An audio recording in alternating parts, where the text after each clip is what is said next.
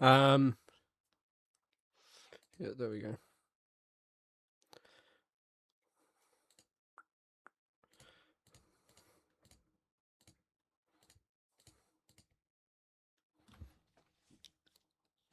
Hello, everyone. Creator partner is live and hot. No idea what that's about. Thanks for that. Apparently, I'm live and hot right now. You know how I get. It's not too surprising. Hello, Radical. Hello, everyone. I'm just fiddling about.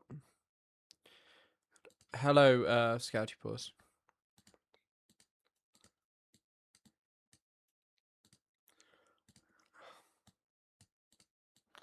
Hello, everyone.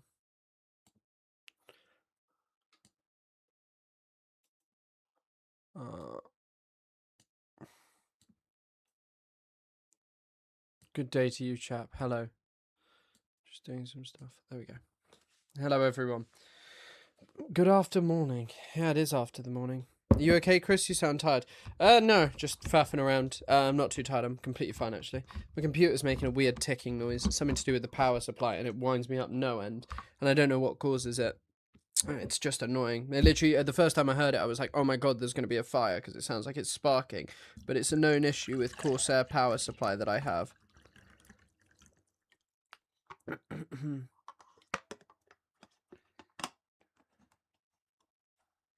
Appreciate what you do. Thank you. Sorry. Buenos dias, compa. I don't know what that means. How about it means good day something, but thank you.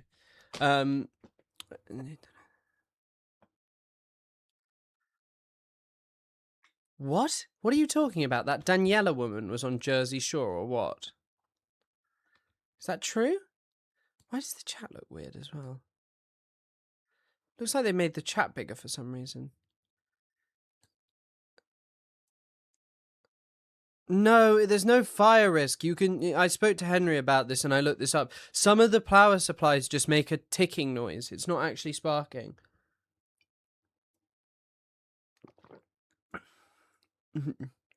Stephen Gold, or Steve Gold, says, bro, what are you doing with your life? Well, Steve, I mean, you're trying to become successful on TikTok by posting England AI videos, and your bio is Christ is King. So I think I'm certainly doing something more interesting with my life than yourself. I'm going to be real with you here. She dated Paula D. What?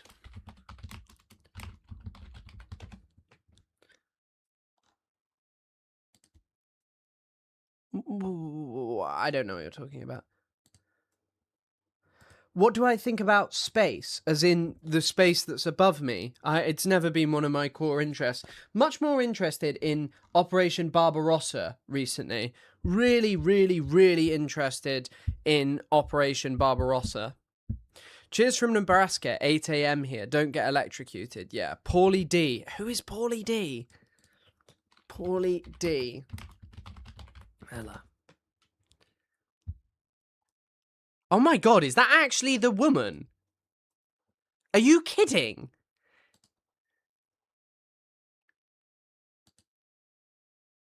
What the hell?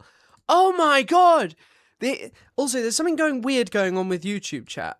Say they replace it if it's making clicking noises, but also apparently it's completely safe if not annoying. Yes, I told you. I knew this Master D. I didn't know they'd replace it though. I would actually kind of like them to replace it.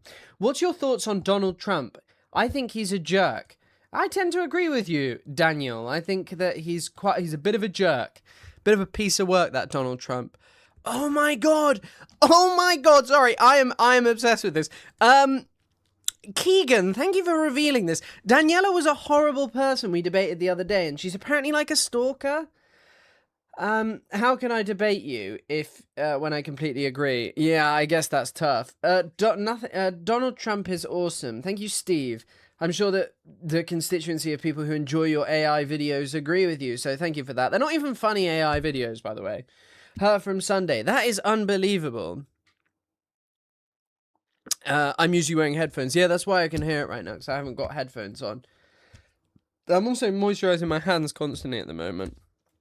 That Donald Trump guy is no good. No, he's bad. Stalking who? Oh my god. Oh my god, I've never heard that before.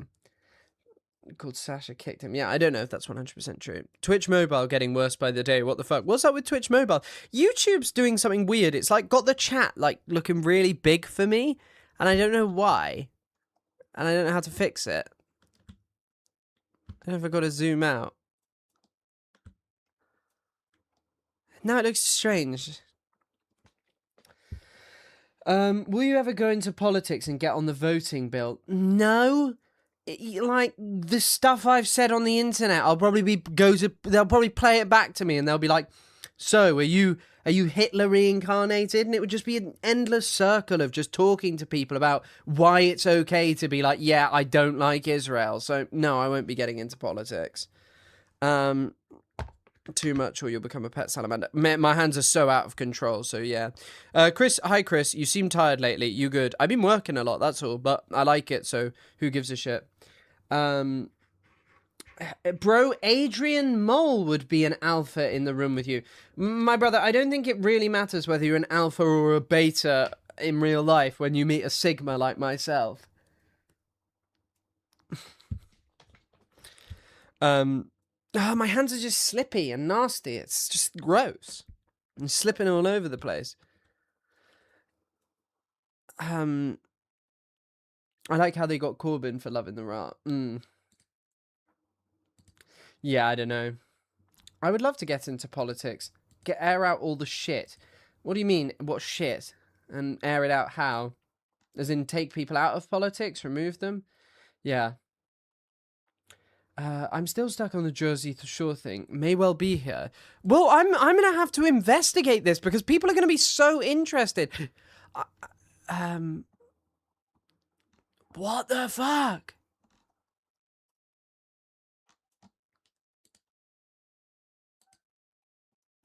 I'm intrigued by this. Zion means castle on a hill, a safe place. Like the song by Ed Sheeran. The song that's like, castle on the hill. I can't remember how it goes. My brother broke his leg or something. Or I broke my leg or something to that effect. There's something about breaking a leg. Opinions on Ukraine. What opinion do you want on Ukraine? It's not my area of expertise. What opinion? It's a country. Okay.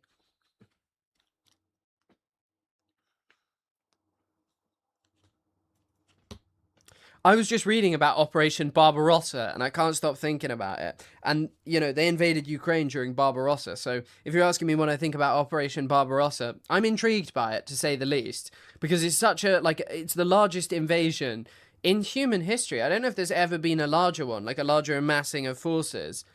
Maybe Iraq 1? No, Iraq 2. Maybe that was a bigger amount of forces.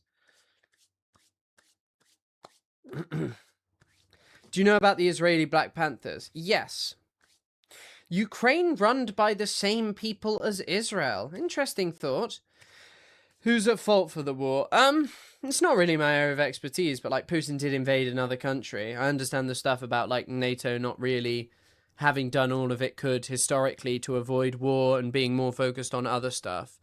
But yeah. I don't know what is going on with my screen over here. Hold on, I want to check if it's at full screen. Wash your hands with glycerin soap. It's not what I'm washing my hands with. It's because they kept getting sweaty. I love your streams, bro. Thank you, KP Poss. That's very nice. I'm glad you enjoy my streams. Thank you. Hi, Chris. You missed me. Yeah, I'm going to time you out because it just probably annoys you an incredible amount. Put user in timeout, 5 minutes. I can just imagine you like tantruming at your computer, so I'm going to time you out. See you later, Scouty Paws. I sent 50 comments to your live. Thanks. Urethra Franklin. What an incredible name. Thank you for the heart me. Just based on that name. Monaco has loads of Ukrainians these days. Okay, there are plenty of Ukrainians in Israel and also Russians in Israel. Plenty of people who have also moved over there.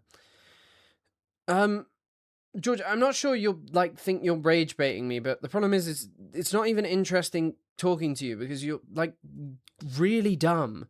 Like you are really, really, really dumb. So it's not worth really talking to you. But I know you're just trying to bait me into talking to you because it's probably the only excitement you get. But you don't know anything about it. So Heroin. That's a good idea, paid member, but it's probably not something I can endorse on the platform. I might be ableist. I apologize, George, for being mean. It probably is mean. I apologize for that.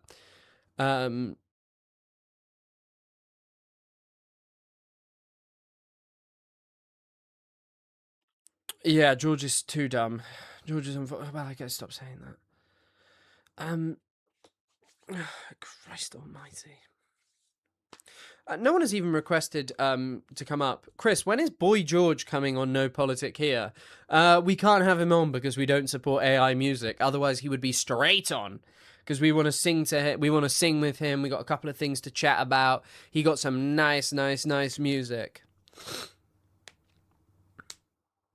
I like that you're nuanced and trying to fake your level of knowledge on Ukraine.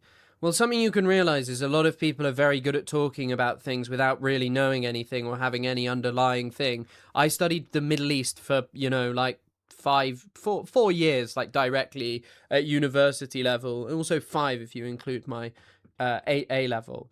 And I know like bits and pieces, like I've been trying to learn more about Ukraine, but I just don't wish to make large pronouncements on something that I don't understand as well as I do, say, Palestine or something else in the Middle East. Would you smoke crack with me? Yeah, I mean, I don't know if I'm going to have to time you out. Stop talking about, like, just doing things, because I feel like YouTube will tell me off for that, and I would rather not be told off for that. So can you stop referencing yourself and your apparent flirts with Boy George, and uses of illegal substances?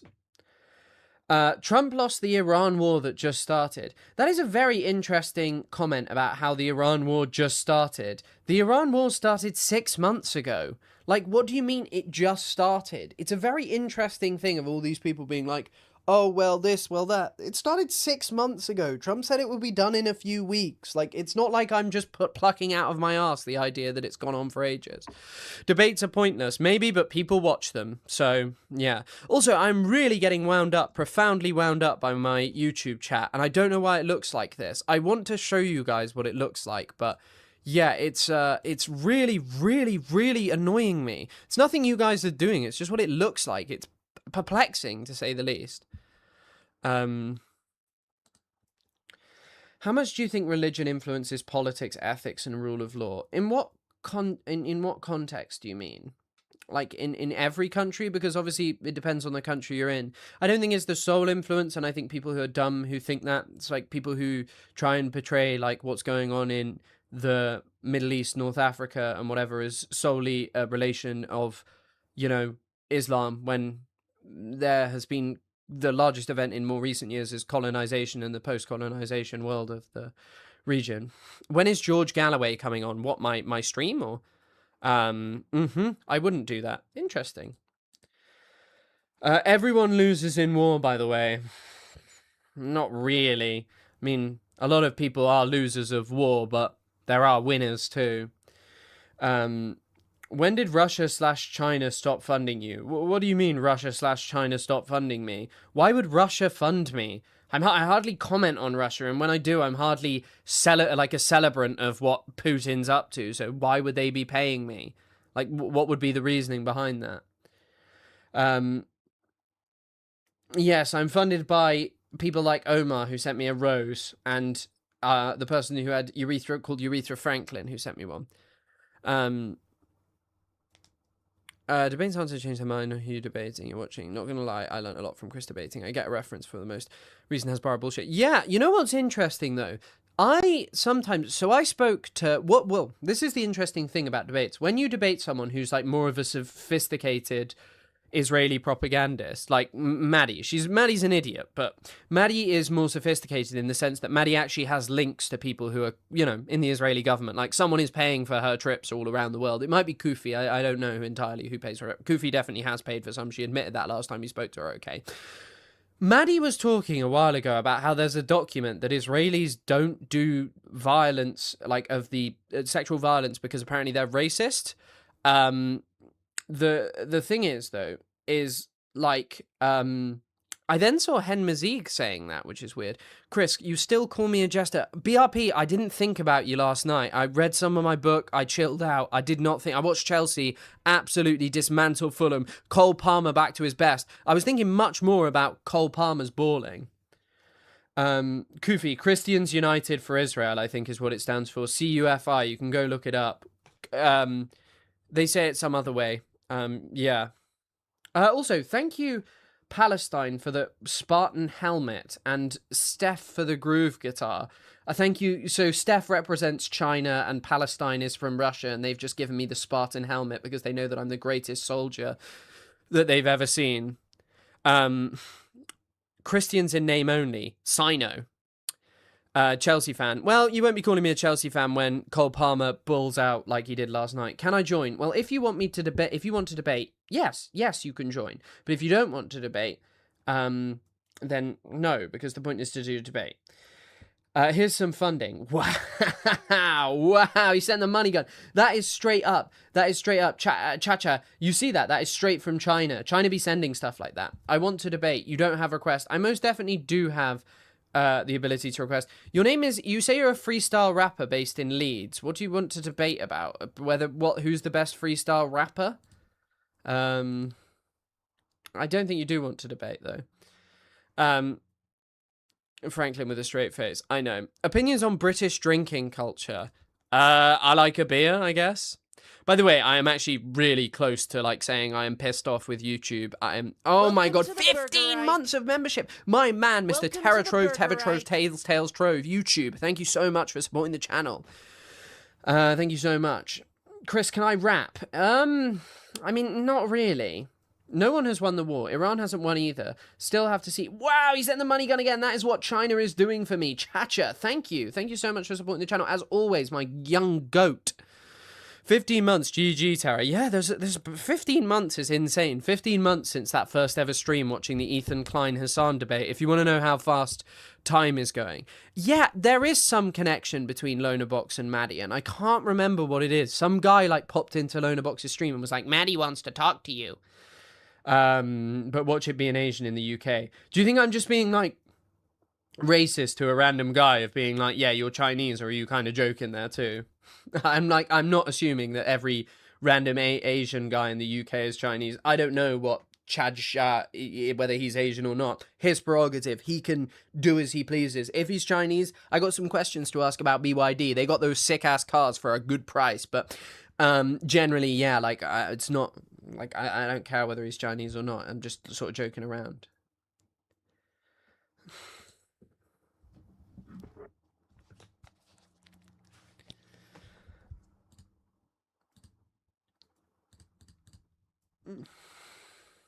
Yeah, hello.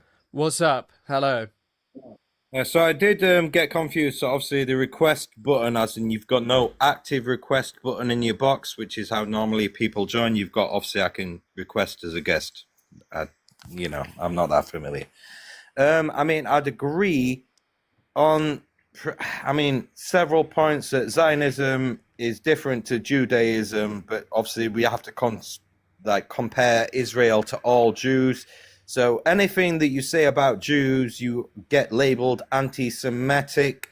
What is it? Fucking Wiley said something. Kanye West said something. Well, I mean, Kanye West was singing songs celebrating. Yeah. But what I'm saying is, like, if it's kind of weird, like, as soon as you mention Judaism, or the label of anti-Semitic just gets stamped on your face. You get cancelled. You get all the blocks. Definitely colonialism. Trump lost the Iran war 100%. If you look at some of the shit in Lebanon and some of the shit that's going on and going down, but this is what I mean. The mainstream media is so fucked that they've got every English person believing that we're winning the Ukraine war, when we were never going to win that war, ever. Yeah, I mean, I would still say, though, like, you know, same as kind of Trump, Putin was saying it was going to be pretty quick, and it didn't work out to be pretty quick. Oh, yeah, but I think Putin is being lenient because What like I mean, like the whole point about the Ukraine war is if you look at like the coup in 2014, and obviously a different president was installed, and then you look at Zelensky, that was like some comedian or actor that played a piano with his dick. Like, do you know what I mean? Like it's getting a bit crazy. Do you know what I mean? We're sending. This is what really fucks me off about the UK. If you remember, we were on about COVID. Don't you remember this? Yeah, it was COVID, COVID, COVID. Everyone's dying. You're going to kill your grandma, blah, blah, blah. And then it's almost like the media switched on one day. It went from COVID to Ukraine. We need to help Ukraine. And Ukraine was sort of a very significant thing that happened. It doesn't really surprise me that much that people sort of switched to talking about that. But it happened so quickly, though. So everyone switched, and it was just like Yeah, a bit of a. but that's how the news works, isn't it? Like the news sort of switches when something significant happens. So obviously there was significant stuff happening in Palestine prior to October the 7th, but post October the 7th, what has dominated the cycle has been Palestine. Yeah, 100%. So I think like Iran probably needs to be just wiped off the face of the earth, to be honest with you. If you look at the amount of people that they've attacked every single person that's within their borders. They're still doing Gaza. Do you know this is what really fucks me off about Gaza? Like everyone's saying it's a genocide, yeah. We all admit it's a genocide, but no one's doing anything about it. We're as the UK, we're still supplying the parts for the F-14 bomber jets. We're still giving them weapons. Do you know what I mean? Like it's just a case of I look at it like this: like all the weapons that have been used in these wars. You need to understand the military industrial complex makes trillions of dollars a year. And then if your weapon is a drone, but it's been battle tested, so you've used it in conflict, you've used it in a battle, then you get more kudos, you get more money for it because it's effective. I understand. The only thing is this is not really a debate, as it seems that you just mostly agree with everything I've put up here and have. I'm sorry. I just wanted to come up, sir. But like Zionism can go fuck itself. Like there's plenty of Jews that will denounce Zionism. Yeah, so I agree with you on pretty much every point, sir, and I'll send you 1,000 likes, man. I'm sorry to waste your time to be friendly instead of ops, because I know you're looking for ops. Yeah. Okay. Have a nice day. Thank you. Certainly an interesting. I don't know what the bit about Iran was, about Iran being wiped off the map. I got no idea what that was about, and also what was going on with the COVID stuff. No idea, but yeah, I don't know. I have no idea. Well, certainly interesting. And yeah, certainly an interesting one. My hands are sweaty still and slippy. Yeah, I do think maybe it was meant to be Israel. Also, what's the box that people are talking about? Oh, I see what he means. Like, when you have a box up, when you've already got someone in, it can add people in.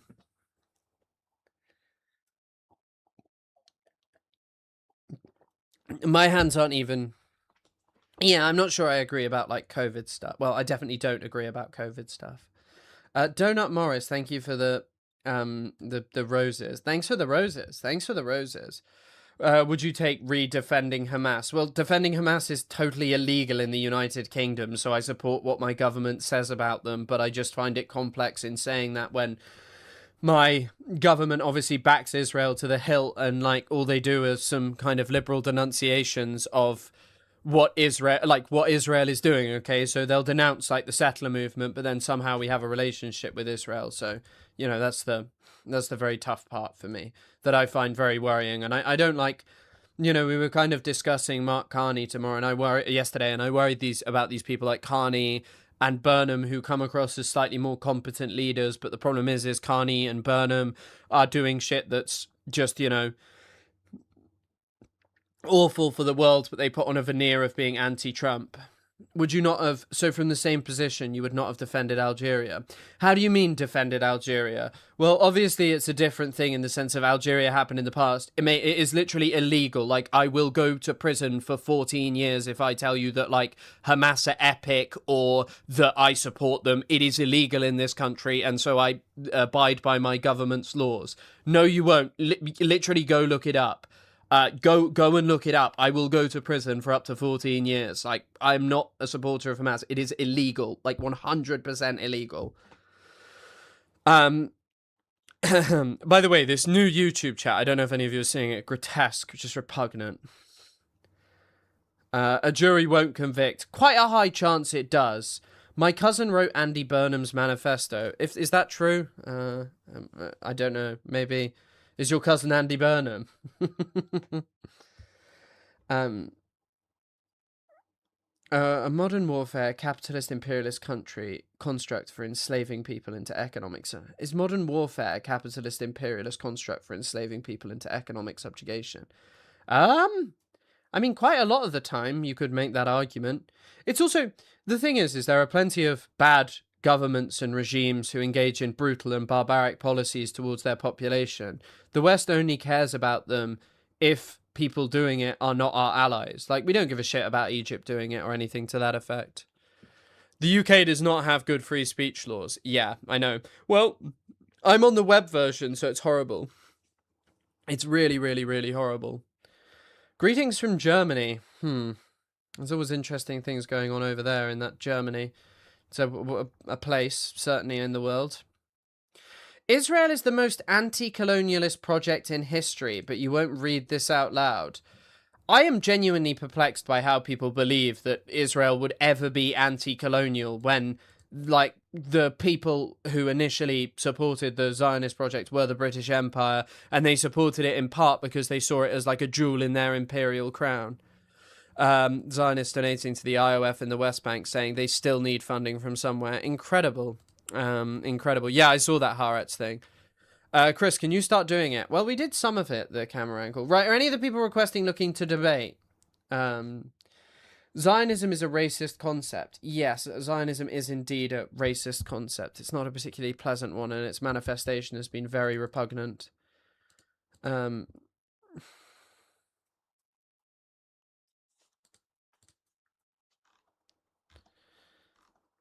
Well, Nathaniel Burke, you don't disagree with me is the major issue. Free Israel. Thank you. What side would you take Europe working against their own strategic interests in Ukraine? Well, what do you mean? Well, I'm talking about Palestine today. For you, rest is important. Got nothing really going on today, so I guess that's a blessing. Oh, it's not me. Do Brits drink so much because they can't get over the loss of Hong Kong? Yeah, I assume the loss of Hong Kong is a major thing.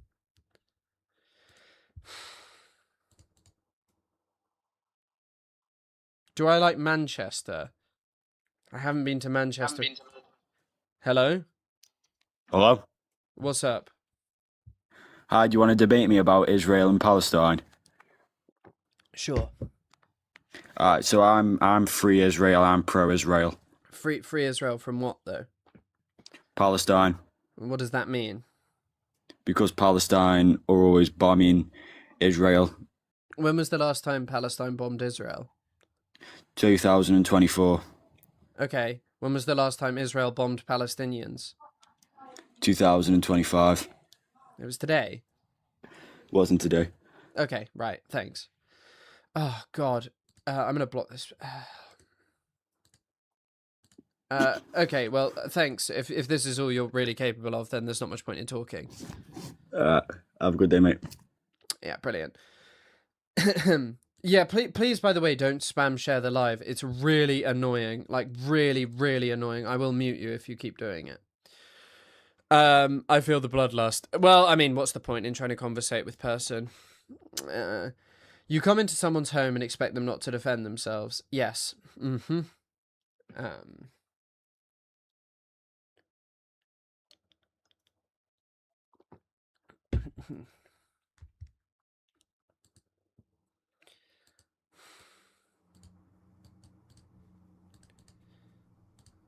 Okay, well, you asked to come up and then you joined and then left, so brilliant.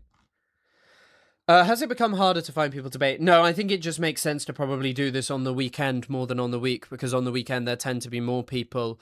Yeah, free Israel from Palestine by decolonizing the area. Great point. Great point. Accident, please re-invite. You request to join. Refugees came in boats to Palestine. Yes, some of them did, definitely. They came on the Exodus. Some of them, at least. Hello? How the hell did you just rejoin? I think you re-invited me. I could be wrong. No, I didn't. Sorry, I have no idea how you just did that. Maybe I hacked TikTok. Who knows? But no, sorry. That's my bad. I love burgers. What's up? Who just said that? No, yeah. I wanted to disagree on your first claim. Okay. So what do you mean when you say Zionism? Do you mean like the right for Israel to exist as a Jewish majority state? Yes. Okay, so you can support a two-state solution and be a Zionist. Sorry? So you can support a two-state solution and be a Zionist, right?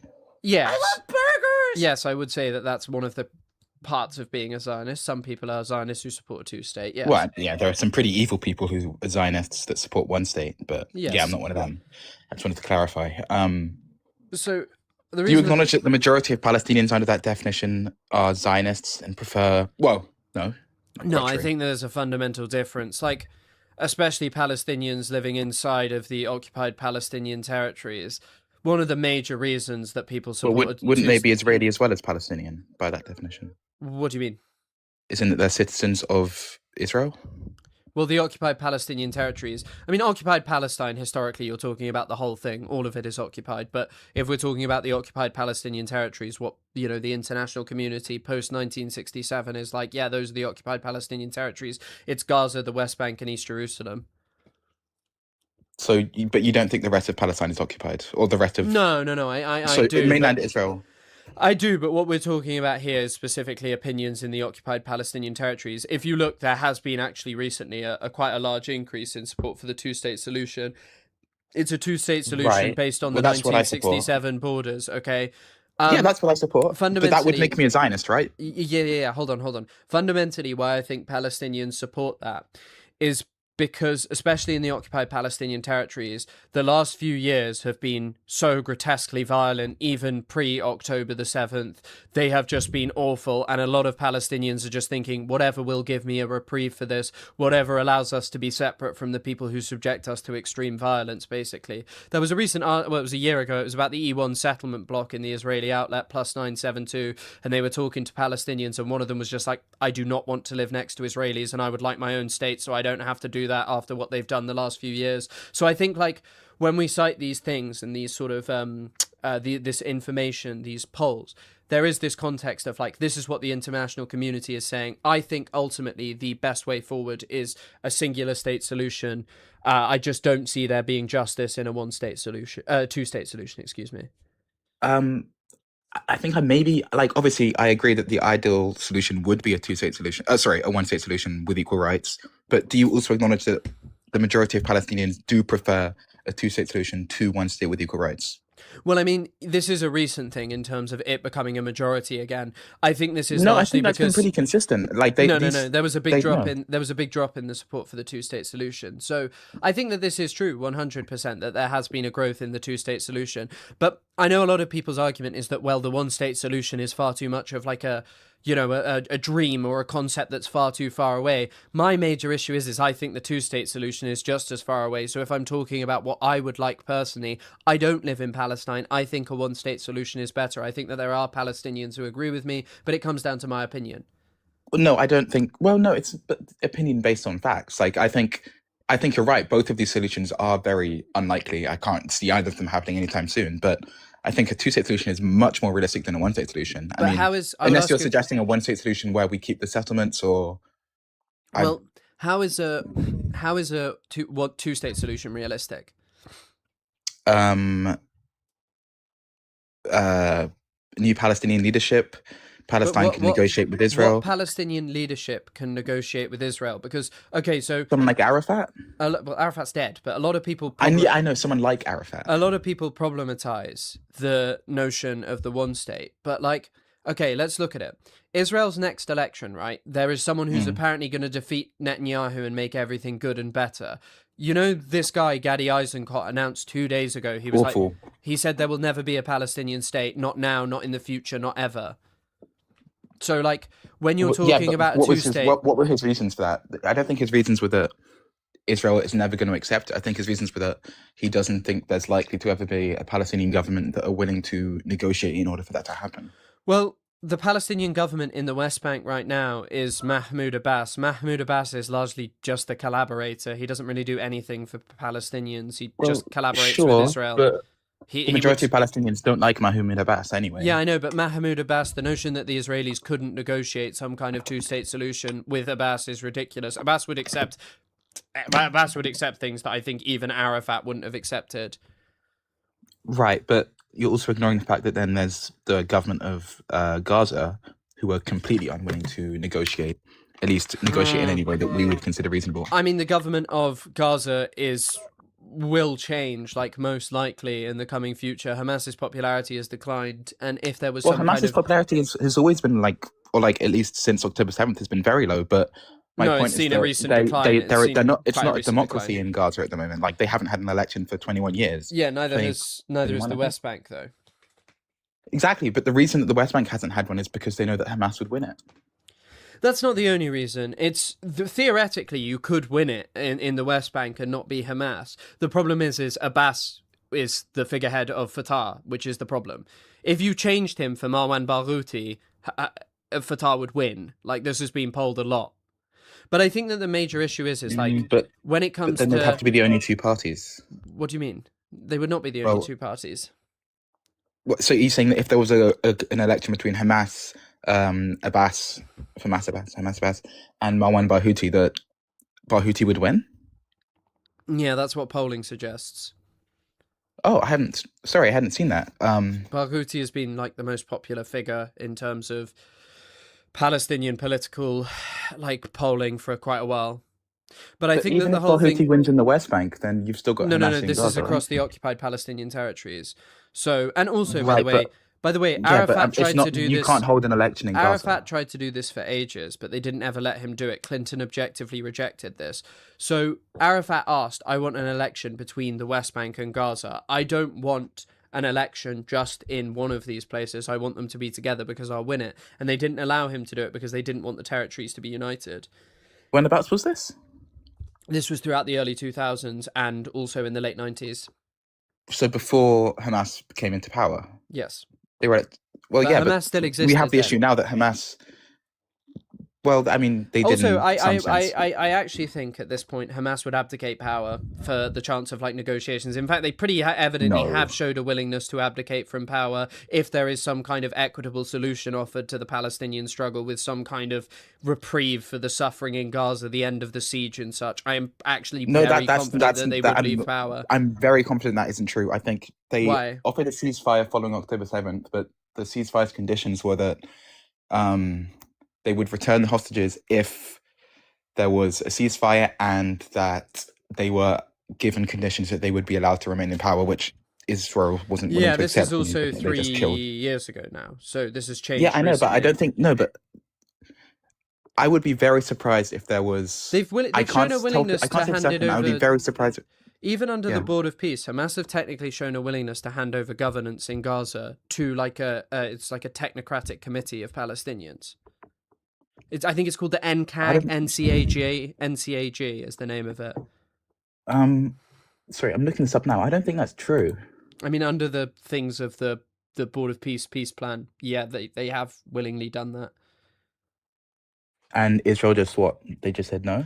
Well, the major issue is that it's pretty evident. If you look at the commitments, like Hamas is not yet disarmed in Gaza, but the other key issue is Israel was meant to stop killing people in Gaza. They've killed 1,000 people. To be honest, I view killing 1,000 people as worse than having not disarmed yet. I really don't I think it depends. I think disarming without massive amounts of guarantees is a really, really bad idea because I think you have No. I mean, that's just what you just said, though. That isn't true. Like, for example, to take World War II if the Nazi Party refused to disarm, and then Britain killed 1,000 more people in Germany. I don't think you'd say that that was wrong. What do you mean? You said that it would During be a that it's worse to kill 1,000 during a people. ceasefire. A ceasefire. Who broke the ceasefire originally again? Hamas. When did Hamas break the ceasefire? Do you want you want a date before Israel did? What date? I don't know the date. That's what I'm saying. What did I'm saying that they broke it before Israel. What date? When? I don't have the date of in my memory. But when did Hamas break the ceasefire? I'm sorry, what? There was a ceasefire agreed to, When? right? I don't know the date. So how did Hamas break it? By firing rockets into Israel. When did they break the ceasefire? Which ceasefire are you talking about? They The haven't ceasefire that happened a couple of years ago. They haven't fired rockets into Israel since the October ceasefire. Sorry, October of which year? 2025, which is when the current Hamas ceasefire haven't- period began. Hamas haven't. Okay, wait. Maybe I'm losing on a technicality. Tried to fire. Obviously, the I Iron don't Dome believe they is even effective tried or to something. fire. I mean, it's very evident who's been violating the ceasefire more, by the way. Killing a Well, thousand yeah, people is a massive violation of the ceasefire. And by the way, as Yes, well. but if the by the way, yeah, as but well. hang Wait, on. wait, If wait, you're wait, fighting wait. somebody and they break the ceasefire, then you're allowed to break the ceasefire Yes, but back. first of all, That's broken the ceasefire. First so of the all, when ceasefire I isn't think there. it comes to like violating the ceasefire, it is Israel who is continually showing an unwillingness to to adhere to the ceasefire. Okay, so I'm sure you remember, like literally a few weeks ago, Trump was like, Hamas agreed to disarm, and then Israel was like, yeah, we're not doing it because Israel had to withdraw from Gaza. By the way, during an alleged ceasefire, they've taken 10% more of Gaza. They're hemming Palestinians into smaller spaces. They're not allowing tents and shelters into Gaza. They're not allowing pesticides. The situation there is awful for Palestinians. Hang on. Do you think that they'd be allowing pesticides into Gaza if Hamas weren't there? I mean, I actually don't think so, no. So how come they were allowing them in before October 7th? What do you mean, how come they were allowing them in before? Why were they allowing them in before Well, October 7th? and not Hamas after was October there. 7th? I think... Yeah, Hamas was there, yes. So Hamas is clearly not the factor in why pesticides can't go into Gaza, okay? I think that I think the other It's major... what Hamas are doing that's the issue. It's not the... What is Yeah. it that Hamas are doing? Well, specifically on October 7th, killing civilians and kidnapping them. Yeah, but Israel's history is mass killing civilians, so I tend to find this argument not so convincing. Like, Well, no, because the difference is that they... Sorry, I shouldn't have said killing. Targeting civilians. Well, Israel has targeted mass killings of civilians before. Israel has a doctrine of mass targeting civilian infrastructure. Israel knowingly Civilian kills scores of infrastructure. civilians. What do you mean? Why would they have targeted those schools if there weren't Hamas people hiding underneath them, or if they thought there weren't? They would lose First like of all, all by the way, credibility on the world stage. I don't which they think kinda I don't have. think Israel gives a shit about its credibility. It hasn't for a long time, okay? So Israel has perpetrated massacre after massacre and just largely gotten away with it. But I want to make a Aren't point you though. always talking about Hasbara? What do you mean Hasbara?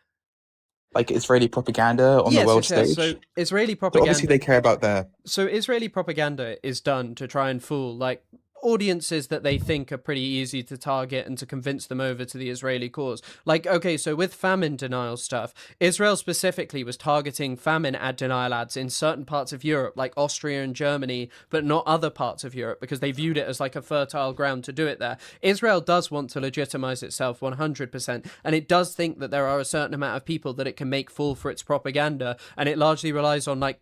What it relies on is basically if you believe that non-white people are barbarians, a lot of it, I'm going to be honest, like if you believe that somehow there is something specific about, you know, You mean non-white, like militant how the majority of organizations. Israelis are non-white? I mean, okay, civilized versus savage. The majority of Israelis may not be white, but Israel engaged in a policy of kind of flattening Jewish identity to be Jewish rather than Arab Jewish. Like this is something that people talk about, like Ella Shohat. There are plenty of Israelis who talk about this, okay? But it does rely on this kind of stuff, okay? It relies on establishing that like Hamas, Palestinian Islamic Jihad, Fatah, whoever are just like barbaric Nazis because they target civilians, and that Israel, when it targets civilians, is so sorry about doing it, but it still kills No, them. they deny targeting civilians is the difference. Yeah, but they still not saying do that- it, so I don't really care about their denials. Yeah, but you see the difference. Yeah, okay. But, So I don't really care if someone shoots and then cries. Like, I mean, there's also the 20% of the population that are Palestinian Arabs who aren't even Jewish. so what? I'm just saying that you're making it sound as though like all Israelis are Yeah, not there whites, there but is a population that is Palestinian. They're discriminated against massively in the Israeli society. yeah, there's racism in every country. Yeah, but also when it comes to Israel, there are certain aspects that are like, what the fuck? Israel, I mean, is actively engaged in a mass project of ethnic cleansing. I would argue it's an apartheid state. I think the majority of international Wait, organizations tend mainland to agree Israel on is an this. apartheid state? Pardon? Mainland Israel is an apartheid state, you're Yeah, saying? I think that there's a specific legal discrimination, which a legal system which specifically targets Palestinians over as opposed to Jewish people, and because they're not Jewish, it is a system of institutionalized legal discrimination. Of course, there are varying degrees, and Palestinians living inside the West Bank have different experiences to Palestinians living inside of 48 Palestine. Palestinians living in East Jerusalem have a different experience. East Jerusalem is effectively annexed, by the way, and go look at some of the laws that are applied to Palestinians there. Palestinians basically can't get building permits in East Jerusalem, whereas Jewish people can continuously get them. I can't speak to that, but if that's true, that's horrible, yeah.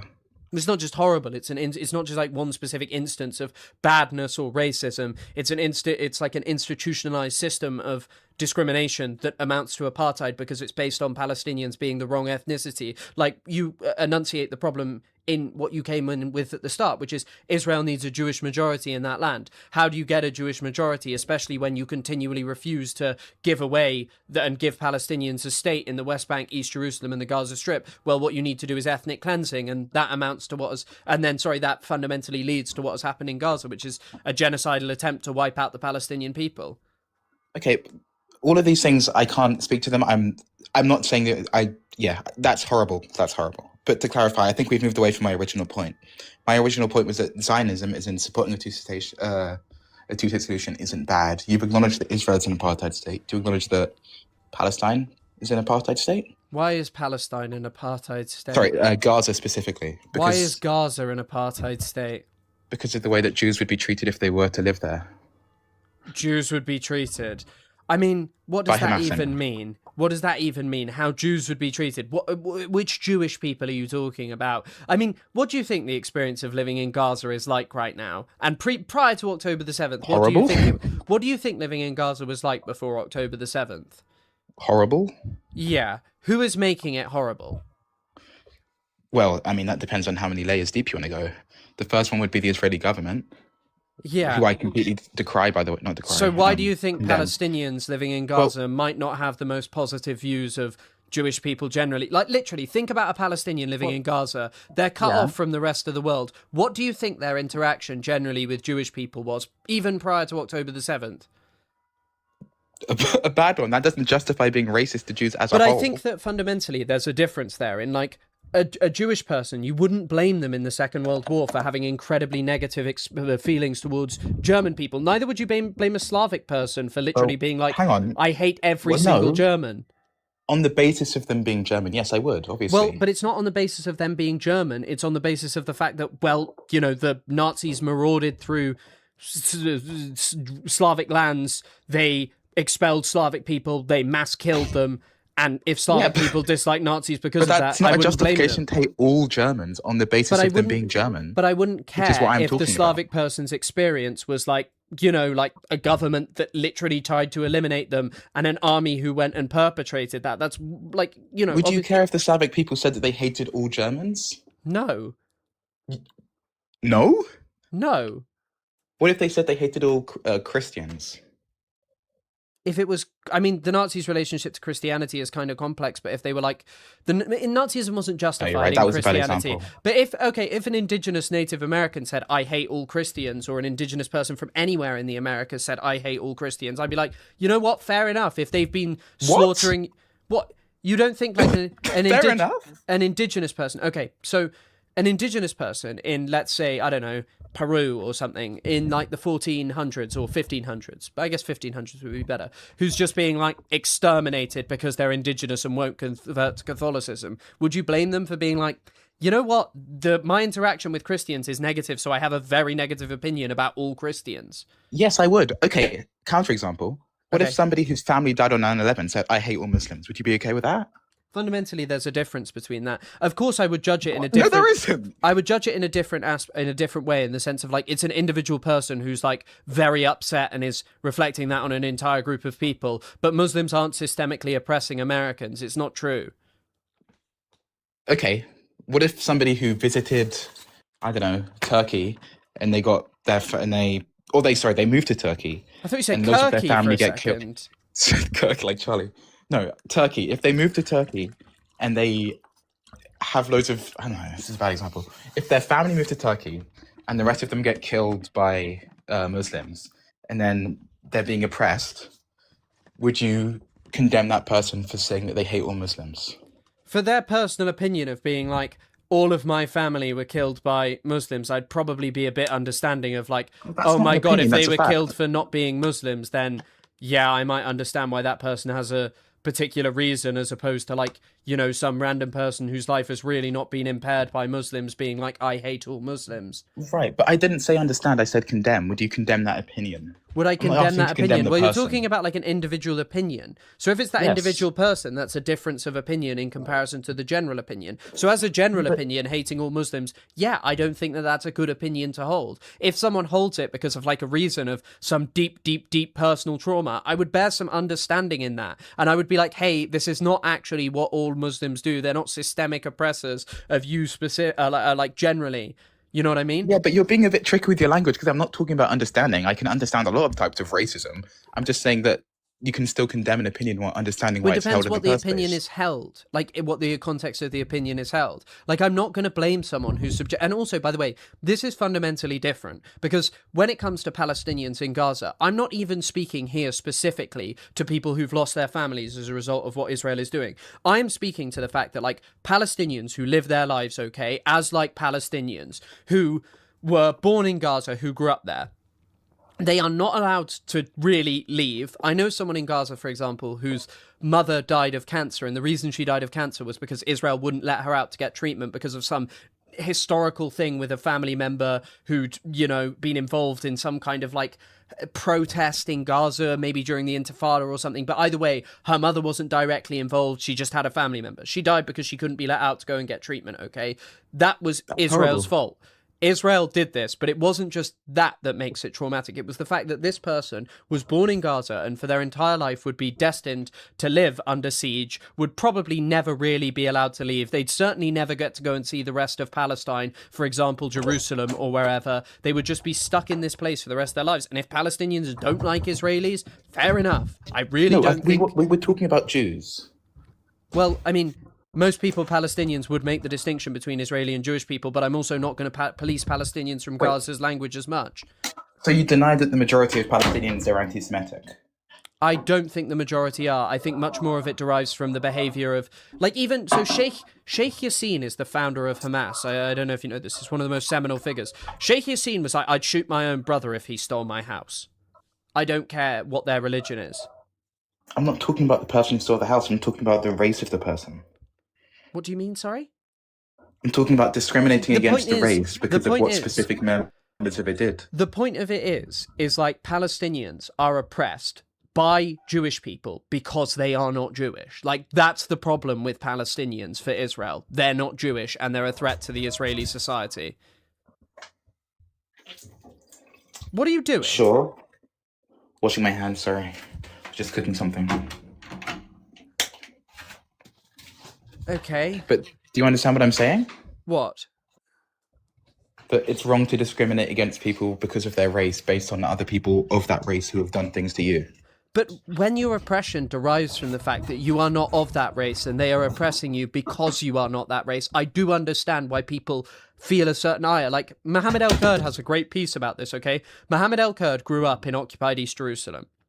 Mohammed El-Kurd spent his early life telling his grandmother, use the term Zionist, not Jewish. Don't use that term. You must call them Zionists. And later on in his life, he's come to the conclusion of, why did I do that? The people who stole my home put Israeli flags with a Star of David in it. They did it because I'm not Jewish. They claim that they are working in service of the Jewish people. They claim that this state is to protect Jewish people. And the manifestation of that, for me, has literally just been people who think that they have a divine right to live in my family home. And you start to see why, like, yeah, okay, I don't like people generally holding these views, and I'd certainly hold much more ire towards someone who lived in Western society and was bigoted towards Jewish people in comparison to Palestinians who may make a slip of the tongue when talking about people who thieve their homes and keep them under siege and occupation. But it's not. It's a Freudian slip of the tongue. It's not just like some random mistake that they've made verbally. It's that they are expressing an underlying belief, right? Okay, well, let's also ask, what's anti-Semitism? Racism against Jewish people. What does that mean? What's racism? What's racism? Yes, what does Discriminating that against mean? somebody on the basis of their ethnicity or race. Yeah, Or maybe Palestinians. nationality, if you want to stretch it. Okay, so like the Nazis, although they had a specific conception of why they didn't like Jewish people, they didn't like Jewish people as Jewish people. The Jewish people generally had done nothing. Like, they literally just existed as Jewish people. And the Nazis came up with all of these insane conspiracies about things Jewish people had done. Palestinians, Which is in on the other Hamas's hand... founding charter, by the way. Pardon? It's in Hamas's founding charter, the What is? Protocols of the Elders of Zion. The Protocols of the Elders of Zion, the same Where's basis the that Protocols of the Elders of Zion in the Hamas Charter? It's referenced, I'm like 95% sure. Okay, where's it referenced? What I've do you not mean? heard Where's, that one before. how am I meant to answer that question? Page 2. I don't know. I'm pretty sure it's in there. You can look it up. Oh, you're a lot faster at typing than I am.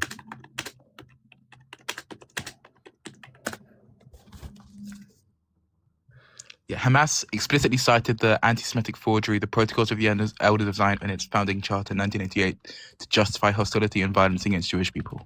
Where did you find that? Wikipedia. Where? What Wikipedia page? The Protocols of the Elders of Zion. Protocols of the Elders of... I googled it and then I went to the AI summary and then I clicked on the source for it. Hamas stated that the protocols embodied the plan of the Zionists. Yeah, okay, that sucks. It's also been removed since then. You mean when they did that 2017 charter that was like, guys, we don't hate the Jews, we just hate the Zionists. Like, Yeah. come on. Yeah. Would you accept it? What would you feel about if the Israeli government had a charter that said, we hate all Arabs, we're going to kill all Muslims, and then they updated it to be like, no, we just meant Palestinians? Like, no, not Palestinians. We just meant Hamas, I swear. Well, fundamentally, the actions differ between Hamas and Israel. I agree. Israel Israel's doesn't hide far themselves in worse. their own civilian population. Israel is far worse, objectively. Than Hamas? Yes. The same Hamas who hide themselves in Yes. civilian infrastructure and fire Yes. rockets out of buildings? Well, I mean, Israel... So do you Israel... agree that wait, Hamas wait. intentionally try and get their own civilians killed? No, I don't think that is necessarily true in the way that Israel claims it. So, okay, there's a great example of this. In 2006, okay, Israel claimed in Lebanon that Hezbollah constantly used human shields. There's a report, I think it's by Human Rights Watch, it's called Why They Died in Lebanon. They did not find evidence of mass systemic use of human shields, as Israel had claimed, and the majority of civilians, they were just killed by Israel. Hang on 1 second. I'm just going to try and find a human rights report about Hamas. This is going to be an AI summary, unfortunately. Yeah, I But, don't think really like pulling up AI summaries is like a really good idea. Well, I can check the source. I just didn't want to waste your time. Command centers, blah blah blah. Yeah, Al Shifa Hospital. What do you mean? That's from the Guardian. What do you mean? Well, they were firing out of a hospital, which is a war crime. Where does it say that? It's in the Guardian. I can find What's the article called? It's called Human Shield Israel. What is a human shield and how has Hamas been using them? What is a human shield and how has Hamas been using them? It's been accused of using them, is the title. They found weapons. Human rights Shifa. organizations went in and found weapons in the hospital. Okay. Israel has cited what it says are numerous examples of human shields as a tactic in the current conflict and in the previous war in 2014. It claims that Hamas had placed parts of its military tunnel system and command network under civilian objects, including Gaza cities, Dar al-Shifa hospital. Last Friday, they released an infographic. One identified, okay, so they have someone called Amma Abu Awash, a member of Hamas's elite Nukhba force, was asked about the connection between hospitals in Gaza and the metro. A handcuffed Awash replied, so this is a confession extracted via torture, by the way. And also it says here that there's denial of the claim. So this source does not really say that weapons... Where does it say there's weapons found at al-Shifa in this? It's not. This isn't from this. I'm saying that there were weapons. Well, you just cited this as the example. Where does it say it in this? I cited this as an example of Hamas fighting out of civilian. Yeah, but where does it say this? Israel makes the claim, sure, but where does it say that this is 100% confirmed? 100% confirmed. That's your standard now. What do you mean? As in, like, 100% confirmed? Well, you just cited an article. I cited the article as evidence of Hamas firing weapons out of civilian infrastructure. I didn't say that. Where does it say? Where does it say? Where does it say in the article? Okay.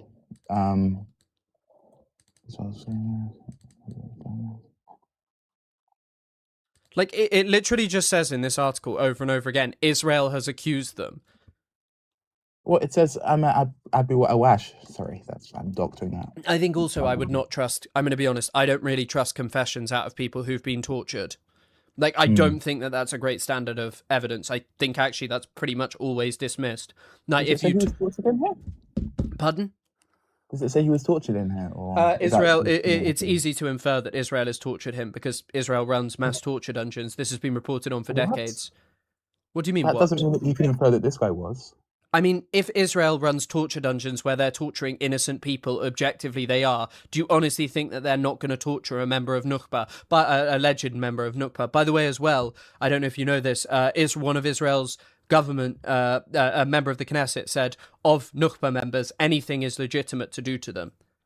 So you don't believe that Hamas's health statistics, like in terms of like. What do you mean? I don't believe Hamas. This is just it's a question. This is just like Zionist propaganda over and over and over and over again. What are you talking about? So I don't believe that's the whole prospect. It's a question. Do you believe Hamas's statistics on how many people have been killed? I think they're probably slightly of an undercount as opposed to like an overcount. What, like intentionally, or they just haven't found them all? I think one of the major issues is that, like, what happens when you wipe out an entire bloodline of people and you destroy entire neighborhoods and you degrade a healthcare system, and, like, there are quite a considerable number of people missing. I feel like you didn't answer the question. Well, I just answered the exact question. I said it's an undercount and then gave you the reasons why it's most likely an undercount. So you think you trust that they're trying to tell the truth, you just think they can't because they're unable to find the rest of the bodies? Sorry, as in, yes, Israel also controls like a sizable amount of Gaza where there is a sizable amount of rubble. Like, how do you think they're going to go and find bodies there? Well, my point, that's not my point. I'm not saying, no, that is all true. My point is that you were saying that you didn't trust Israel's... I don't trust a confession that comes out of torture, no. And I don't think that that's... You don't even know this one was taken out of torture. Well, you were saying that you didn't trust it because this is a government that has done torture. No. Why do you trust the statistics of Hamas, who have also done torture? Sorry? But Hamas... You were saying... Hamas... The fundamental difference is Hamas isn't torturing people in the healthcare, the healthcare industry in Gaza to put out certain numbers. Israel has tortured huge amounts of people. This is an objective fact. Do you disagree with that? I don't know about that. I'm not saying... How do you feel so confident to speak about like Hamas's barbarity and Hamas's evil when you've not bothered to look into when you've not bothered to look into Israel's mass torture? I'm taking your standard as read. You said you don't trust the Israeli government's interviews. Wait, because they have Wait, let me finish. Because they have historically tortured people, which I'm taking your word for. And actually, I have seen stuff like that. They have tortured people. Yeah, I agree with you on that. But my point is, Hamas have also tortured people, and yet you're willing to take their numbers on deficits. The fundamental point is like, I'm not disagreeing with everything that Israel says because of torture. I think there are plenty of other historical examples of Israel lying that are kind of indicative of why I don't think most of it's trustworthy. But their evidence relying on tortured confessions, I don't really trust. I think that that's actually quite fair to say. No, but you're making, and I don't really like Israel's legal system. Well, I don't think it's really hard to assume. if Israel is Well- torturing civilians, if they have a confirmed member of Hamas, when they are like openly admitting, like Ben-Gvir would admit this. I don't know why you're like so adamant that this confession probably wasn't extracted under torture. Like, I'm saying it that most your likely standard was. is inconsistent. How is my standard inconsistent? Because you said that you specifically said you don't trust Israel's or anything that Israel comes out with because they have historically practiced torture. But then you said, I do trust Hamas's death statistics, despite the fact that they've also done torture. I feel like this is just being obtuse for the sake of being obtuse at this point. Like, genuinely, are you being serious right now? That was your standard. I didn't say No, it. no. This is genuinely just being obtuse for the sake of being obtuse. What's obtuse? What is the evidence that we're talking about in the case of Israel? The evidence that we are talking in relation here, what is the evidence we've just been conversating about for like the last 5 minutes? Which evidence? Oh my God. The evidence in this article, which is an extracted confession. Where are you getting it extracted from? It doesn't say that. You're assuming it's extracted because of Israel's history. Right. Which is understandable, and if that's a consistent standard, then I can accept that. But I'm saying that you're So where's the not being consistent. Okay, so where's the massive amount of evidence? Well, that's not what you were saying. You were saying that, well, because Hamas does torture, why would I trust the Gaza Health Ministry? It's pretty evident that there's a fundamental difference in Who talking... runs the Gaza Health Ministry? Pardon? Who runs the Gaza Health Ministry? The government. What do you expect doctors to do? Heal their patients. Well, in any area, what do you expect them to do? Heal their patients? Well, who do they generally work for? Hamas? Who do doctors work for anywhere? The government, that's my point. Yes. So this whole thing of being like, oh my God, they're Hamas doctors. They're just doctors working for a government. That's not what I was saying. Well, then why are you referencing? Yes, no. Why are you referencing them being Hamas as some significant thing? Because you that said would you didn't discredit trust. them? You said you didn't trust evidence from industries or from governments that have practiced torture.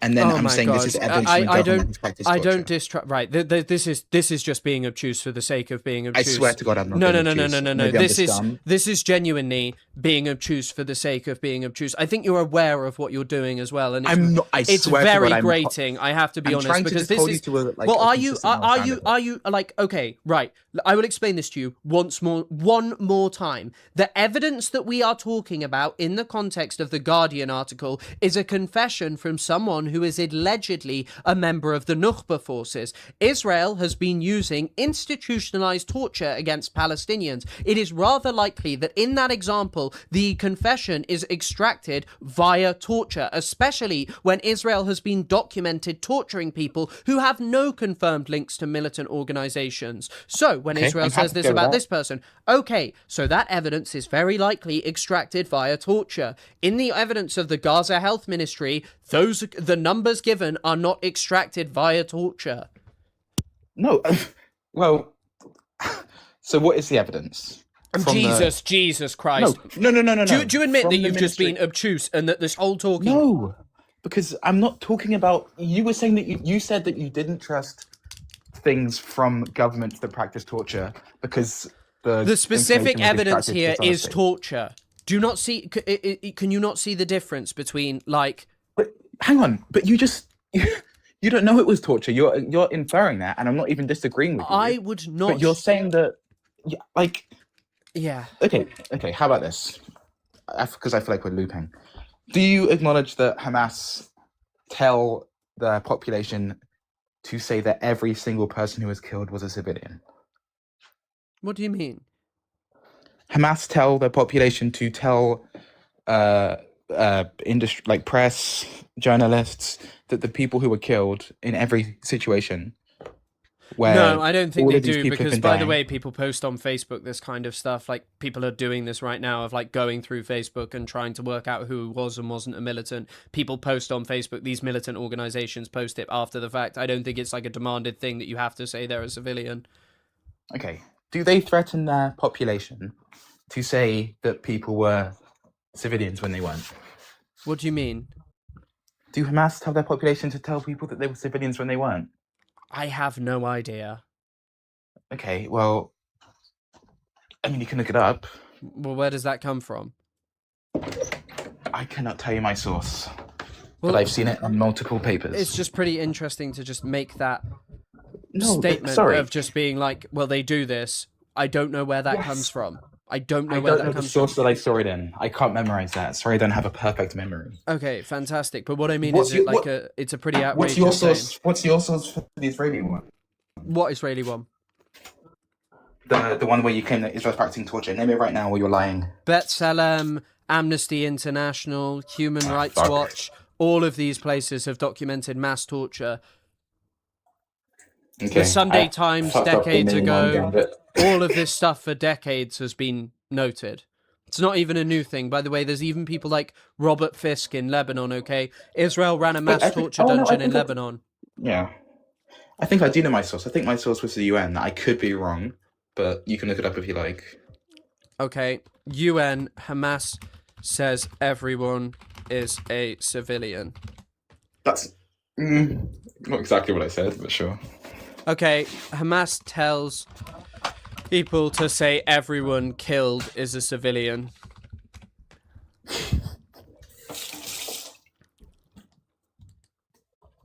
There's an article from the Jerusalem Post here saying that Hamas's interior ministry guidelines to Gaza social media users on how they should report events, advising them to depict all casualties as innocent deaths. Yeah. So it's from the Jerusalem So not Post. the UN. There's Well, it's also from other- one here from Allgemeiner in 2014 saying social media legions, same article basically, but just repeated in 2014. Generally, not that much reporting on this. So you're saying it's not true? What do you mean? Maybe it is, but there's not that much reporting on it. It's 2 How much articles. reporting do you need to... Well, like, it's certainly not from the United Nations. And, like, one of the reasons that Hamas will be doing that, by the way, is so Israel can't gauge how many people it's actually killed. But, like, Israel showed a massive willingness, basically, and it's still showing this willingness, by the way, which I think is particularly repugnant, to assassinate a Hamas figure, like even someone who's not that senior, with their entire family. I think that's immoral. I think that that's unjust. I don't think you should kill entire families, even if they're around a militant. I think it's wrong. Hot take.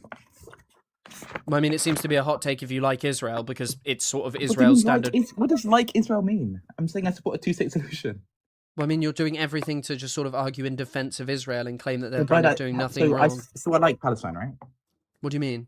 It doesn't really come across that way. You're arguing everything Well, about I why support a Israel is like Palestinian moral state. and why Hamas are barbaric savages who intentionally target civilians, whereas Israel just accidentally mass kills people. I don't think Benjamin Netanyahu cares if he kills civilians. I don't think that makes him a good person. I think that's pretty reprehensible, actually. I'm just saying that I don't think he's targeting them intentionally. I think he's just happy to How do you wipe out think the like family. 70,000 people are dead in Gaza then? And there's like Maybe the 500 kilometers of tunnels underneath Gaza? there's another aspect to Gaza, okay, which is Israel intentionally pursued a policy of like leveling the vast majority of the buildings there. Why do you think they did that?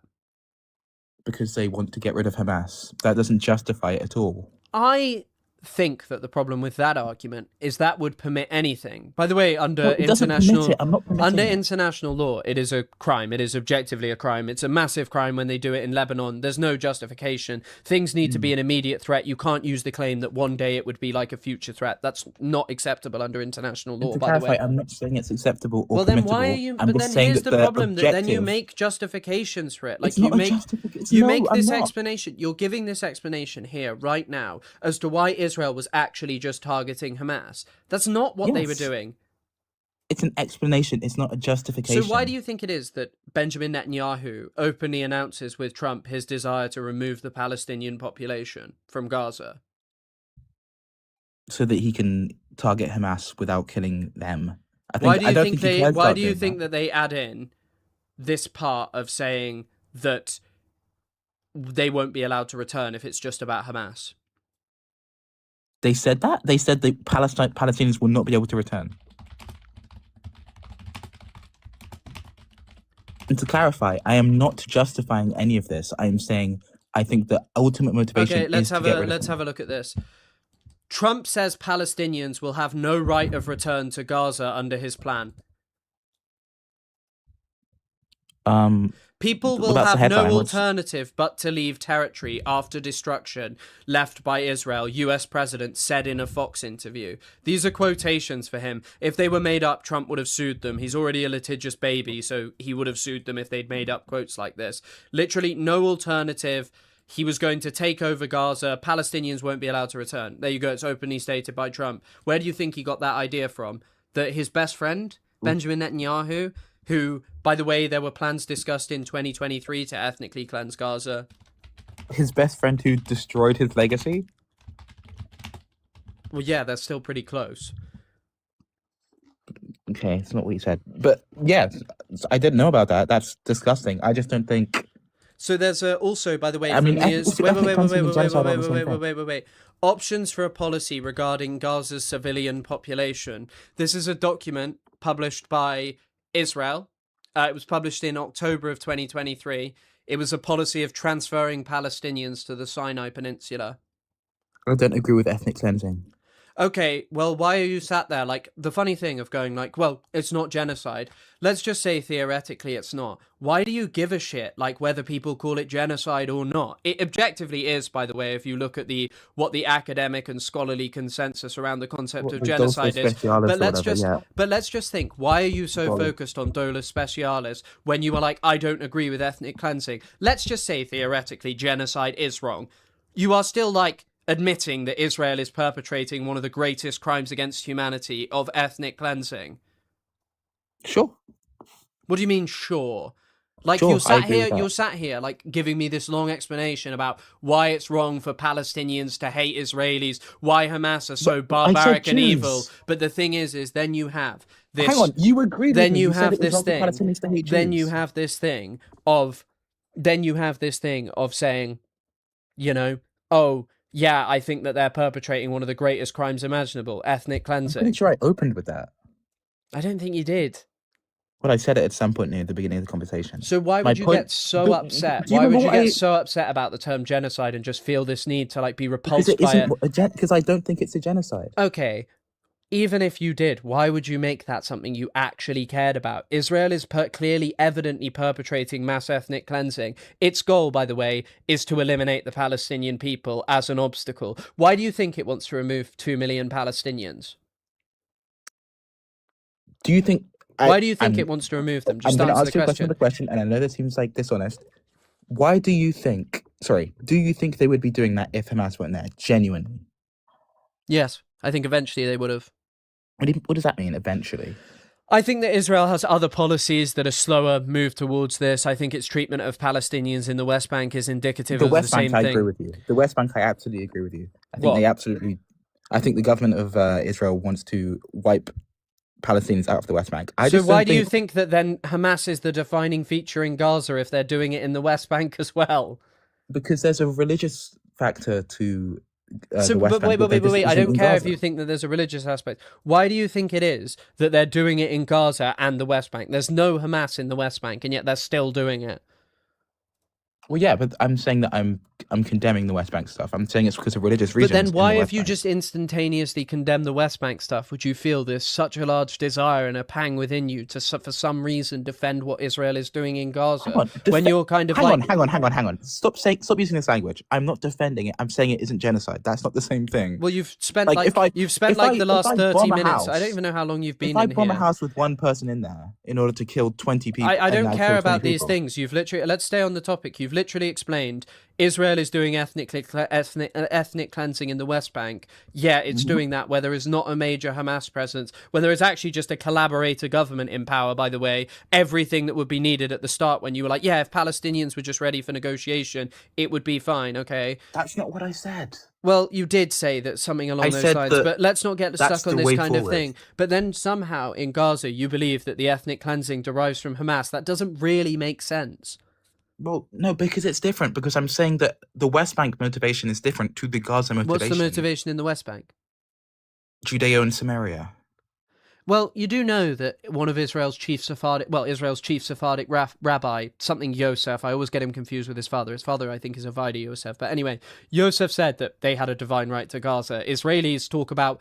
Okay, so Ariel Sharon is a great example of this, okay? Ariel Sharon was not like a deeply religious guy. Israel's prime minister, barbarous villain. He said in 1993... Israel should be returned to its biblical borders. There's religious justification for what they're doing in Gaza as well. They believe they have a right to redeem the land, aka ethnically cleanse Palestinians. Right. Is that an opinion that's popularly held, or is it some extremist? I think the thing is so you know in Nazi Germany, not all of them held the same views as like Hitler, Heydrich, all of the most wicked of them, Goebbels. The leaders, sure. Well, I mean, there were also, like, average people in the SS and stuff who were just, like, monsters. But the thing is, right, the problem is not entirely those people. It's that people who didn't think exactly like them, but still probably harbored some anti-Semitism, some anti-Slavic feelings, decided, we'll just go along with it and we won't do anything. They knew it was happening, but they just kind of went along with it. In the case of Israel, sure, not everyone thinks like Ben Gvir, but what Ben Gvir says is, we've destroyed Gaza so all of the Palestinians will leave.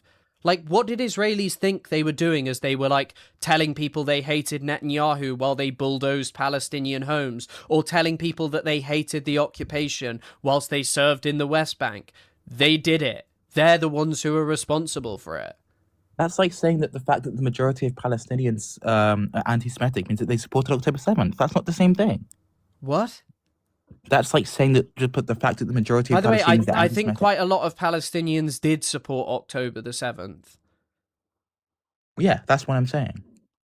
Well, the point you're making is really dumb. Yeah. Do you think the majority of Israelis support annexing Gaza? Because I've seen the polling on this. They don't do anything about it. They don't do fucking anything. Like, they literally do nothing. I don't care whether they support it or not. They do fucking nothing. There are polls that say they do support it, but they have done nothing. They just sit there and all serve in the military and then whine about it and go like, actually, I'm a leftist because I hate Benjamin Netanyahu, whilst they drive a bulldozer into a Palestinian family's home. Was they? Who's they? Yeah, they. Israelis. So different people. Israelis. Yes. Let's just be real, right? If in our country, the Minister of Defense was like, I love killing people. I just, like, adore it. I like sexually abusing people in prisons. Do you not think that there would be, like, even in this country, there would be a lot of protest about that? Do you not think? Because in Israel, I don't really see that, by the way. Where are the big protests against Israel's actions in Gaza? They're like directly following October 7th. There was massive. What were those protests about? Ceasefire. No, they were about the hostages. They were about the hostages. They weren't about ceasefires. Hang on, how do you think they wanted the hostages to be returned? They wanted the hostages to be returned, and then they would go back in and finish the job. Well, obviously, no ceasefire deal would ever allow that. What do you mean? Hamas is never going to agree to a ceasefire where they're like, okay, sure, yeah, you can come and take the hostages, and then we'll just let you guys go back to bombing us once we've lost all of our leverage. That's what Israel's doing right now. Hamas did agree to a ceasefire like that. No, they under the conditions that they were allowed to remain in government. The condition is not that they're allowed to remain in government. The condition is that there should be a transition, but Israel is refusing to meet the demands. Like, this is just, Can I see this? Can I see this? I've never seen this. Never seen You're what? saying that they were willing to say, okay, now we've kidnapped all of your people and we've got this leverage. We're willing to agree to a ceasefire where we give them all back and we leave government? Well, this is a material fact. Hamas is leaving government. That's part of the peace plan. Hold on, I'll find you it. It's from Hugh Lovett. Hugh Lovett is like an academic, pretty good. I've read some of his shit before. Okay? Okay, so here's... Hold on, I'll show you. Okay. Right.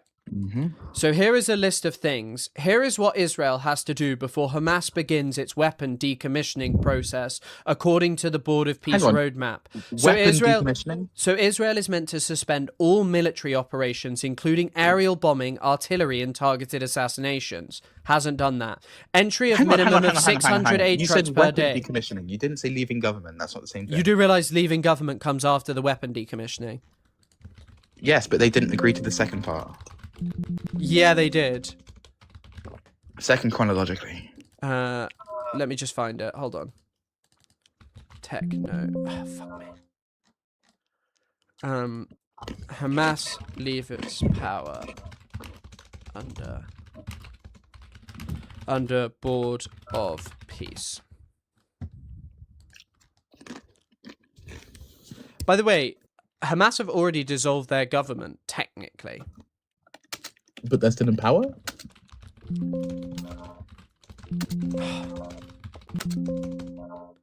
Here you go. Okay. Right, finally, here you go. Hamas giving up its weapons, blah, blah, blah, blah, blah. The principles of the roadmap say a process shall begin to inventory and store weapons. This clause sounds like a significant breakthrough. The process would be overseen by the Palestinian National Committee, a group of independent technocrats to which Hamas has agreed to hand over power, and with the deployment of the International Stabilization Force. I don't know why you're querying this. I don't know why you feel so set on defending Israel. That is literally something Hamas agreed to. So what were the terms? Oh my god, I just showed you. No, sorry, I've had enough of this. I- I've had enough of this. This is just dumb. I genuinely it's just dumb. Just so dumb. Like, I'm just had enough. Lad's just eating crisps into the mic. I know. Who doesn't enjoy it? He picked the chat not to wash his hands in. I know. Me next. The point is a debate. So if you wish to debate, I'll do a short debate. But if you don't want to debate, then well, you reposted my video earlier. I don't think you want to debate. So that's the issue. It's for a debate. Remember that. It's debate. Okay.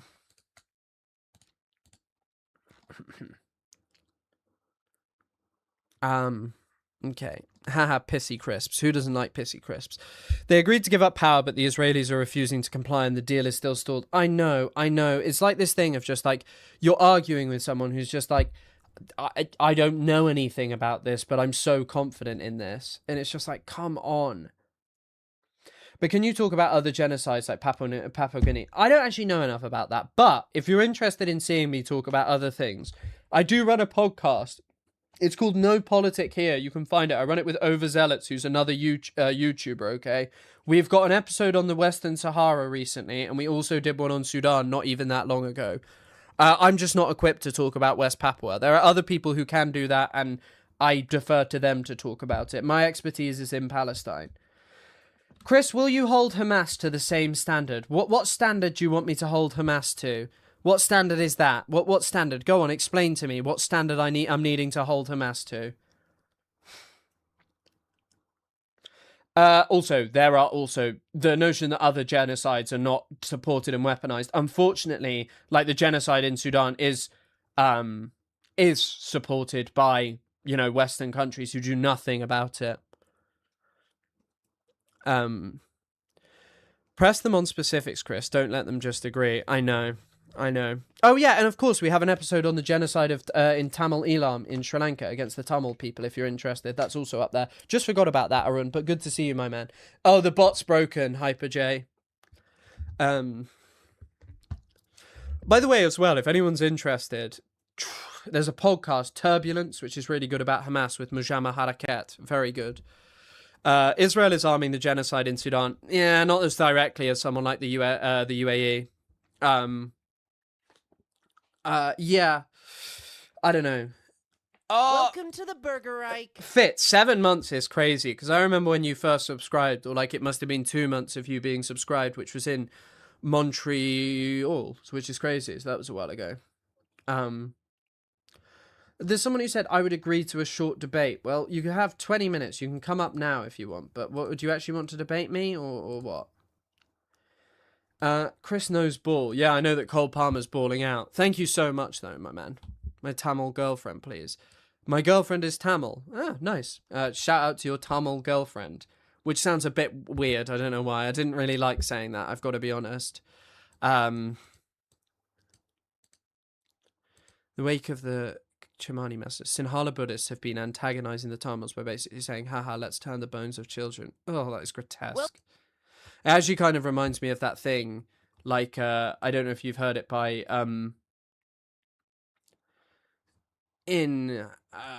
there's an example of this in Yeah, in Armenia, where they created this horrible museum.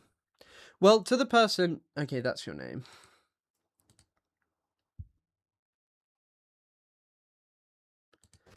Hello? Hello. What's Hi. up? Hi. How you doing? I'm fine, thank you.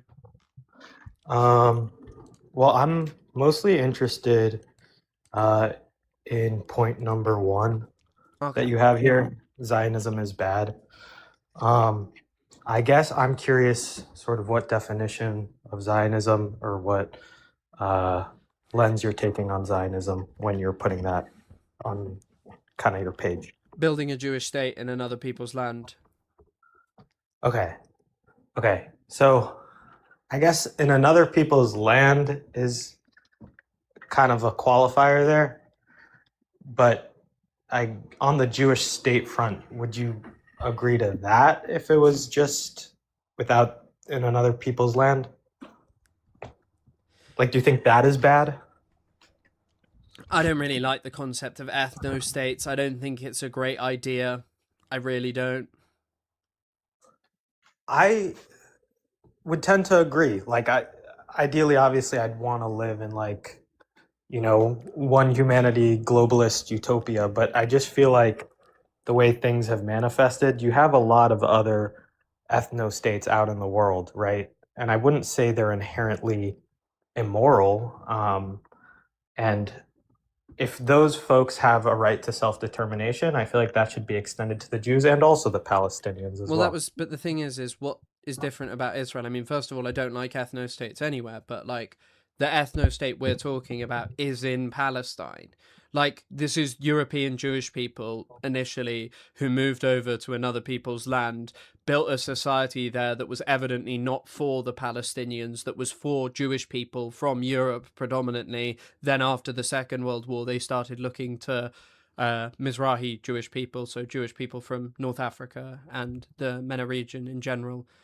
But yeah, I don't like building a colony in another people's land, and I think it's wrought horrific consequences right from its inception up until this day. So I do agree that I think the way the Zionist project has unfolded, I think is akin to other ethno states in the past that have gone down right-wing fascist,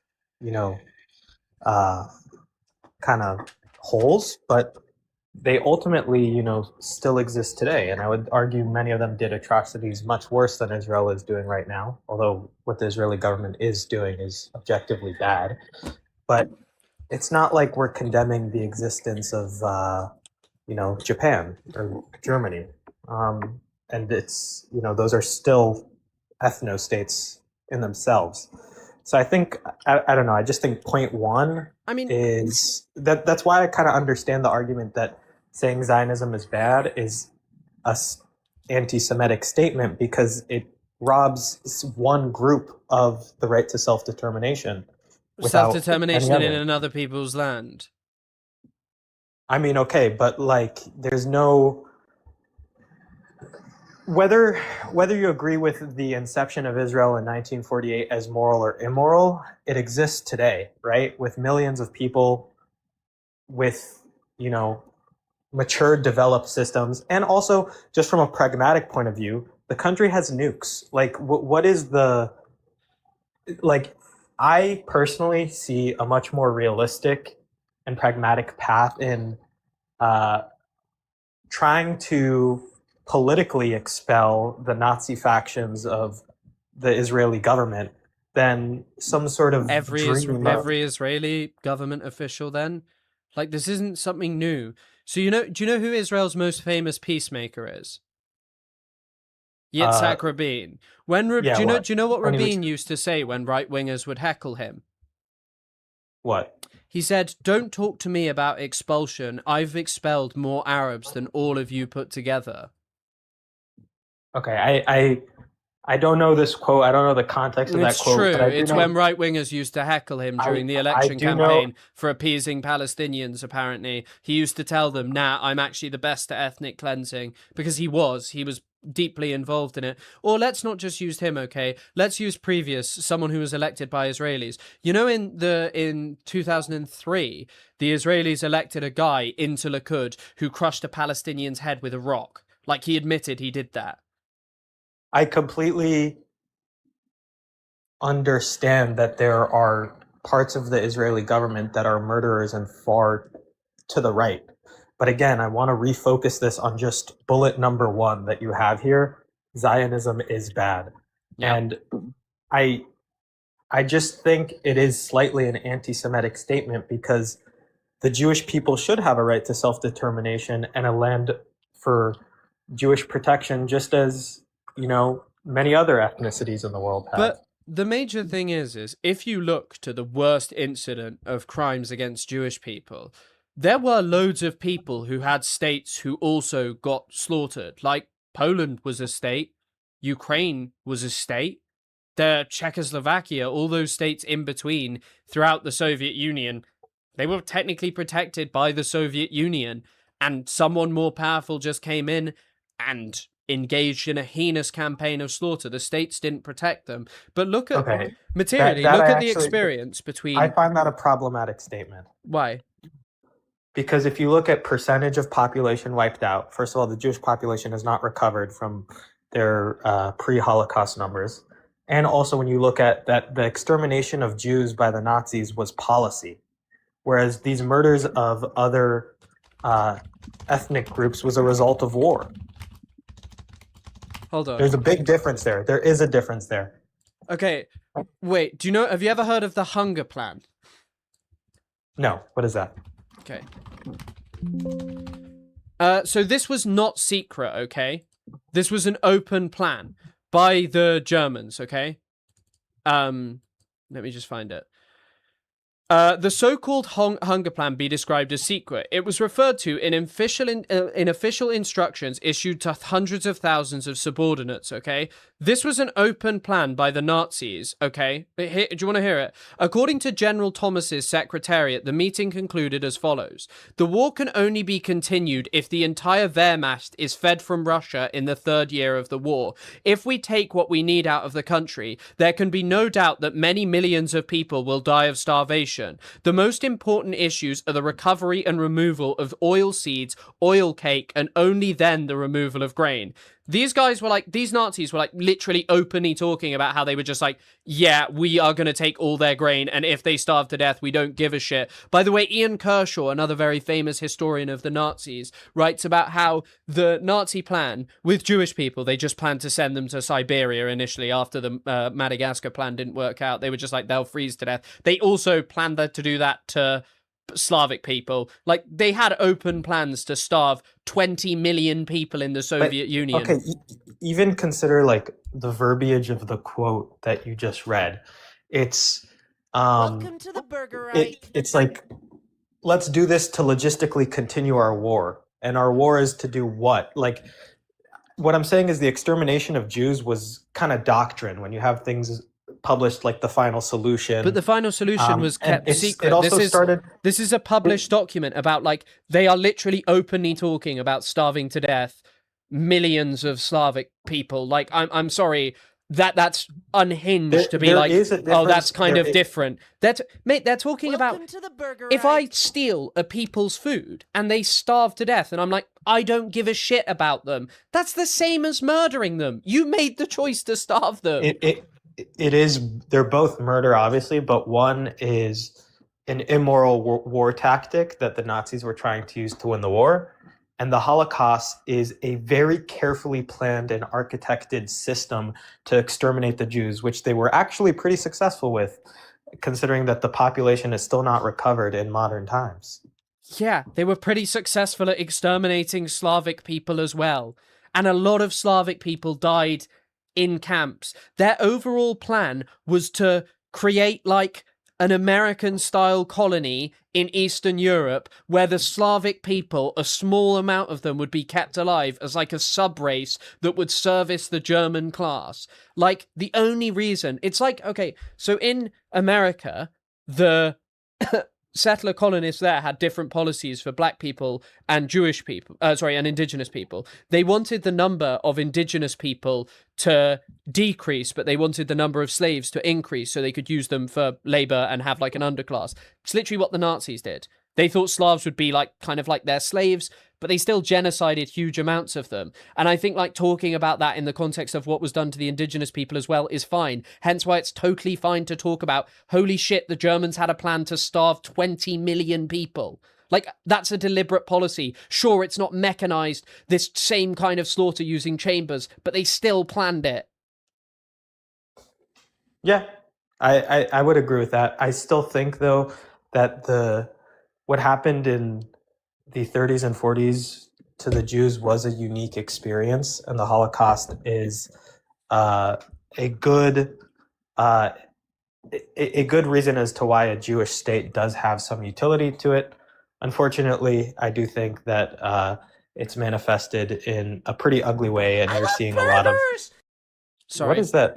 Don't What worry. is that? You're seeing a lot of the same fascist rhetoric in today's Israeli government. But the other thing is it's not protected Jewish people either. Where have most Jewish people died as a result of militancy? I actually do. I do think it's done a fairly good job with Mizrahi Jews. Well, you do realize that like it played a massive role in unsettling the position of Mizrahi Jewish people. Like Mizrahi Jewish people, a massive role. The experience of Mizrahi Jewish people in the Middle East and North Africa is like immeasurably better than the historical experience of Jewish people in Europe. Like comparing the two is, if comparing anything is offensive, then it would probably be that. I mean, Jewish people in Europe were subjected to like near enough a millennia of discrimination in Europe that culminated in a mass extermination campaign. Nowhere, anywhere in the Middle East has got closer, anywhere near doing that. Okay, then you're making a point here where Jews in Europe experienced a millennia of discrimination, and you're saying regarding all that, they should still remain a stateless people, and it's immoral for them. But there to are be like 7 million a people with a state. There are like 7 million Jewish people who live in America right now. There are millions who live in New York. They are much safer than if they lived in Israel. Like, that's just objectively true. Israel has been a nuisance. And by the way, it's a nuisance from its inception. You can go look this up. There's something called the King Crane Commission. They're sent to Palestine in the 1920s. An American academic and an American businessman. They interviewed people, asked them what they want. They were like, yeah, they don't want Israel, or they don't want a Jewish state to be built here. But they also found out that one of their recommendations was, do not build a Jewish state, because if you do, the only way that you will ever be able to maintain a Jewish state is through mass militarization of said state. And look what's happened. And I don't think that we need that anymore. I think either Jewish people are like, yep, we need to live alongside Palestinians, or we just have to give up on this idea. Okay, yeah, those are interesting points. I do, unfortunately, I know I said I had to do a short debate. I have to go move my car. It was a pleasure speaking with you, and I just want to call out before I hop off. There are people in your chat who are subscribers for I don't know how long, and they say things like the ultimate victims, victimhood about Jewish people. I think that's offensive and wrong rhetoric. I just wanted to say that before I hop I'm off. aware. Unfortunately, TikTok does not have a very good moderation system. Okay, well, just wanted to point it out. Thank you again. Have a great rest of your day. Okay, bye-bye. Okay, right. Oh, you just committed the crime of sending a full stop. He should watch the film Come and See, based on the testimonies from a book. Nobody with any humanity would say this was just dirty war tactics. Yeah, I know, I'm well aware. I've not seen Come and See. I actually really, really, really want to watch it. Thank you so much, Angel Shot, for the $5 as well. My goat. Not in the Twitch chat. No, he's talking about TikTok. He's talking about TikTok, which, you know, what I will say is like TikTok is pretty wild sometimes. I know Come and See is a 10 out of 10. I'm sure it is goated. I'd love to watch it. I will watch it. TikTok wilder than YouTube. TikTok, bro. TikTok, YouTube, and TikTok don't even compare. I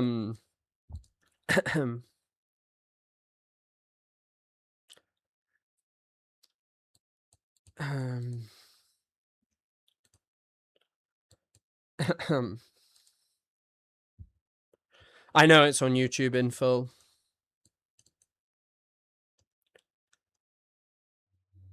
Nah, to be honest, I do agree. Like people on TikTok sometimes be a little bit crazy. Sometimes.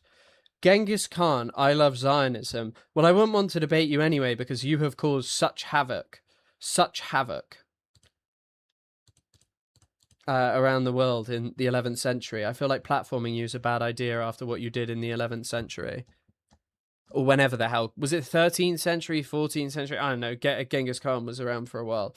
Thoughts on Kurdistan? Bidgy Kurdistan. You can't be a left-wing anti-Zionist. I'm a left-wing, third-world Maoist, decolonialist supporter of Israel, and I am coherent in my beliefs. Right. Okay. That's probably the end of the TikTok section of this. I hope you all have a lovely rest of the day. I will see you on TikTok in a couple of days, I guess. I'm still live on Twitch and YouTube. You want to check me out, search Chris Kunzler or Chris K Live, and you can hop on. See you later. I never walk about after dark. It's my point of view that someone could break your neck. Coming up behind you, always coming, and you'd never have a clue. I never look behind all the time, but I would wait forever. I just love Grimes today. I just love Grimes. Pronunciation of Genghis Khan is super. Chinggis Khan, is that what it is? I am really... If anyone knows, like, I don't know if I'm on, like, zoomed mode or something. No. YouTube chat has just been made bigger. I don't know if it's because they think I'm a boomer. Hold on, look at this. Look at how big you... It doesn't even look that big in that photo. Why is it big on my screen? What on earth? This is by the Nazis, and it would be absurd to claim it's bigoted to not advocate. Yeah. Cynthia Romana. Stop committing war crimes. I know, she's just got bangers. Well, she has that good song. I don't really care for any of her other music, though. Chris, you're invisible. Oh, what?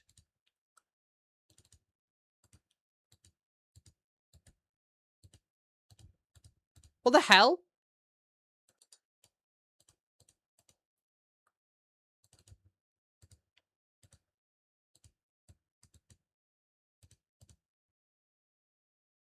What the hell?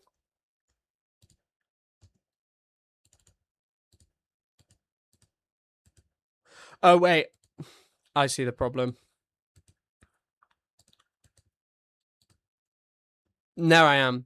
Here's your little boy. I have a couple of people to mention. Ahmed3169, thank you for subscribing with Prime. Thanks for supporting the channel as always. 00_Addy, thank you for subscribing with Prime. I can probably repeat that, actually. I love burgers! Thanks, my man. Incredibly kind. And Ahmed, thank you for subscribing with Prime as well. I love burgers! Like, I can make it repeat. Oh, Boodly Bugs, thank you for the $10, my man. Without any words as well. Thank you so much for supporting the channel. Incredibly kind. Thank you so much for supporting the stream as always. Incredibly kind. Do you not see me now?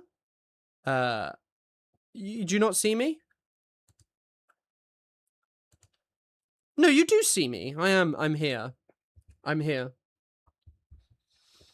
Okay, right, let's chill. Let's do a bit of the Wordle. Let's sort of oh my, wait. Who was it who declared this information? Daniela Jersey Shore. Daniela Jersey Shore.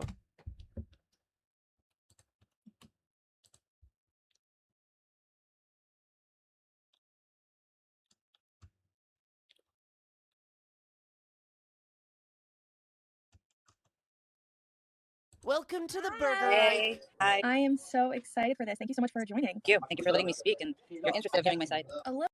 Oh my god. It is utterly ridiculous. Oh, Boodley W. Nagok, thank you for the 9 months. Polish Pusher, thank you for the 1 gifted. And Polish Pusher, you sent a donation as well. You sent your 1 month. BRB, going to Poznan and kicking someone out of their house. Yes, yes, yes. You have your every prerogative to do that.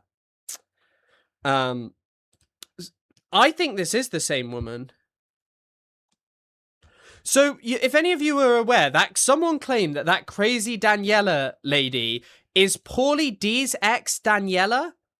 A little bit about my TikTok. We love Jersey Shore, of course, but we also really love the behind the scenes stuff. Like, we love things that aren't shown.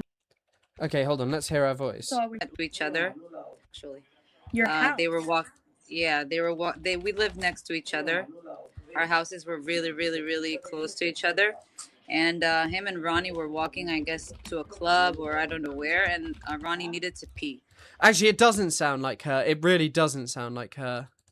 Uh, Oh my god, it is her. Holy fucking shit. Holy shit. That lady is this lady. Oh my god.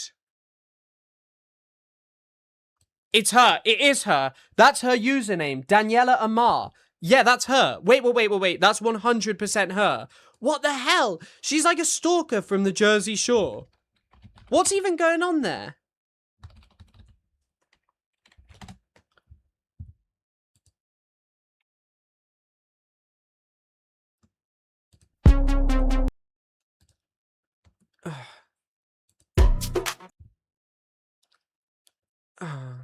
Oh my god! Oh mate, I've doomed myself to be stalked forever now. God, her stuff is insane. I'm not even going to show her posting. so he asked if he could go into our house. I was sitting out with my roommates. Who is this? Oh my god.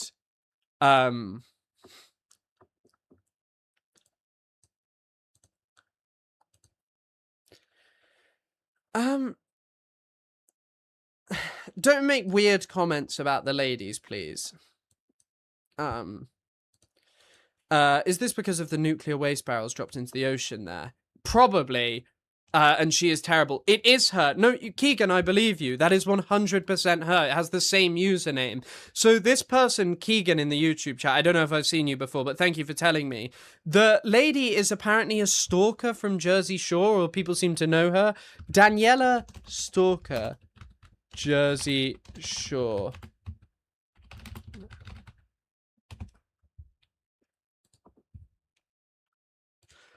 Oh my god, there's like a Jersey Shore Reddit talking about this lady. Oh my god. Oh my god. Oh my god. I don't think she's any kind of rude actress or anything. Thank you for letting me know that, Keegan. That is goated. Someone told me that. I swear to you, the weirder person whose name I dare not even search that I've interacted with on TikTok is someone who was in a Louis Theroux documentary. She does have a Wikipedia. Her name is Ginger Banks. She hates me. She absolutely hates me. She's like a sort of psytrance fan of Israel, and she is wild. She was also in a Louis Theroux documentary, so yeah. Yeah, crazy. Huge fan, glad to help. How did you know that? Yes, his hair was doing that thing. Well, I don't know who Paulie D is. Also, this is so bright. Why is it so bright? We're gonna start with annoy. No, that's a terrible word to start with. Anoint? No. Anime. Imagine if that was it. Cinema. Clips? Cl-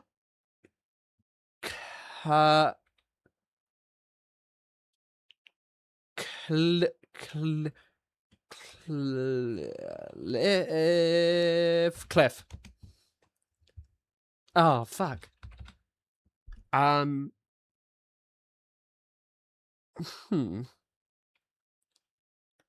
Oh. This one should click quite easily. I'm not trying that. I'd already used an S, so I wasn't trying that thigh fight. No, thank you. I was struggling there. I was trying my best. Yeah, it was click. Oh, God, I'm sweating there. Worried I was going to get myself banned off YouTube for typing the nasty words. For typing bad things. For typing the kind of stuff you should not be years before, and she bragged about it. I know, she was such an annoyance. Yo, Chris, do you think Palestinians ended bearing the brunt of the Holocaust? Yeah, I do. I think that it was Europeans' duty to change, but Europeans didn't change. And that, yeah, Europeans should have been the ones who changed, and they made the choice of fobbing Jewish people off to Palestine, and I don't think that's fair. Okay, right. One Dimension. Oh my God. Green Mile, Shawshank, Long Walk, Harlem Shake. Oh, you mentioned that. What's the other Stephen King here?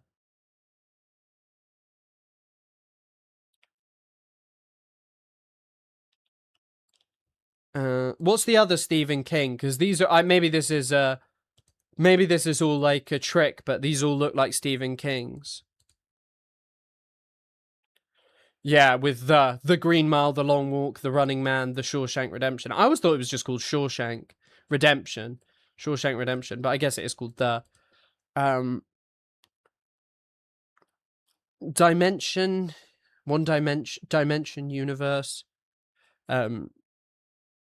Hello, Abundant Apples. I hope you enjoy that rap. It sounds very nice. I hope you really enjoy it. It sounds wonderful. I wish I'd had something so helpful, some healthy today.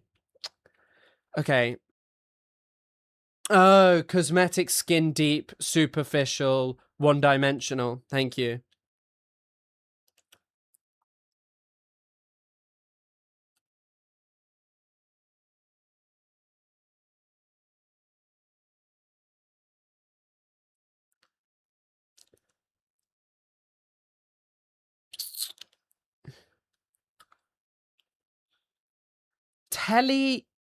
Hype.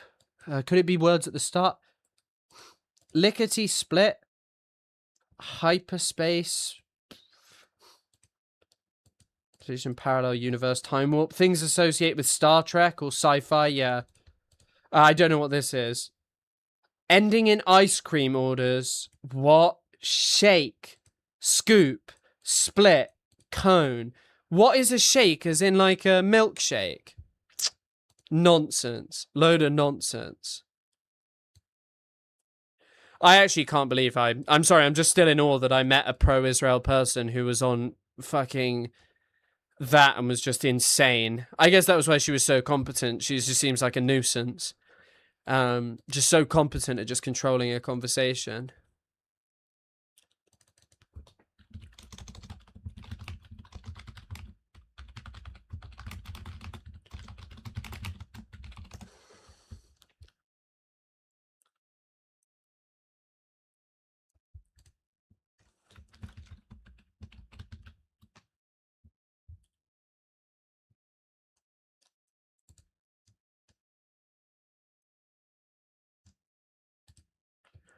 By the way, have any of you searched famine in Gaza recently? Oh, what the hell? Wait. Gaza starvation. What? All day, whenever I was searching Gaza starvation, I was getting paid for ads by Israel. Incredible. Incredible. Oh, God. I don't remember the ginger person from Louis Theroux. You can find her. She's in a very early episode. Her name's Ginger Banks. It's like one about adult television stars or something to that effect. She was in a Louis Theroux. Ginger Banks, Louis Theroux. I think she's actually in 2 Louis Theroux episodes, if I remember correctly. It's called Forbidden America. It's the one about Ron Jeremy, I think, or something to that effect.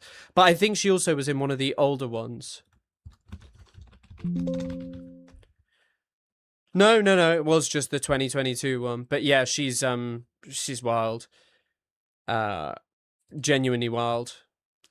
Yeah, it's the one about me tooing Ron Jeremy. Where did you talk to her? I talked to her ages ago. Paulie D's stalker. Yep. Right, let's cover some stuff today. Oh,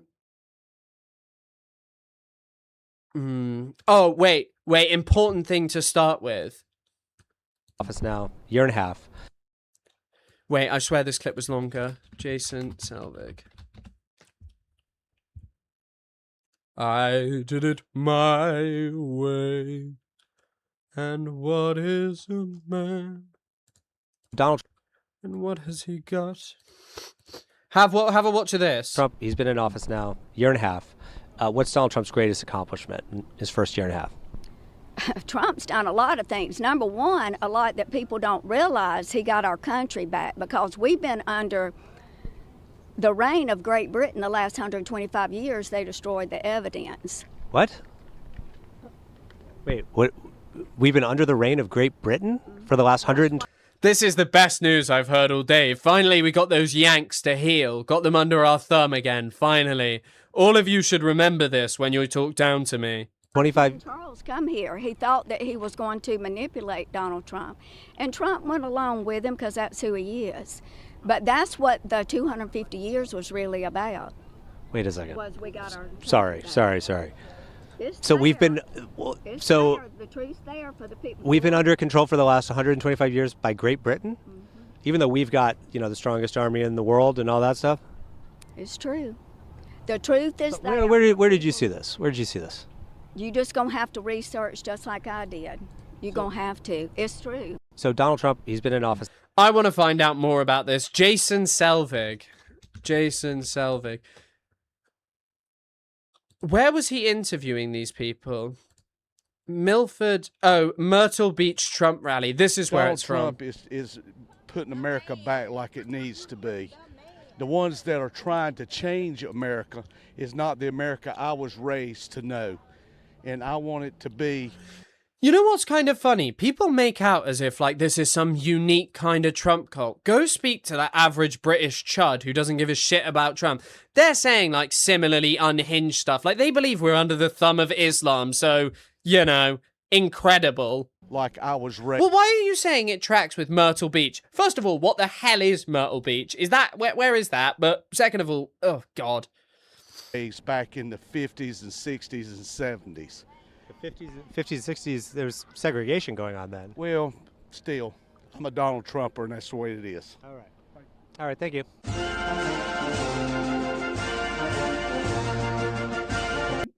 I want to skip in case that's copyright. You're cooling off right now in a very natural way. Yes. What did you say? I said Trump, yeah. So Donald Trump, he's been in office now, year and a half. Okay, that's this lady. Wait. Does this go on for any longer? You just gonna have to research just like I did. You're gonna have to. It's true. By the way, I have a friend who tells me that some of their family believe that giants used to walk the earth, so I don't think it's that outrageous, I think this lady... You know what? This lady should be believing stuff like that. You may as well believe it. Praise God, Darlene's gonna win. Praise the Lord. Thank you, Father. Yes. Praise the Lord. Was Donald Trump picked by God? Absolutely, he's our Cyrus. Anointed. Cyrus. Yes, absolutely he was. Absolutely. Do you think he's a follower of Jesus Christ, Donald Trump? Absolutely he is. He's anointed. Don't forget me. He is a follower. Yes, he is a follower, and he's anointed by Jesus Christ, and our Lord, our Savior, has anointed him and sent him to us to save our... I'm more concerned about these people than I am the other lady who came previously. The lady who came previously who was like, yeah, you're gonna have to research about how Britain's had us under their thumb. I like that. This, I don't like. This unnerves me. If you believe Donald Trump is anointed by God, Donald Trump might actually be the closest to the Antichrist who has ever come to power in the United States. And I'm not talking about his policies. Every American president has done demonic things, some more demonic than others. But, Trump believed and has posted, yeah, I'm God, which is specifically the kind of stuff that the Antichrist does. Hey, Crystal, how you doing? I did see that Target crazy racist thing. We'll talk about that in a second. Are you denying the existence of the Giant of Kandahar? Well, can you just take a step back for a second? I don't think giants used to walk the earth. They still do, and they're in Afghanistan, and they're killing US troops, and that's why so many US soldiers didn't, okay, so when it came to the Taliban, everyone knows, bit of weird stuff going on with 9/11 and this kind of stuff, didn't really make sense. Why did we invade there when most of the hijackers actually came from Saudi Arabia? 15, I believe, 2 from the United Arab Emirates. Why did we invade there when the UAE used its informal money lending system, or money actually flowed through both the informal money lending system, Hawala, and also official banks? The actual reason is because Saddam was seeking to weaponize the giant of Kandahar, and that's why they all look so embarrassed. Country, praise God. Nah, also, the US is not medieval, because if the US was medieval, they'd be like putting Trump up on a pitchfork or like a stake because he's pretending to be God, which is, by the way, like something that medieval Christians would have thought was demonic. God. What biblical teachings would you like to see Trump enact? What biblical teachings? Who wants to do it? He said, what biblical teachings? For what? What biblical teachings would you like to see Donald Trump enact as law? Well, he's doing quite a bit actually right now. He's already done What does he do? What is? Continue to do what he's doing. Oh, there's so many. Yeah. One of the things is let's get our country put together. Yes. Yeah. Oh yeah. Yes. What does that mean, put together? It means get rid of the lies, the liars, the fake media, which are the false prophets of Baal, and we say gone in Jesus' name. The righteous shall prevail, and the enemy is done. He's illegal. He's got to go, and Trump's going to help us make that happen. The enemy has got to go. He's got to leave. He's illegal. Who's the enemy? Satan. Oh, Satan. Satan's the enemy, absolutely, and he's right. It's a good job that Donald Trump has declared Satan illegal. I think that's actually a great idea. If I was in power, I would actually declare him illegal. Also, speaking of, it's such whiplash to watch this and then read this. 2 people have died in Pennsylvania from measles. The state health department has said Tuesday. Both were unvaccinated. I have a friend who's wasn't, vaccinated as a kid, and I don't think they ever later in life got the vaccine. And of course, that's a bit of a selfish thing to do. It's not because they disagree with it anymore. It's largely because of their previously they weren't vaccinated when they were young and they just don't get round to it. Major thing is as this stuff surges, surely it's going to be such a problem for them if you've never had no vaccine against it. Running the Democrats. It's like Donald Trump there. What's on the front? Donald Trump. Darlene! She got the Darlene t-shirt to remember little Lindsay. Lindsay loved those Navy boys. I gotta get myself the Darlene Graham.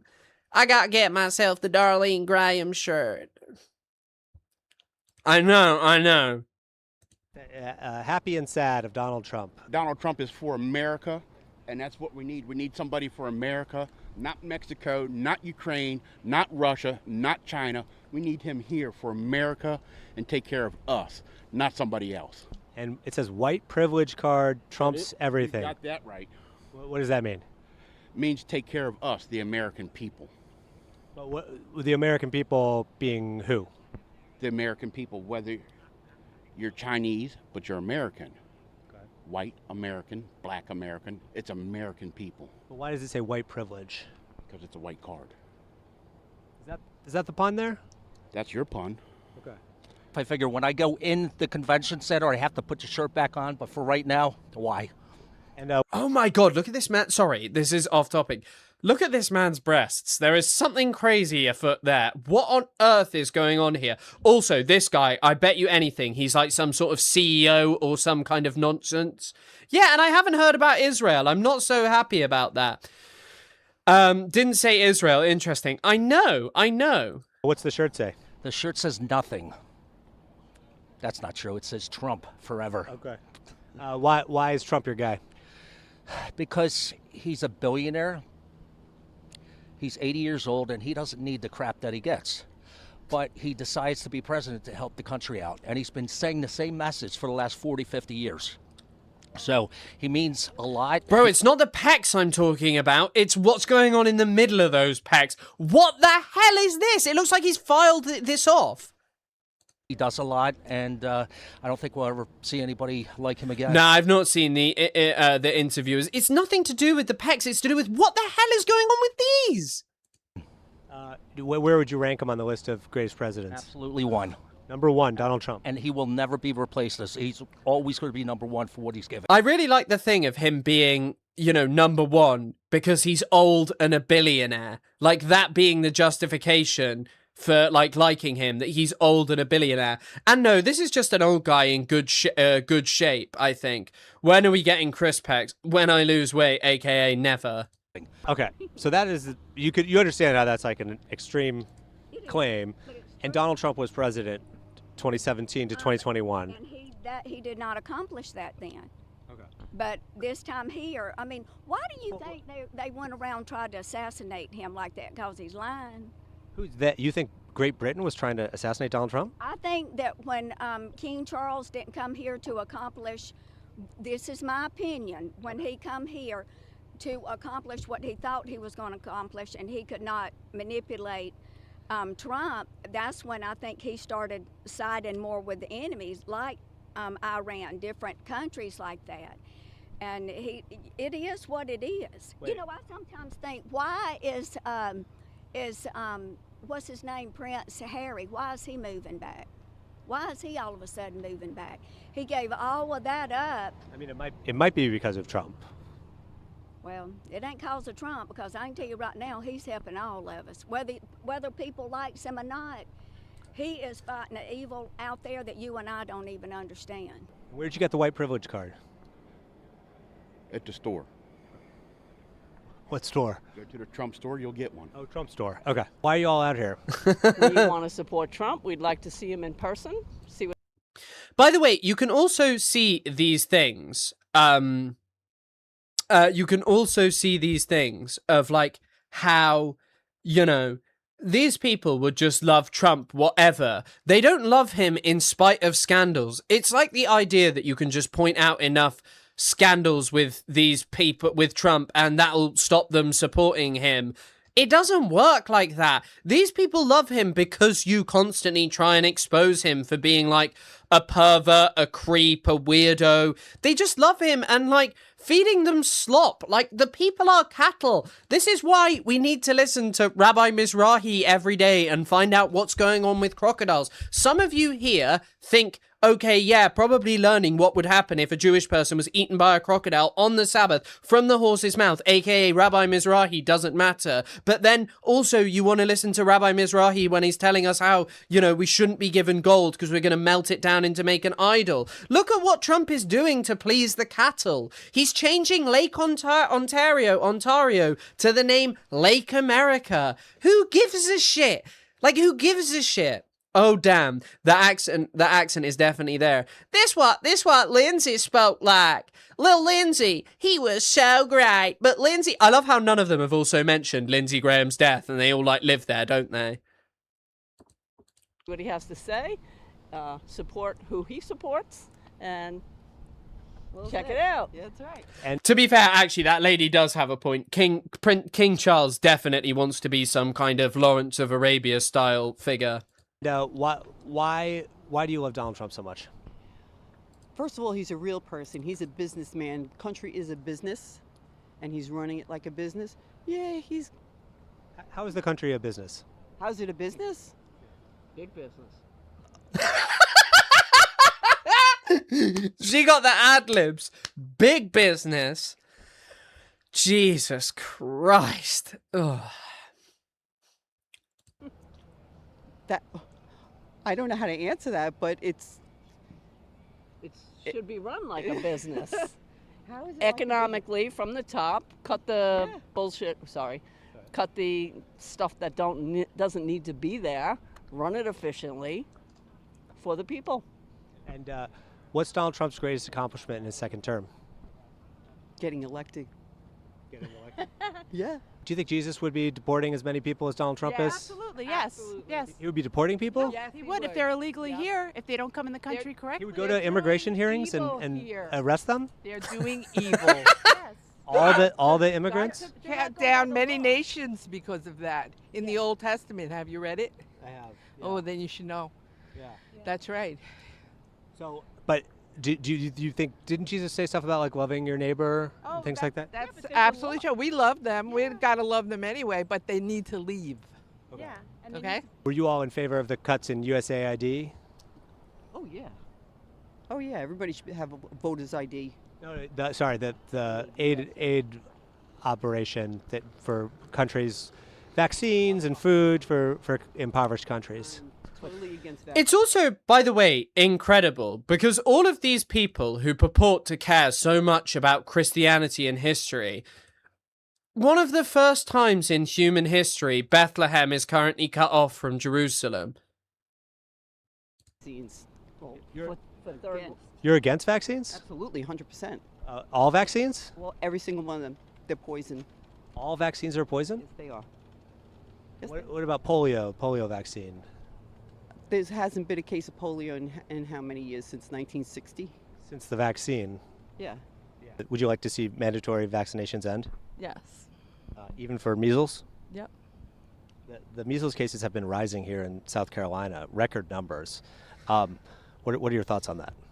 I'm more worried about the effects from the vaccine than from the measles. And what are the effects from the vaccines? Autism. Like my nephew. It is actually incredible that these people just like understand the world entirely through the prism of Instagram. Yeah, I know that this is like an allegation that you can put against a lot of people today, but like, where are you getting this from? Because these people who are like, oh, I've read it, you have definitely not even bothered reading the literature that this originally comes from. This is just like randomly misremembered stuff. We'll only watch this video, don't worry. I'm just enjoying listening to them. I'm enjoying listening to them and finding out what the opinions of Americans are. Yeah. Niece have. Yeah. There have been studies that haven't linked the two. What are your thoughts on that? I don't trust science. You don't trust science in general? Mm-hmm. I suppose the stuff with USAID, right? It's like one of those things of like, God, some of the aspects of it do just fucking suck. Like certain people being unable to access like healthcare treatments as a result of USAID being cut does suck. But then there is so much about USAID that is just soft power nonsense. What does that mean? You don't trust science? I think they're all liars. All scientists are liars? Mm-hmm. About everything? Mm-hmm. Like what's another example of that? A lot. The whole healthcare system's evil to make us stay sick, so they can make money off medicine. Okay. There's been a measles outbreak here in South Carolina. And people don't die from measles. But is that a good thing that there's a measles outbreak? It's never a good thing, but I also think like one of the things about what they're talking about here, I also think one of the other things, sorry, about USAID is like, I think like sort of celebrating it being cut would make a lot more sense had it not been coupled. Like, I'm not going to sit here and like, obviously it didn't kill as many people as people claimed. It has certainly had really bad effects if you listen to people in places, like it's had a really bad effect in places like Sudan, okay? It genuinely is awful. But the thing is that the other things that have come with that are just the continuation of the same like horrifying policies of imperialism. So like this things of cutting USAID, it's like, yeah, I can see why people are like, USAID sucks and there's so much about it that it is not this homogenous blob. There definitely were positive things about it, right? Like there definitely were positive things. Like people who I trust talk about it in the context of Sudan and trying to get aid in, and like organizations that were previously feeding people collapsing. And I do understand all of the criticisms of it and what it was like a soft power tool and the stuff it funded. Like, by the way, also NGOs have a lot of criticism, even about how they promote democracy. They basically turn things that should naturally be happening in countries or would naturally happen into like this performative thing of like, do you meet America democracy checklist? If yes, yay. If yes, if no, go away. We'll keep giving you money until you do. Was a COVID outbreak and I'm still here, unvaccinated. But do you think there's a correlation between the measles outbreak and the anti-vax rhetoric? No, absolutely not. Why do you think that? You get the chicken pox vaccine and you still get the chicken pox. You get the flu vaccine, you still get the flu. So where's the logic? Well, I think that a lot of the scientists are saying that there is a correlation between the two. The scientist, yeah. Do you trust scientists? No, absolutely not. No? Absolutely not. What's Donald Trump's greatest accomplishment? Just having thick skin and just doing the right thing, trying to fix everything that the Democrats screwed up. And what did the Democrats screw up? A lot of stuff. You should know by now. Doesn't take a rocket scientist to figure it out. What's an example of it? I'm not going to say nothing. Not going to say anything? No. Well, what's one thing that they did that messed up the country, the Democrats? What's not true? What's not true? Huge vibes. There are people from their age still suffering from post-polio syndrome in America. Nah, it was just that president who had like a gammy leg or something and had to wear a blanket. Country to Russia? To Russia? Yes. Really? Yeah, do your research. How do they sell it out to Russia? Have a good day. Okay, I'm just... Have a good day, brother. To Russia? Really? I never heard that before. You know, aliens, are they here? Yeah, it's demonic, but they are. Have I seen them? No. Do I want to? No. So aliens are here right now? The Lord says that in the Bible plainly that after the flood, they were here before and afterwards. Says that about aliens in the Bible? Well, it talks about demonic, you know, and I guess they call them aliens. I look at it as just demonic. I don't think that's in the Bible. I think this interviewer is an ignorant pig. The fact that he's treating this lady when the giants of Kandahar exist and this guy's like, oh, there's aliens? Yeah, God said it. Listen up. Study the Bible. The Bible says, quote, after the flood, when he destroyed, you know, all of that, all of the when... Also, sorry, this is actually more significant news. John Ratcliffe is in Moscow today. So I saw this earlier and I just assumed it was like just something pointless. But yeah, a US C-17 flight to Moscow.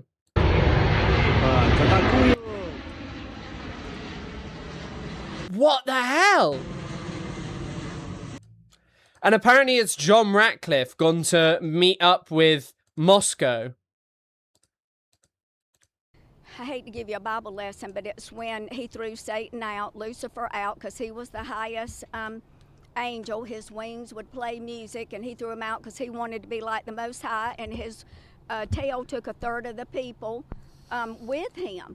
And they went down, the beautiful women, and that's where the giants come from. What's your message to people who say that Donald Trump... Oh, true. You're probably right. He's going to ask them to stop helping Iran. That is probably a pretty good guess. That is probably just like that is probably a good guess. But I don't think there's much point of doing that. Is not picked by God. He kind of seems like he's the Antichrist. They need That's to a lie from the Antichrist. Yeah, that's a lie from hell. They need to get in the Word. Read Scripture. The Word is the answer, okay? If you get into Scripture and you read what God wants us, it's our rule book. Yeah. It's what we go by. If we go by the Bible, we will all be all right. Everything will be all right. But it's the Antichrist that is giving everybody Trump derangement syndrome and thinking that they're above God and that they know all. That's not the way it's supposed to be. And what is Trump derangement syndrome? I think people that watch the fake news and they're being brainwashed by, you know, Soros and all these people who are in charge of the media, and they're trying to take over the minds of the American people to be against him because they don't want Trump in control because that'll take away their power and Satan's power. So that's why they want to brainwash and... God, it's really annoying, Drac, when you're talking about or pretending to know shit, but the reality is just like the Antichrist did this and you don't understand it and the Democrats sold it to Russia. Ugh. Take over all the media so that it continues to tell us lies. And who do you think Satan is controlling in the country right now? Oh my gosh. The list is too long. Mainly the media, yeah. Do you think giants roam the earth? You know what I think a lot of our giants are today are a lot of the elite that's pulling the strings behind the stage. But they're not literally giants. I don't look at it, well, I guess in the Bible they know, because they've gotten big, you know how they go and do the digging, like have dinosaurs and all of that. But like I said, Did they find giant bones? Yeah. They have. Research it. They have. No, I don't think that's true. I don't. Yes, they have too. Research it. They It's found giant, like people that are like 50 feet tall and 100 feet tall. They have found that. Where do you get your news? David and Goliath. I mean, he was a giant. I know that's a story in the Bible, but no one's found the bones. It's the truth. I am so happy I live in New York, away from this type of shit. Bro, there's definitely shit like this in New York going on 100%. There's shit like this going on around where I grew up. Like people saying the craziest stuff. Just like the most insane kind of stuff. There's a guy who goes around the UK called E. Dobbin, who's really creepy with young women. Like straight up pedo-y with young women. And he like goes around and talks to everyone, including children, and he's wearing those glasses, meta glasses, and he goes like, all geology is biology, and then he explains to them why the Grand Canyon is a dragon's skeletons. The Bible is the living word. You either believe it or you don't. And Actually, yeah, you're probably right. In the Bible Belt, this kind of shit is going on to a way larger extent. you have to have a child mindset. I believe You have to have a child mindset to if you don't believe the Bible. Yeah, yes. If you don't, you gon' it's just like saying like Mary.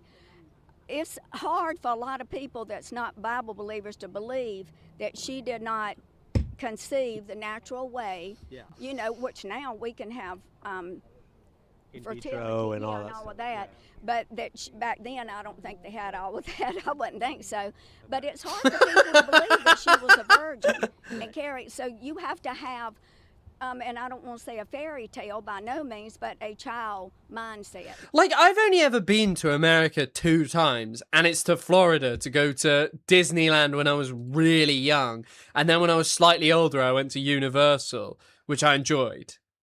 But that's the only 2 times I've ever been to America, so I haven't seen, like, much American culture. I'd love to visit and meet these people. Does that make sense? It makes perfect sense, but do you think that's a good thing? If the Lord said it, I believe it. What are your thoughts on RFK Jr.? He's fantastic. He's brilliant. He's doing the right thing by us. He's taking the poisons out of the food and gonna change the way we eat, because we all know we're eating unhealthy. Even the food that's processed, if you read on it, some of it's not even real food. If you could give a message to Donald Trump, what would it be? Truthfully, just to keep doing what he's doing for the American people. He's doing it. He said, they asked him, with respect about all of these assassination attempts. He said that he had went back and addressed. I don't care if it's Martin Luther King, they tried to assassinate Ronald Reagan, anybody that has really been assassinated, it's because they're standing up and doing their job, what's right by the people. Why does evil have to go around and kill somebody that's lying? Also, there were several assassination attempts on Adolf Hitler. Well, good. Well, I'm just saying, to your point, that doesn't mean they're a good person because they're getting it. I think I mentioned this the other day, I forgot about that time where I don't even remember if I was taught about this in school, because obviously you learn like broad strokes of World War II, but it's like Nazis rise to power, actual war, a couple of key battles like El Alamein, Stalingrad, really vaguely, Battle of Britain and stuff. But I'd forgotten that some random guy just tried to blow him up. Crazy. Assassination. Is his name Elsa? Georg Elsa? Georg Elsa? Yeah, he just like dug a hole in the beer thing and almost blew him up. Hey, maybe people got tired of Adolf Hitler and his ways. I don't know. But He was a pretty bad guy. He was. I love the Jewish people. I know that was 6 million people, I believe. I do believe that Adolf Hitler was trying to do away with the DNA of Jesus. Trump right now has a 32% approval rating. That's pretty bad. Why do you think that is? Well, it probably has a lot to do with Iran.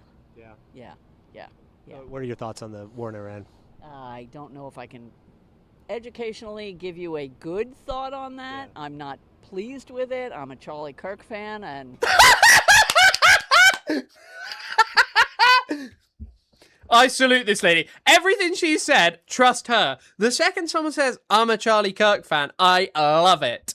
Charlie was not for that war, and I agree with him 100%, and he had valid reasons to back that up.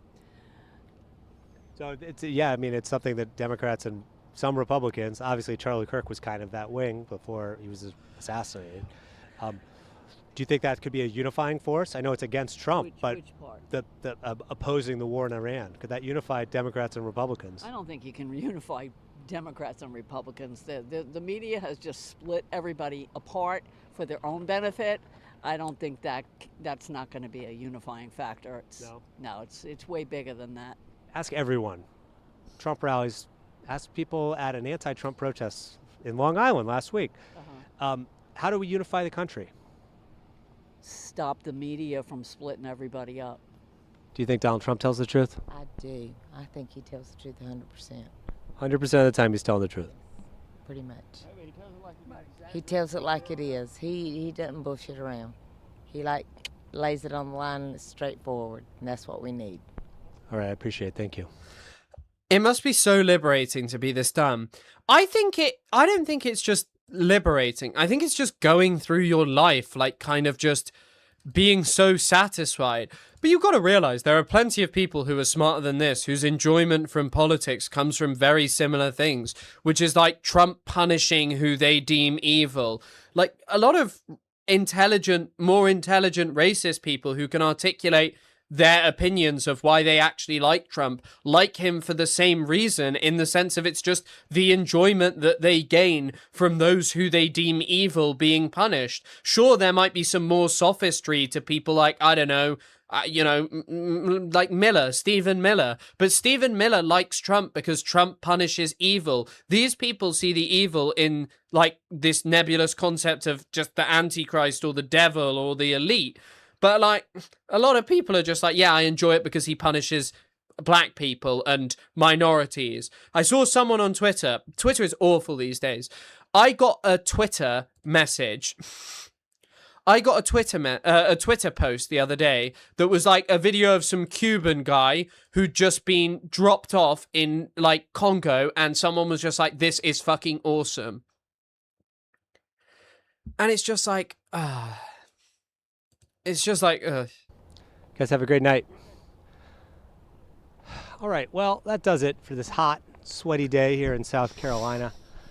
I think we learned a lot. We had some laughs. We played some games. We made some friends. But did you see, there was some quote by Finkelstein the other day that was like, a lot of people see themselves in Gaza, especially the young generation. These people just aren't willing to admit, like, the absolute trauma of everything around them being illegitimate. So they just choose to have, like, you know, they just choose to pretend it's like the Antichrist because that's easier. Politics, you're in trouble. You're in trouble. Stephen Miller is such a miserable person in so many ways, but he doesn't realize he sucks though. I know. Twitter has always been awful. Yeah, I know. It has been just, it's even worse now. It's obviously worse now. That was an incredible video, and I certainly enjoyed it. There wasn't much news today, so we got great stuff to cover.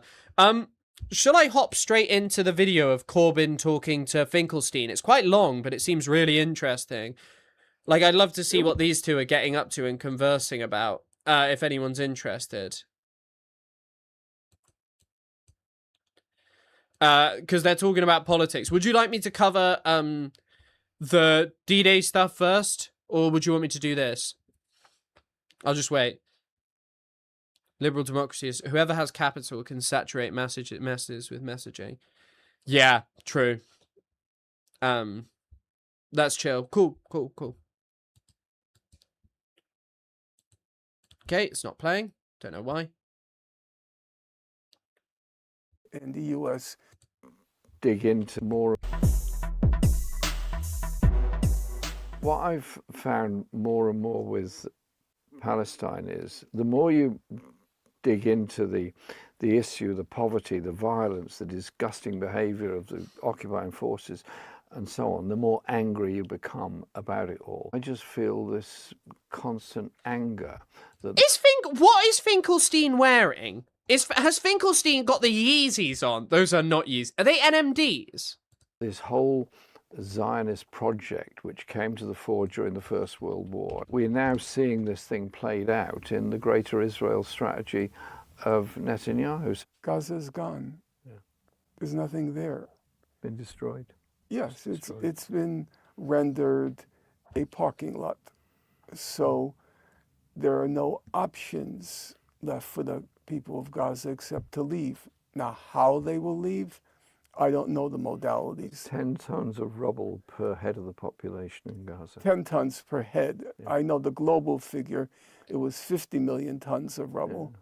Now it's probably up to something like... I will say the lighting is not doing Finkelstein any favors. He looks better with the dodgy camera, but I don't really like the way that Finkelstein sometimes talks about Gaza. Not that it's not true that Israel has waged massive destruction, but people do still live and exist there and are unwilling to leave. Like, there's not a guarantee that that happens, but I know what he's saying. And Yeezys are grim, but those are NMDs, not Yeezys. So maybe I'm underestimating it, yeah. Yeah. I don't see how it's possible for the population of Gaza to remain in place. There's no possibility, none, that Israel will allow Gaza to be rebuilt with the population still in place. They invested 2 full years.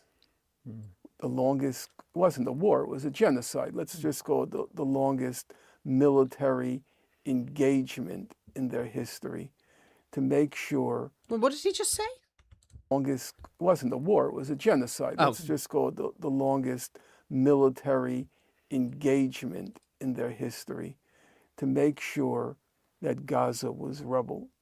If you remember in May 2024, when the South African delegation went before the ICC. Yeah, I'm thinking I'm gonna work on a YouTube video called like "Are Zionists Really Nazis?" Because the more I read about it, like what sets them apart is how you can eliminate people. For the Nazis, because of their conception of Jewish people, like they literally had to eliminate them in their racial ideology. That's why it was a policy of extermination. Whereas with Slavic people, they killed humongous numbers, but they would have been... And by the way, the guy who coined the term genocide 100% saw what happened to Polish people as genocide because it was. But their plan was to basically turn Slavic people into just like a tiny subservient race that would do like menial tasks and be enslaved labor forever.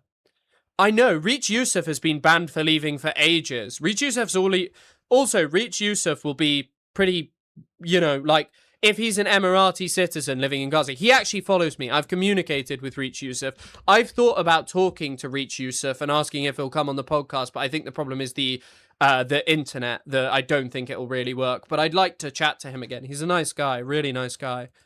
But yeah, he's just stuck there. He cannot leave. CJ for the 4th time. They went before it in January, then in February, then in March, and then in May. And their grounds for going before the ICJ in May, because they were asking for more what's called provisional measures, meaning more pressures to be exerted on Israel. No. Reach Yusuf was born in the UAE. He's banned from leaving. So he's an Emirati Palestinian. So he's a Palestinian who was born in the Emirates. He lived in the Emirates, and then his parents were like, actually, you should go to school in Gaza in 2021. And probably they lived quite a pretty fucking decent life in Gaza, I'm assuming. And then he's never been able to leave. I don't think he's even trying to go to the Emirates. I think he's trying to go elsewhere for further education. To stop what it's doing. They said Rafah is the last remaining livable place in Gaza. If you destroy Rafah, they said, then there's nothing left. And what did Israel do? Rafah, and then pulverized Gaza City. Everything else was gone. So they had a very systematic... Yeah, I mean, Gaza City has been leveled. Like, Forensic Architecture did a great report about...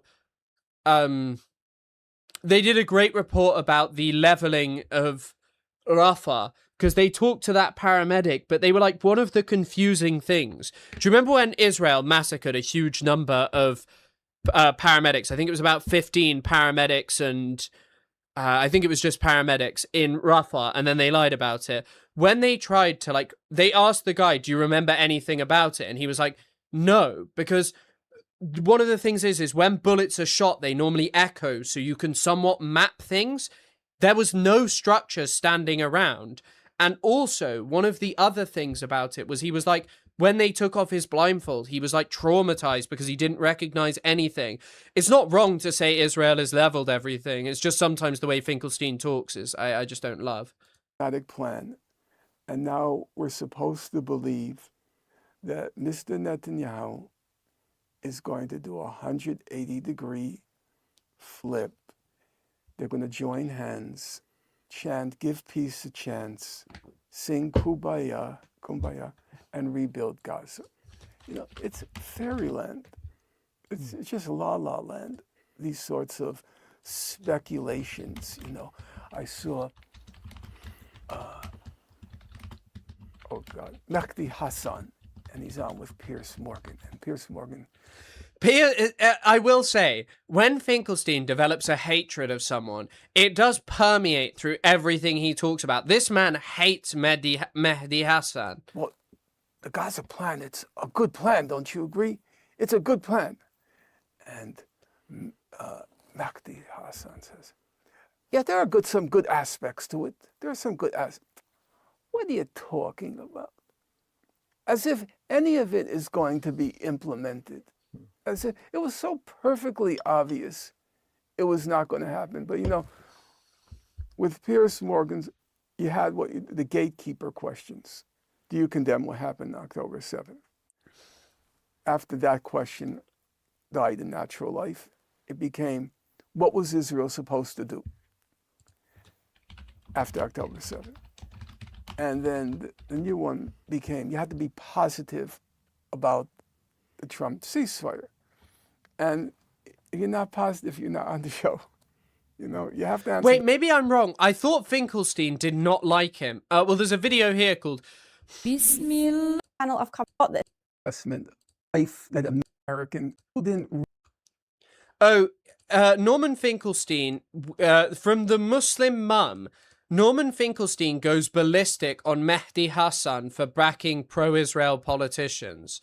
That might be it. I'm not 100% sure. The question, so Mehdi Hassan, he condemns October 7th. Look, what happened October 7th was horrible. I'm not going to pretend I'm not of that sect which wants to deny what happened October 7th and claim it was all Israel's, or overwhelmingly Israel that killed the civilians. It's not true. It's not true. I mean, as far as the available information tells us, I may be forced to reconsider my opinion if new evidence becomes available. As of now, but nobody who had studied Gaza, who knew what those people had endured, you used the expression an open-air prison. Now, I'm not here to be rhetorical, and I'm not here to be pure radical, you know, posing for the cameras. I don't do that. But Mehdi Hassan applied for a role at the Daily Mail, citing his ability to attack the left from the left as a reason to hire him. What? Sorry? I've never heard that story. if you go back and read the history as I have, you'll be very surprised yourself. Already beginning in 1948, when Gaza was under Egyptian rule, every observer who walked to Gaza, every observer, you know what they described it as? Everyone a concentration camp. Now you could say, well, maybe they didn't really know what a concentration. Yeah, I'll turn the video up. Apologies. I'll turn it up. Concentration camp was. Well, actually they did. It was right after World War II. They certainly did. There were fresh images. There were fresh did, yeah. images. Yeah. If you look at E.L.M. Burns, who was the main UN figure in Gaza in the early 1950s, he wrote a book called, after his service in Gaza, Between Arab and Jew. How does he describe Gaza? He describes Gaza as a concentration camp. You look at Al Gore, our senator who ran for president. Yeah. His father was a prominent senator as well. He goes to visit Gaza in 1967, July 1967, right after the war. There's also, by the way, this is a lot more technical, but you know Israel has poisoned basically all of the earth in Gaza as well, not just agricultural land. I think bombs have arsenic in them, maybe that's wrong. But anyway, heavy metals have been like forced deep into the earth by the bombing campaign. But also, when you bulldoze a building, you're effectively driving it into the earth. And so you're pushing in shit like asbestos, all of this other stuff, just pushed into the earth forever. This toxic, horrible combination of building materials, byproducts of bombing. So this notion of it being difficult to rebuild Gaza is 100% true. Like, think about how much asbestos has just been thrown up. Cancer will be a humongous issue. How does he describe Gaza? He describes Gaza as a concentration camp. Yes, it's the record. I've read it. Then there's the head of Israel's National Security Council, Gera Eiland. He's in Gaza in 2004. How does he describe Gaza? Quote, a huge concentration camp. You and I were involved in the anti-Vietnam War movement, anti-apartheid movement, and all those movements. And they were, in their day, very big, in their day. But the numbers of people that are now consciously involved in stuff in Palestine, the horror creates a reaction around the world. Obviously, there was much more Did someone just become a new sub? I can't see, but it's telling me someone has. So if you did, I can't see it, but thank you. involvement during the war in Vietnam. But what distinguished the war in Vietnam was there was a material stake in it. Americans of my age could get killed. Could end up getting killed. That's it. It's lead, Dusty Dan. There's also huge amounts of lead that's just been forced into the earth. 2013. Yeah, thank you for sending that. But that was when I was 13 years old. I was concerned by a lot of other things. Oh, Scouty Paws. That's it. Thank you so much. Rebuilding of Warsaw after decades. Who's going to send the W? W Scouty. Rebuilding of Warsaw after war took decades. It's hard to imagine how long it will take with Gaza. Yeah, and with a lot of Warsaw, that's just like a new city. That's not like the same city as well. So much of like parts of Warsaw that were destroyed could not be recovered. Same with Gaza. Like that's thousands of years of history just wiped out. And that was I don't want to in any way diminish the idealism of young people during that generation. It was real, that idealism, but there was a very practical, personal dimension to it. If you were in college age, you got a draft number. It was called a lottery. And if your birthday came up in like the top 200 numbers they pulled in the lottery, there was a good chance you were going to go. My eldest brother, it looked like he was going to go. My parents, in particular my mother, was hysterical in her fear that her son was going to die. We got what was popular back then, a draft counselor, to figure out the way. My mother was trying to get my brother a conscientious objector status because of what they went through during the war, and they couldn't bear losing their son after losing everyone during the war. So there was a material stake. South Africa, which... My grandpa had a pleasure or displeasure of actually seeing right after the war. I almost made a TikTok about this earlier, and I know I talked about it yesterday. I am genuinely just like... I guess the First World War would have just been like unbelievable, because when they started talking about it, Tooze takes the term the deluge from a comment by a British politician. It might be the PM, I don't remember, in 1915. But like the cataclysmic level of destruction and the amount of death then. But imagine like 20 years, well, it's 30 years later almost. It's 20 years. The 20 years later, the Second World War starts. Most of the people haven't been alive for it. Or like a lot of the people who end up fighting were not alive during the First World War. Like they were a little bit too young for the First World War, maybe. Imagine just like the level of destruction in Europe. Just like entire places razed to the ground, like huge parts of the Soviet Union, huge parts of Russia, Ukraine, and then eventually Germany, huge parts of France, and just parts of London as well. Just imagine it. And it feels almost unimaginable. But the thing is once again, we've just kind of exported this kind of stuff to, to the Middle East, where this level of destruction is kind of talked about as just like, what can you do? Like, this didn't even happen because there was like a ferocious war fought in Gaza. This happened because Israel took an intentional policy of not risking any of its soldiers and seeking to eliminate the Palestinian people and destroy them in Gaza with the goal of expulsion. This next great movement, the anti-apartheid and the international sanctions movement, that was, I feel, it was part of the global third world era. Exeter's also like that. Exeter, where I went to university, it's quite a weird city in the UK, but Exeter kind of looks like the way it does because I think it was really heavily bombarded in the Second World War. Same with Plymouth and Coventry. Coventry's the hardest hit place in the World War II, right, in the UK, I think. Gaza's very different because there's no longer national liberation movements. There's no longer the non-aligned movement. It's very localized. It's this tiny parcel of land in which, to use the cliche, no one has a stake. Nobody has a dog in that race if you're an American right now. So then you have to ask the question, why, if you have no personal stake in it and there's no revolution in the air, it's not the national liberation movements, it's not the non-aligned movement, why is there this deep interest in Palestine in general and Gaza in particular?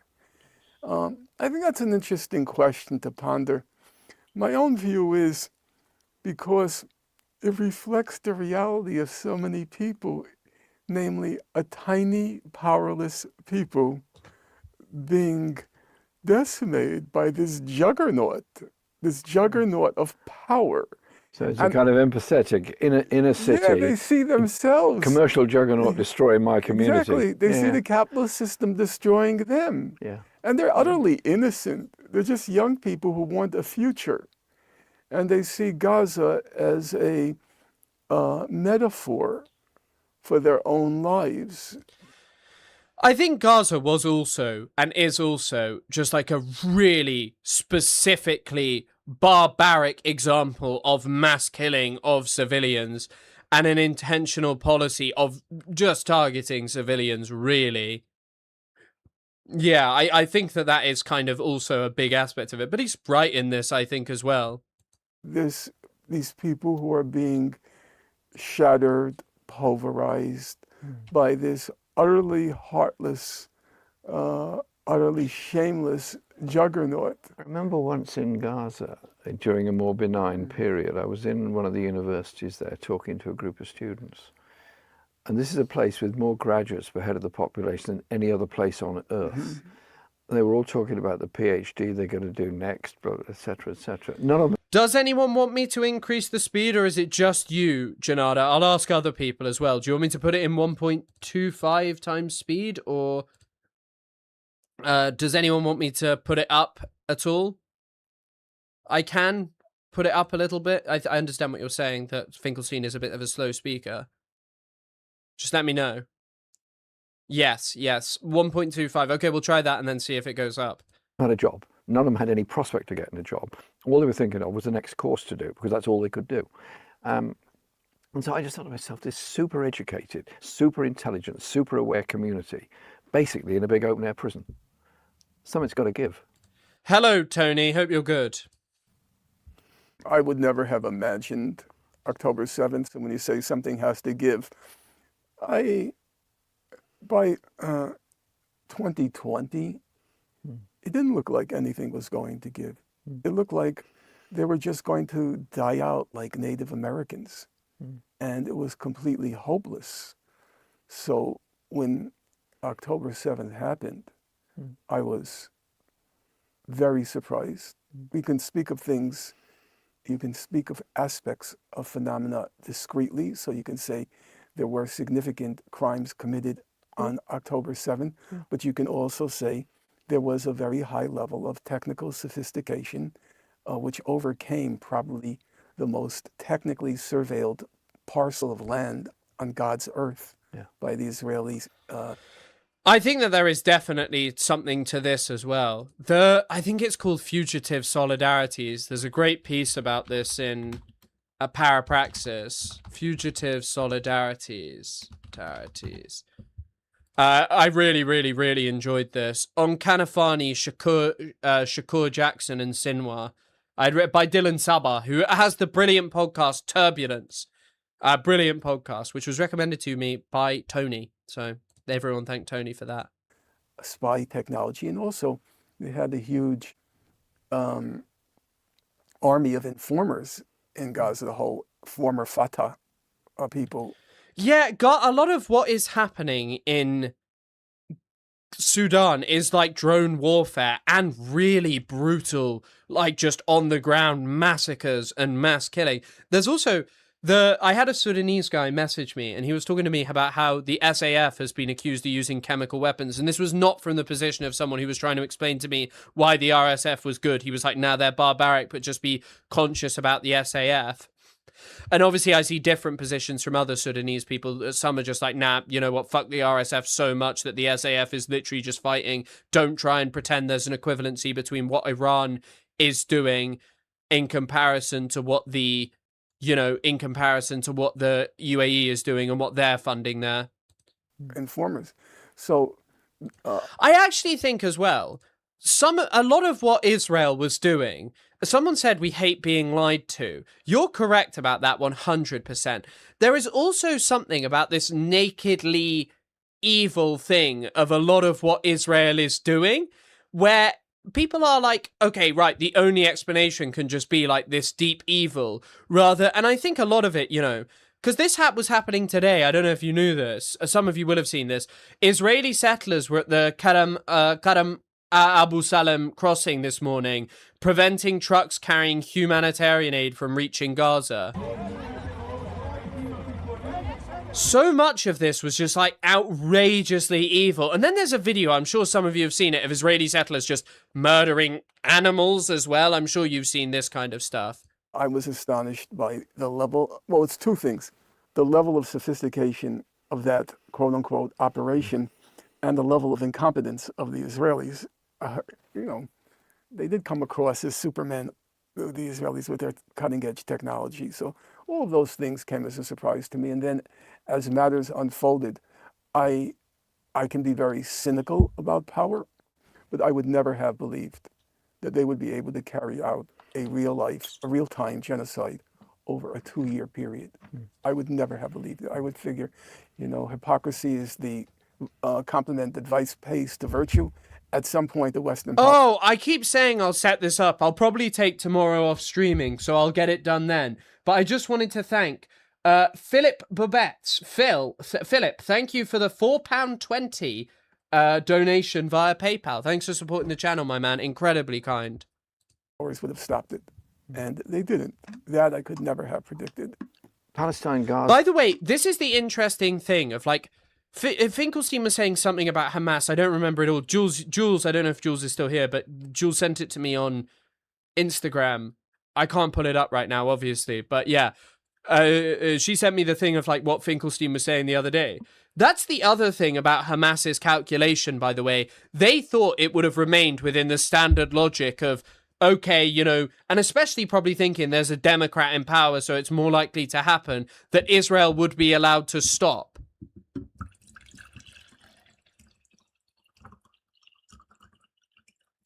Israel is also easier to understand. In Sudan, the benefits to the sponsor of RSF are not clear. Obviously, the land is highly fertile and has minerals and gold. Yeah, it's also part of like a network of ports, and I think people should just like try and really understand that and like what the UAE is doing in its imperial drive and mission into Africa. It's disgusting and really inappropriate. But one of the other things about it is... one of the other things about Sudan that is also so horrifying is Sudan is really hard to fix the humanitarian situation. You need a ceasefire, of course, and that's an obligation. In Gaza, there is no explanation for the humanitarian situation. Gaza is a small place. And yeah, do you know what's funny about the poisoned wells? So the poisoning of wells, they poisoned the wells. I think it wasn't actually Palestinian wells in Cast Thy Bread. They poisoned like the water sources of the Egyptian military and stuff. They did chemical warfare. A Palestinian, I think it's Salman Abu Sitta, said this, and for the longest time they were like, oh, you know, no, that's not true. Then Benny Morris did it, and everyone was like, wow, well done, Benny Morris, for reporting this. Salman Abu Sitta said it years before. And yes, don't worry, Labubu sub badges, I'll put them in. I needed to do that today, but then I started having a nightmare with it. Neighbouring countries, refugee camps and so on. You and I have both been involved in this for a very long time, and this huge, enormous issue. I mean, my involvement with Palestine has been sort of constant for as long as I can remember. I obviously remember the 1967 war, and I remember being one of a small number in my school who had question marks about what Israel was doing. When did you first go there? I do find this kind of depressing as well. I do find this kind of depressing, like this old sort of, this kind of like being this old, like being this old and having spoken about Palestine for so long, and it just still being the same. Like, yeah, there's been an acceleration post October the 7th, but only of pre-existing structures. Get involved. Well, the going there actually was not a big... Maybe they did poison Palestinian villages too. I can't remember. You might be right. I haven't actually ever read fully the articles about Cast Thy Bread. I just know of its existence. It was getting involved, and getting involved is very easy to date. Okay. It was... And also, by the way, that's not... I don't think that thing of like suppressing their empathy... There is empathy in Israeli society, but it's shooting and crying. Of course, there are those without empathy, but there is like this shooting and crying where they do the war crime and then they cry about it and find ways to justify it to themselves that they're under this perpetual threat without ever reckoning with the fact that it's the logic of how Israel is created. It's not that Palestinians and people who support Palestine just want to have a debate over how Israel was created, how Israel was like, whether that was immoral and wrong. It's because there's a through line from where it began. Yeah, Dre, that's a slur, so I'm removing that. Do not use that term again, please. Fifth or sixth, I was good. But yeah, if you look at a lot of Zionist media, they actually do have sympathy, but it's also a lot of sympathy for themselves, by the way, and empathy for what they've done and the consequences it has on them. I watched the documentary about Aaron Mate in college being an activist, and how he's still going hard today. I know. What's it called? Discordia, is that it? I think that's it. I've seen it. Confused 1982 when Israel invaded Lebanon. I was a person from a very young age, has nothing to do with me, it's my family. I was a person of the left, and so I was, for my age, I was active in politics. It was, at that era, it was of course the Vietnam War, and it was the Civil Rights Movement, then it came to be called the Black Power Movement. And that's what consumed me. By the way, that isn't even, you're 100% correct, but it's not even Mali, which I hate, by the way. It's called Mandy here. But the reason that the thing they're more interested in is psychedelics and also smoking loud. Well, through college. And then I was a person, I'm not saying it proudly, but I'm not going to say it shamefacedly either. I was a Maoist. I was wrong about a lot, but part of it, I believe, I wasn't wrong about. I think that the Chinese Revolution. Yeah, loud. They love loud and psychedelics. It's why they're always like rampaging through Thailand. By the way, all of this stuff about like Thai people being pissed off about Israelis, a lot of that does come from post-Gaza stuff and like a solidarity. Obviously, Thailand... You know, obviously what happened in Southeast Asia not that long ago was really, really wicked and evil as well. So there's solidarity on that. But it's also that Israelis are like really bad travelers. Like they're quite boisterous. Was probably in fact, by a wide margin, the most significant event of the 20th century, next to which everything else pales. You're roughly of my generation, so you know, when we were growing up, China was the sick man of Asia. And the only thing you associated with China was famine and backspread, the coolies pulling rickshaws for the British gentlemen. That was the beginning of the 20th century. Yeah. The beginning of the 21st century, China is the cutting edge of world capitalism. Exactly. And the bridge between sick man of Asia and cutting edge of world capitalism, the bridge is Mao Zedong. It's the Chinese Revolution. When we were growing up, there was no China. China was a sack of potatoes. The foreigners owned parts of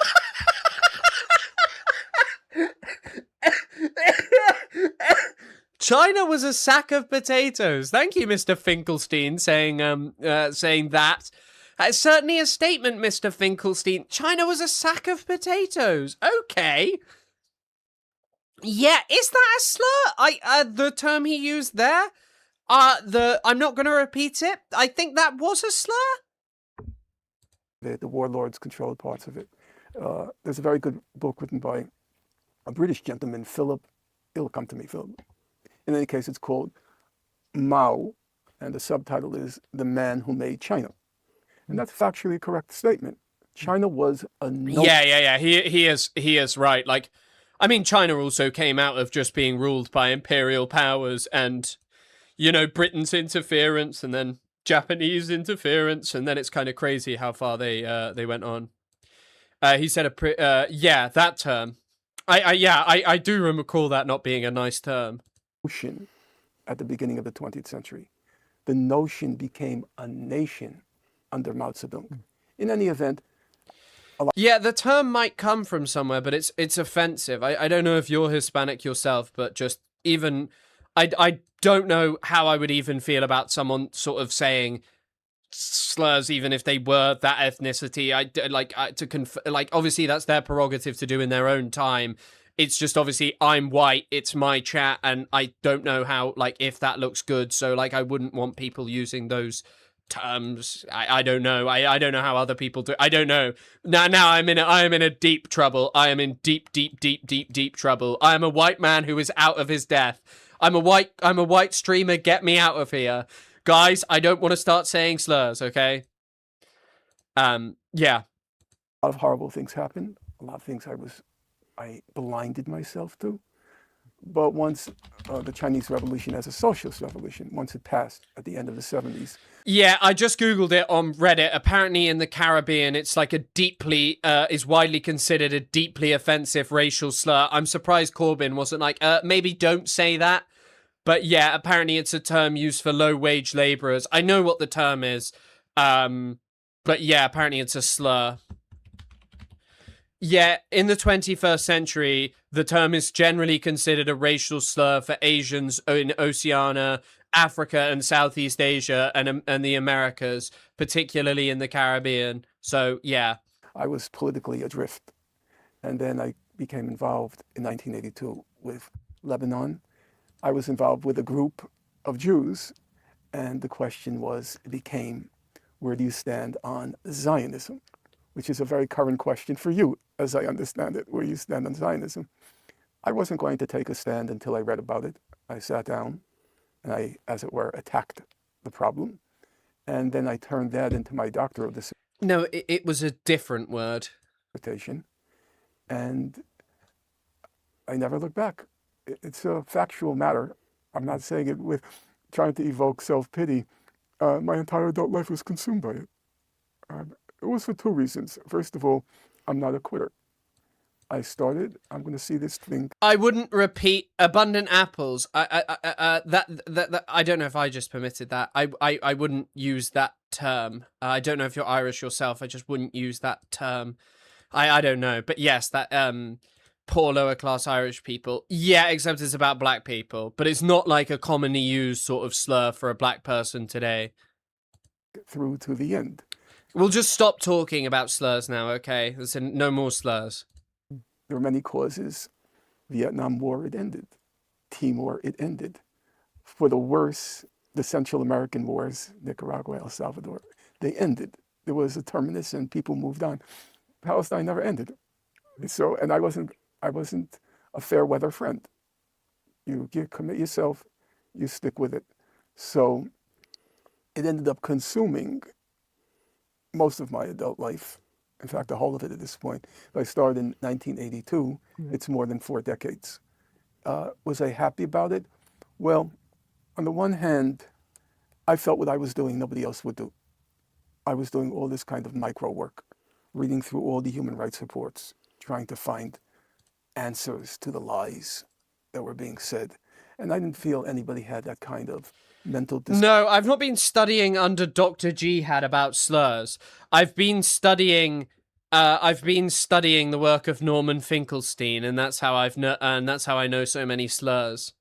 Discipline for the minutia, really the minutia. So I felt that what I was doing was important. It was not, it's sort of, John Stuart Mill says in On Liberty, when you become more valuable to yourself, you become more valuable to the world. That's why he says you have to develop your individuality. When you become more valuable to yourself, and I always related to that statement because I felt that I was doing something I was good at. I could sit down and just hyper-focus on documents and tease out the lies. And the more I did that, the more it became a skill, which I didn't believe was easily replaceable because nobody else, not because I'm so smart, nobody else would do it. You know, it was, why are you doing this? Why are you reading each of these human rights reports 3, 4, 5, 6 times? So I stuck to it and I felt like I made a significant contribution. The more valuable you become to yourself, the more valuable you become to the world around you. And no, I don't think the term is used by anti-racist to call self-hating Hispanics. If you're not Hispanic, do not use that term. It is like something that's like used against Hispanic people by like repugnant racists. That's the only place I've ever heard it. But yeah. It ended up consuming my life and it was very narrow. You know, tunnel vision. You know what it means to focus 43 years, a large part of it on this tiny... The court case that added Creole/Cajun is very interesting. I've not heard anything about that. Thank you for letting me know. I might have to take a look about that. And Cajun. A parcel of land called Gaza, you know. It was mentally, I would have to say, suffocating, stifling, because I would like to... Look at it another way, Norman. Your, I wouldn't call it obsession, because I think that's seen as a derogatory term, but your concentration on it has actually helped a lot of other people as well. Because you've been able to share a lot of that knowledge and give it a human warmth. You know, in the 1960s, when you compare it to today, it's really astonishing because obviously I'm closer to midnight. Okay, that does make it different. I understand. I understand now, Dre.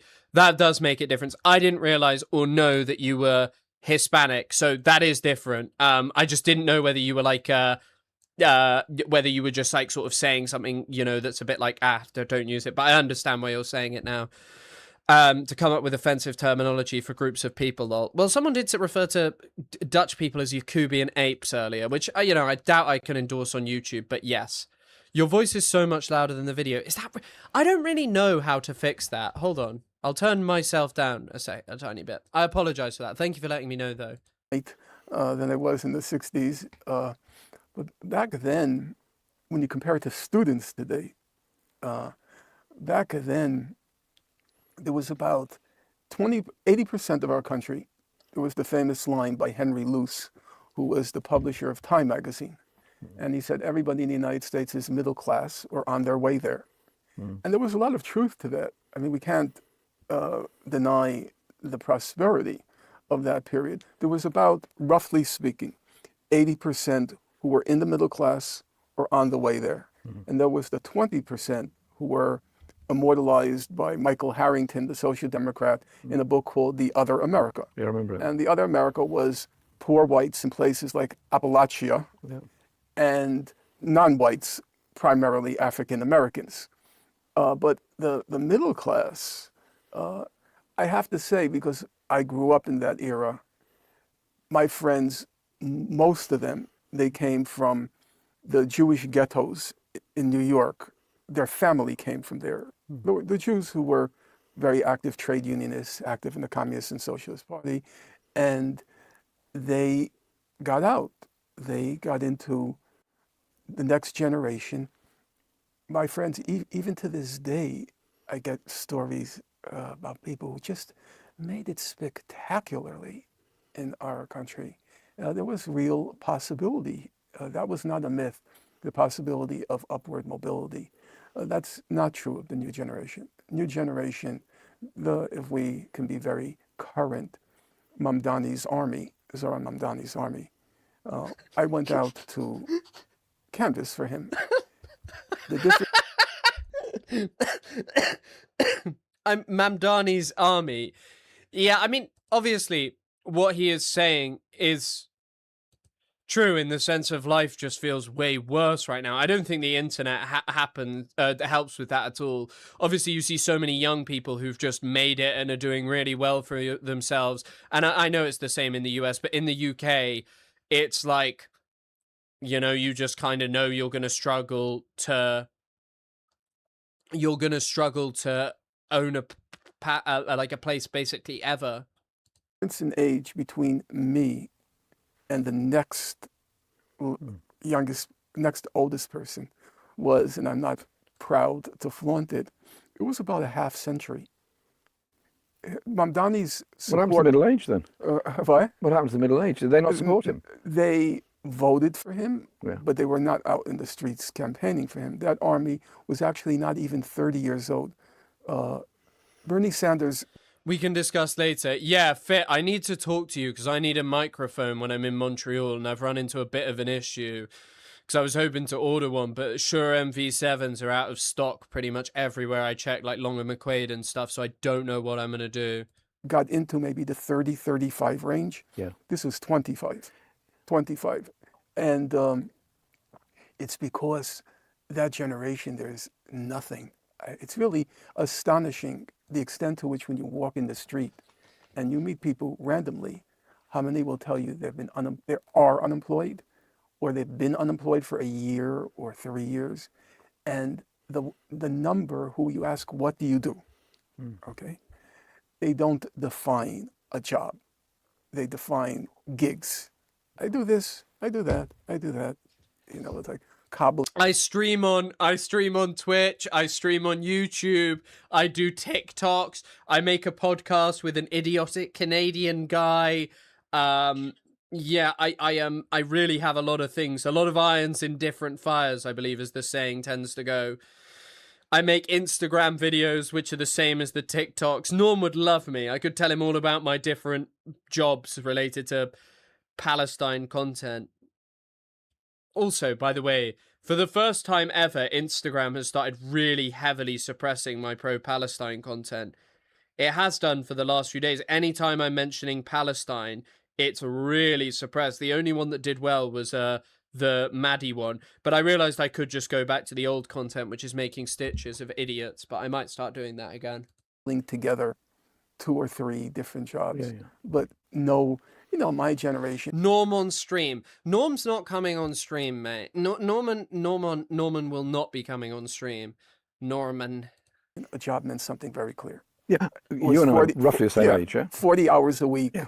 You had many more benefits than we did. In the U.S., it was 2 to 3 weeks vacation. If you had a good job, it was 3 weeks vacation. My father had not a good job, it was 2 weeks vacation. You're off Saturday and Sunday. You have vacation. Well, I said vacation. You have less medical care, obviously, than you had in the UK, but it was substantial. And there was the aspiration, which was realistic. That's the important point. It wasn't a dream. It was a realistic... Yeah, I think someone's about to release a big investigation, and someone with capacities that extend beyond mine. I mean, I look at it. My Eclipse video and my Sudan video both performed way better. Even my video about Mark Ruffalo today, which, you know, I don't really have much of an expectation of TikTok because I think they suppress stuff. That video's done a lot better on TikTok, which historically was not a thing that happened, you know. Like, for example, my video about the Palestinian guy who shot shot the 2 Israeli soldiers. It got double the views on TikTok than it did Instagram. On Instagram than it did TikTok. I think that there's something funny going on. I don't know what's going on. Dream. It wasn't just a dream, it was a realistic dream. That you would enter solidly the middle class. If you were to say, let's say my high school, I have a friend, Bonnie Penson. She wants to be in theater. You know what? She ends up a stage manager in Broadway. Larry Smith. I think banning it. Is it not? Like, if I was calling Irish people that term, it would probably be offensive if I was using it. That's all I mean, Tangerine Shadow, as like a British person. If I was doing that and I was like calling people that, wouldn't that be quite offensive? I don't know. Really pop off. I was like, that many people watch that streaming live. I remember I used to make random comedy videos. Yeah, I remember when my friend was first making them and it was kind of popping enough. Yeah, I mean, Elab, thank you for banning that person. Occasional just insanity that crops up. That's one of the most insane accounts I've ever seen. I think he only commented once and Elab acted very swiftly. But I have no history or connection to it, so can't tell for myself going off what Chris said. Chris, if you had Norm on stream, what would you ask him? I think I'd ask him, like, about, I don't know, the 2-state solution, what he thinks of Canadians, what he thinks of Isaac Zale of the Overzealots channel, what he thinks of the No Politic Here podcast. No, I guess I'd ask him questions about Palestine-related stuff, but I'd have to prep and think about, like, okay, what's something that I don't know that much about? What's his favourite stir? Yeah. I guess if you were just calling Irish people Ra members for just being Irish, yeah. Yeah, I think so. I think if I was calling...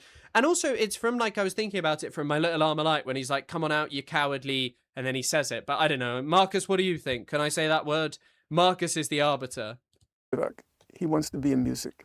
He ends up being an orchestra leader in Greenwich, Connecticut. And then there's the whole slew, because I'm Jewish, and being Jewish means your highest aspiration is to be a doctor. Yeah. And a very large number, including, by the way, women. In my 6th grade class, I still have the picture from my 6th grade class on my piano at home. Half the girls, as they were in 6th grade, half the girls became medical doctors. Half became medical doctors. This was before medical schools had opened up to women. Medical schools opened up to women roughly around 1968. So when I'm in grade school, it's like 65, 64. And they already aspired to be doctors, and they became it. There was real possibility. There was just my high school, public high school, which is different from the UK. Yeah. Public means no fees. Taxpayer-based high schools. Chuck Schumer, current Senate minority leader, went to my high school. He was 4 years ahead of me. I knew his sister, brilliant young woman. Bernie Sanders went to my high school. Ruth Bader Ginsburg, the Supreme Court Justice, went to my high school. What? Sorry? What? I have never heard this before. Perhaps this is just Finkelstein law that I'm not familiar with. What high school did he go to? Early life, blah, blah, blah, blah, blah. Mill Basin. He attended James Madison High School. Oh my God. The amount of alumni from here. Holy shit. Sonny Fox? Kevin Francis? I don't know any of these people. Ruth Bader Ginsburg? I'm guessing her and Finkelstein weren't there. No, they were there nowhere near the same time. God, Ruth Bader Ginsburg was quite old when she passed away. How old was she? Like 1933. So like is that 87? Yeah, 87. Well, this sounds almost surreal. This must have been some high school, this place. No, that's the whole point. Yeah. It wasn't. It wasn't. Yeah. It was an ordinary public high school. Not 1, not 2, not 3, not 4, 5. I don't know. I saw Marty Supreme. Marty Supreme wasn't so successful, and he was a New York Jewish guy. He was struggling to make ends meet, and he was a New York Jewish guy. So don't make assumptions, please. Nobel laureates in chemistry, physics, and economics. That was the possibility back then. Did I study under Ilan Pappé? Yes, I did study under Ilan Pappé. I studied under Ilan Pappé, but not that. Study under sounds kind of weird, but yeah, I studied. He was there. And yeah, I am a fake norm head. Like, I'm definitely a fake norm head. Now, if you go back to my high school, Madison High School, James Madison High School, if one student gets into a state university, it's considered an achievement.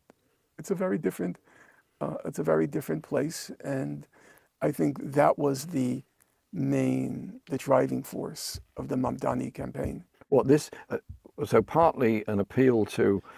Also, I will say, on the comment about like all people who are Jewish from New York being successful, there is also obviously like a huge amount of Jewish people in New York who are really unsuccessful.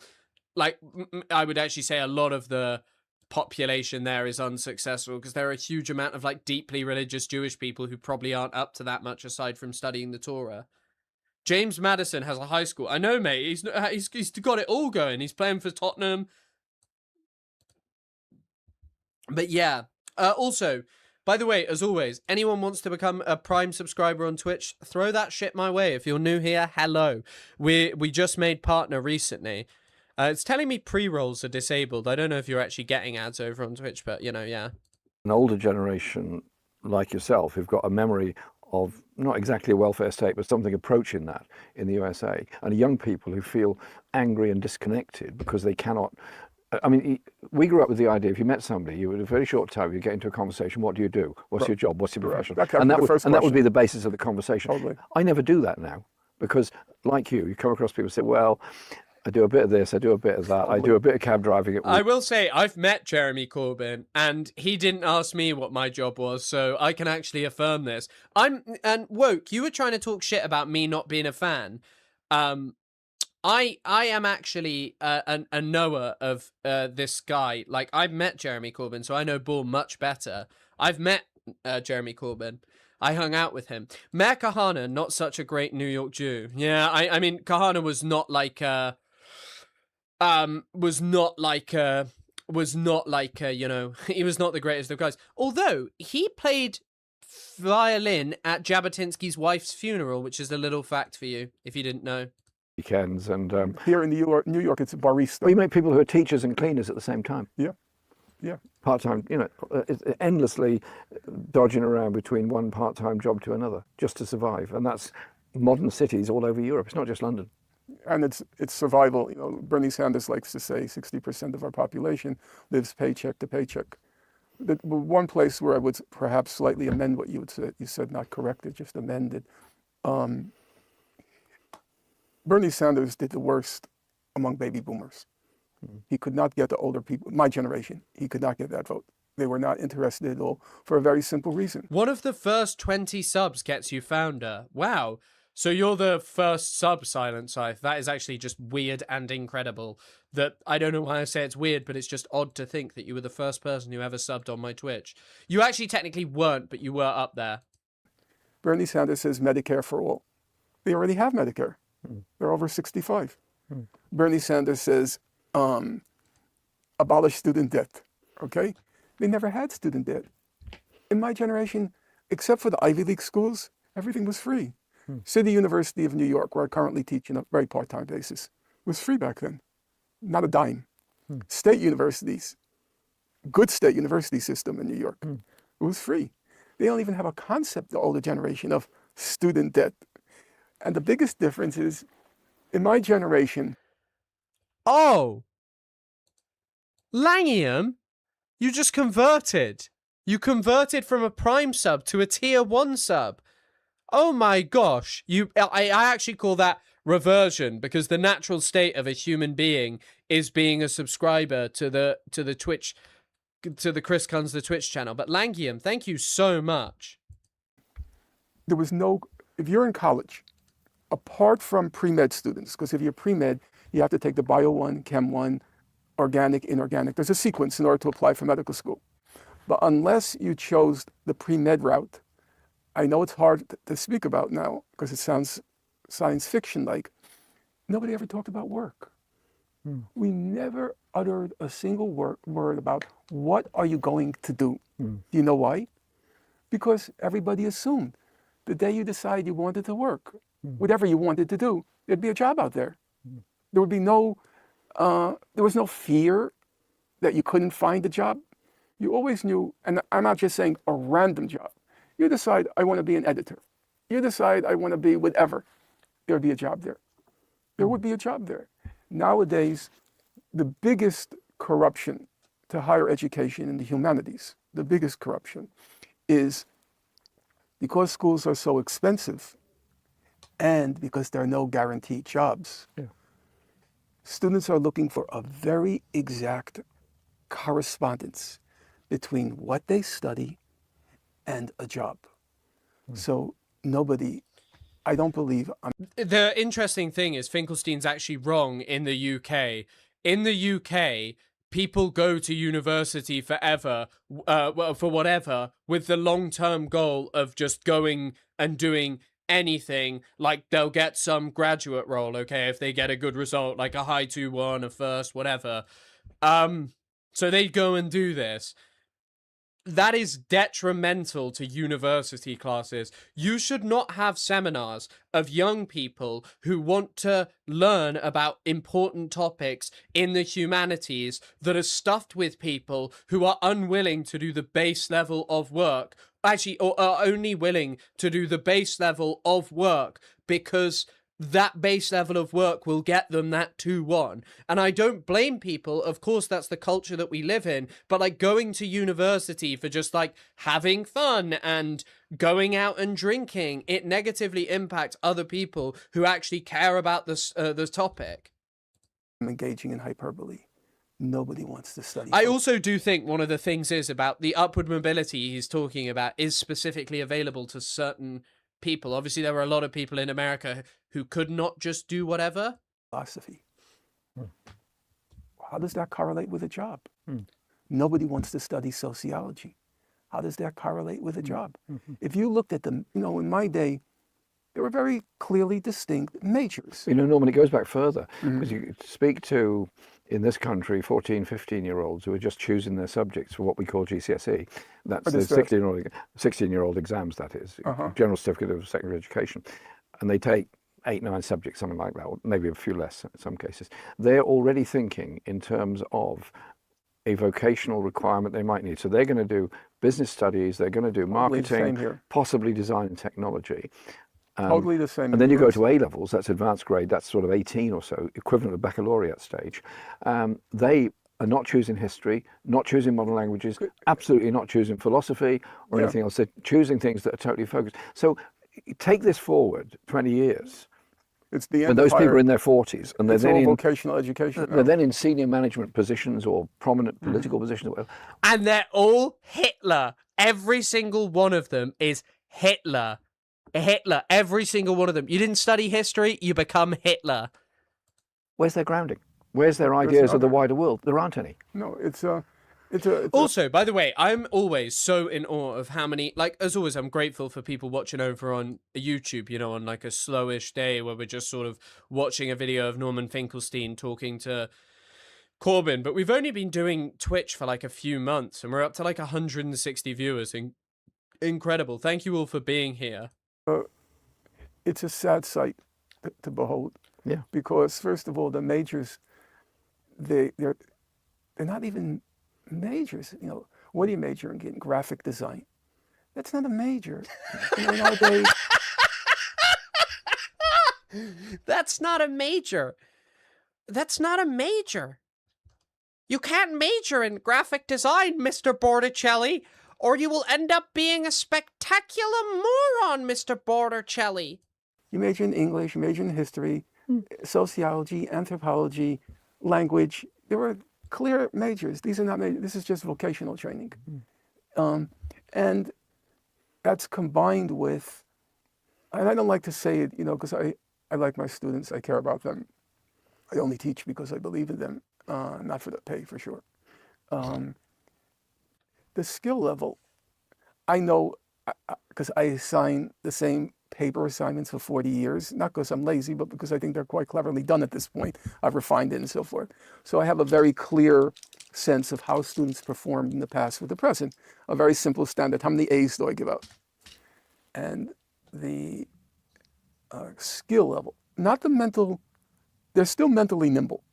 The students are mentally nimble, but the basic skill level, I'm not even sure if I should say it on camera because I lose my job. I don't assign reading anymore because I know they can't read it. Let's say your own John Stuart Mill on Liberty, which I always teach. I know they can't understand it. Now, it's difficult even for me, and I've read On Liberty at least 20 times, and maybe more actually. And I still learn new things each time I read it because I didn't quite get what was being said there. But in the olden days... To be fair, there is actually some merit to this.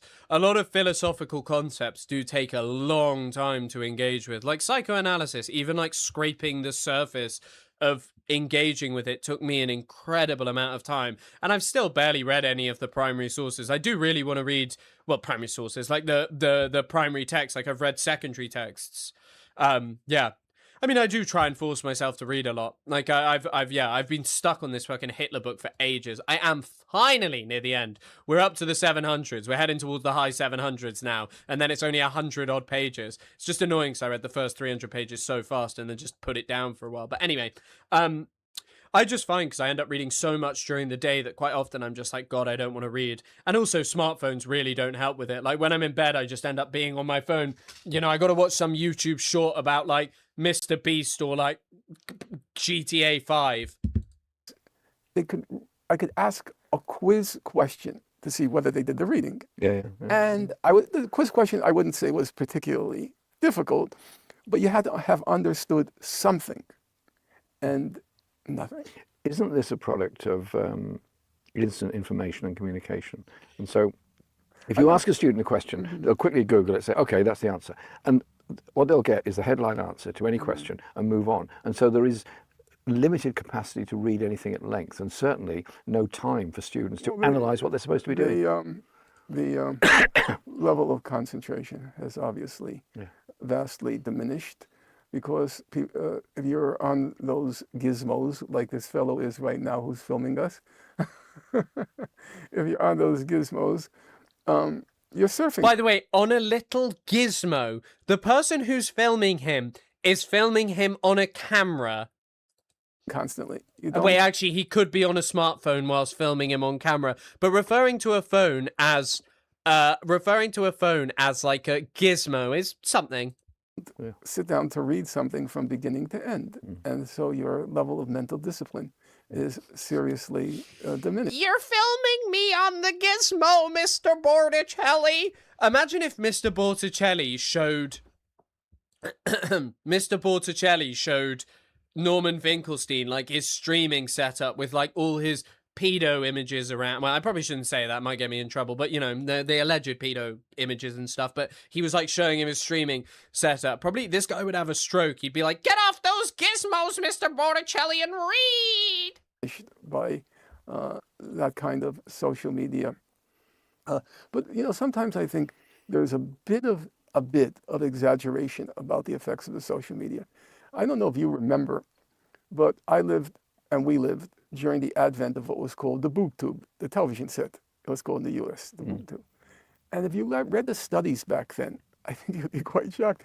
The average American, like in the 1950s and 60s, according to the studies, they were watching TV 8 hours a day. Now you might say, how is that possible? They were. They were. So when I see the students constantly glued, that was like us constantly glued to the TV. We used to watch television a lot. Yeah, that was the babysitter. That's the... All this, man. By the way, I don't know if any of you know this. Jeremy Corbyn has a Letterboxd. All Jeremy Corbyn watches on Letterboxd is just Ken Loach films, many of which are good. Oh, no, wait, no. He started reviewing some other things. Oh, piss off. It's telling me I've got an ad block. Invention where your parents just sat you in front of the TV to consume your attention. We got television when I was about 10, I suppose, 8, 9, 10, something like that. Mhm. My mother was quite hostile to television, quite suspicious of it in some ways. And so she would ban myself and my 3 brothers from watching anything past 8 o'clock at night. 8 o'clock, the television. She should have banned your brother from watching whatever the fuck he was up to on television, because your brother was watching some kind of stuff that has that has had awful effects on him. Awful effects. Your mother wasn't right, because now she's actually ended up doing, because he's now up to crazy stuff. Switched off. Many parents made that valiant attempt. Never lasted very long. I mean, once in a while, we got curbed. But I recall that era with very deep regret. I should have been reading. I know that now, belatedly. Yeah. By 1970, I got rid of my television. 70, I was already in college, and I wanted to be serious, and I never looked back. I never saw any of the era programs, things like Seinfeld, Cheers, and all those. I never saw any of them.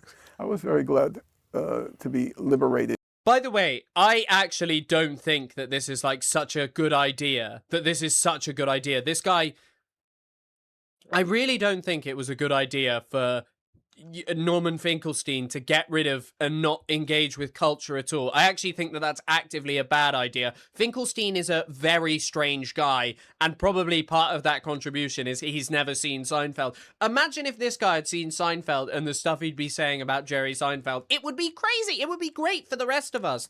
Norm, we need you to get that TV back. And I'm the last holdout, me and somebody in Inner Mongolia. I never got an iPhone. What, is you and one other person, is it? Yeah, in Inner Mongolia, that's it. I never got the iPhone. And part of the reason is not because I'm so austere and saintly, like, I didn't think I would have the discipline to stop myself. And I don't To be fair, I have a lecturer, and I was like, he only has like a really old phone, and I was always like, why? Because they were joking. I was like, oh, can I get? I'll contact you on WhatsApp about something, and then all the other students started laughing, and I was like, why are you laughing? And the lecturer pulled out his phone, and it is just like this old ass mobile, and I was like, why don't you have one? And he went, because if I had social media, I would always be on it. And I loved him. He was my goat. He was always up to crazy. He knew so much of the world. I go around the city looking like this, or in the subway car. These are the people that cause traffic jams on the pavements, because when they're looking at their phone, they always walk more slowly. And I think we need a phone lane, and we need a pedestrian lane, you know, Maybe. so we can get past these people. Unfortunately, with the SUVs, there's no room for anything. The streets were constructed for smaller cars, so I never learned to drive. By the way, if you're not familiar, Frank Lampard, this English football manager, has this thing where Frank Lampard will be talking really, really, really seriously, and he'll be like laughing, and then he'll just go straight to seriousness. I like how Norman Finkelstein switched from joking around. Yeah, don't worry, there's only a minute left of the Unk chat. I'm a bicyclist. There's no space between the stationary traffic and the moving traffic. There used to be a nice space to ride a bicycle, but because of the SUVs, there are places like in Amsterdam, to buy an SUV, they have 100% tax on it. And that's why they can have a bicycle culture. Yeah. Because they eliminated the SUV. And walk on a bicycle lane in Amsterdam. Wow. I just remember accidentally, last time I was in Amsterdam, sauntered into the cycle lane. They're not kind, they're not polite. Get out of the way. Well, if that's to preserve a bicycle culture, I'm all for it. I have no problem. I have no problem with I love cycling. I don't think that...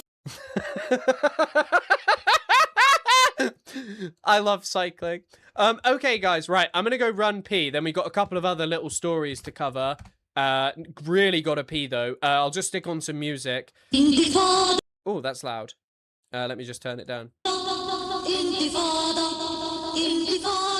It's also at 1.25 times speed, so I'll turn it back. Is that volume okay? It's a little loud for me. So I'm just gonna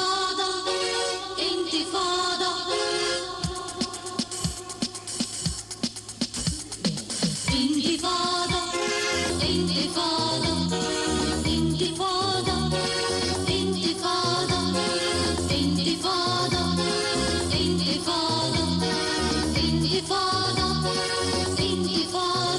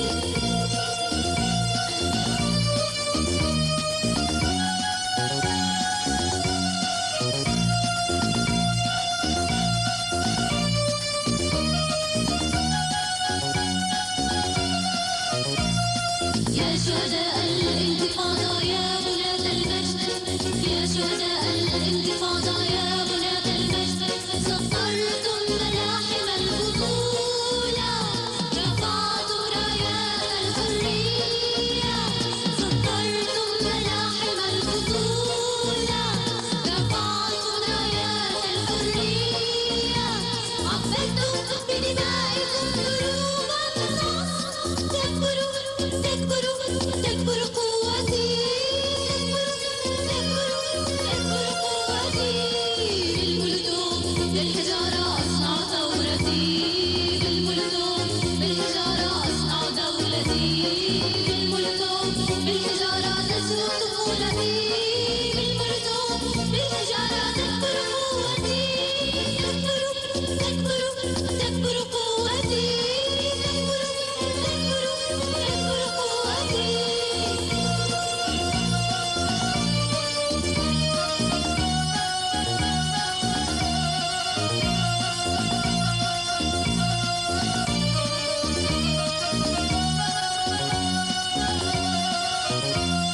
يا شهداء الانتفاضة يا رموز الوحدة يا شهداء الانتفاضة يا رموز الوحدة نسجتم وحدة شعبنا كسرتم فوق قيدنا نسجتم وحدة شعبنا كسرتم فوق Hello.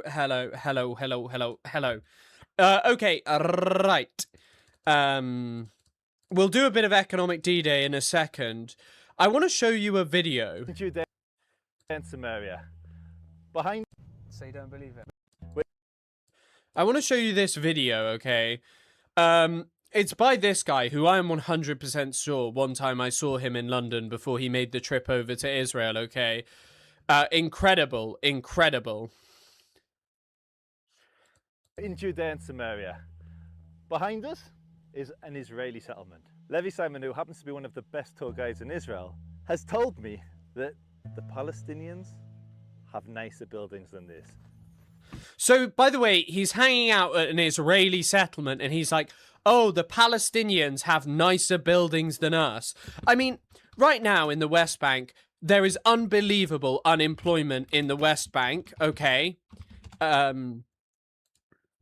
It's actually terrible. It's increased massively. Al Jazeera here, there's a collapsed job market. Andy Clarno in Neoliberal Apartheid talks about it at the most. Unemployment has doubled since October 2023, peaking at 35.2% in early 2024 and 27.5% by the end of 2025. Unemployment rate, USA. Like, compare that to the USA. Apparently that's 4.1%. Unemployment rate, Israel. The unemployment rate in Israel is apparently around 3%. 3.1% according to Trading Economics here. Have a watch of this though. Incredible video from deranged racist Jewish supremacist Joseph Cohen. By the way, this guy made a name for himself debating people at Speaker's Corner, and now he's sort of moved to Israel and just does propaganda. He used to run an organization called UK Jewish Film. No idea what they were doing on here. They're still actually making stuff, so he does run this thing called UK Jewish Film.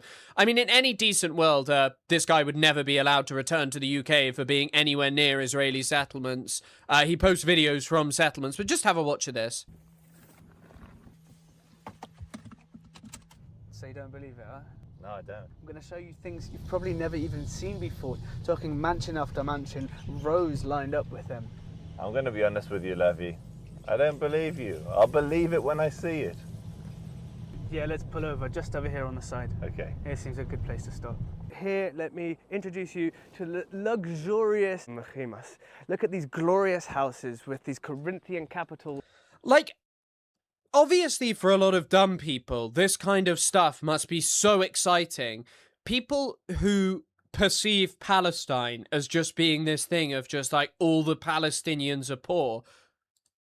Obviously, that was never the argument made by people that, you know, Palestinians were all just poor. Of course, there are rich Palestinians, By the way, also, I don't know if you guys know this, a lot of where these Palestinians came from is they were allowed back after the Oslo Accords because some Palestinian, like, well-to-do people from the Kuwait and places like that just went back and they, you know, made money in the West Bank. Largely, this class is people who are around Fatah, the Palestinian Authority, and many of them are also people who just live in America.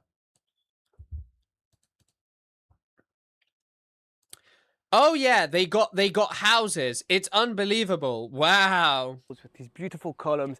This is not a mansion. That is an incredible house, though, I will say. It's beautiful. Look at the condition. Terrible wall.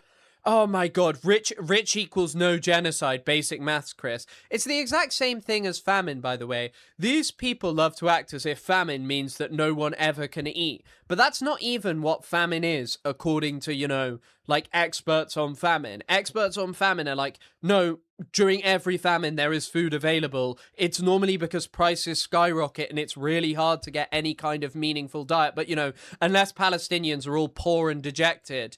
Who's believing this rubbish in 2026? You know what?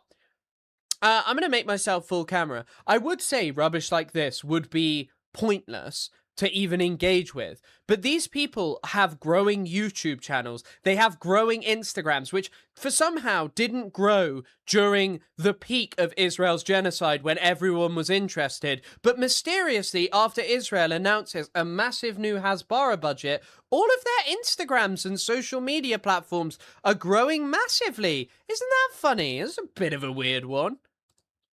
It's got a dirt drive over here. I want you to show me an actual mansion. This is pathetic. Ah, so that didn't impress you, huh? Not really, no. I got a good place to take you.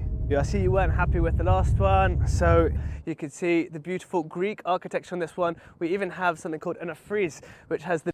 It's very quiet. Is the video still quiet?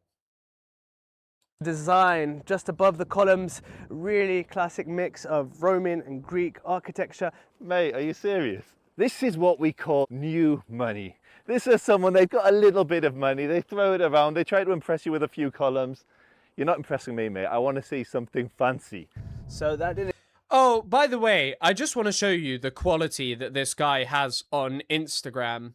The quality of content that this guy is posting on Instagram. Oh my god, this is a whole ass Instagram video called I Snuck Into the Nicest Neighborhoods in Palestine. I'm Jewish. I caught CNN lying. The most shocking conversation I've ever had with a Palestinian. How Harry Jaggard got played by the Palestinian propaganda. I counted every lie in Andrew Callahan's Settler video. Just insane. Didn't impress you either. You're looking for something even fancier. Yes, I told you I want to see it. Oh, great point. Yeah, maybe he and his friends are planning to steal these houses. And I mean, some of these people would be like, oh, how dare you say that? But it's just a material fact, isn't it, that beautiful homes were stolen? Was it Golda Meir who lived in a Palestinian home?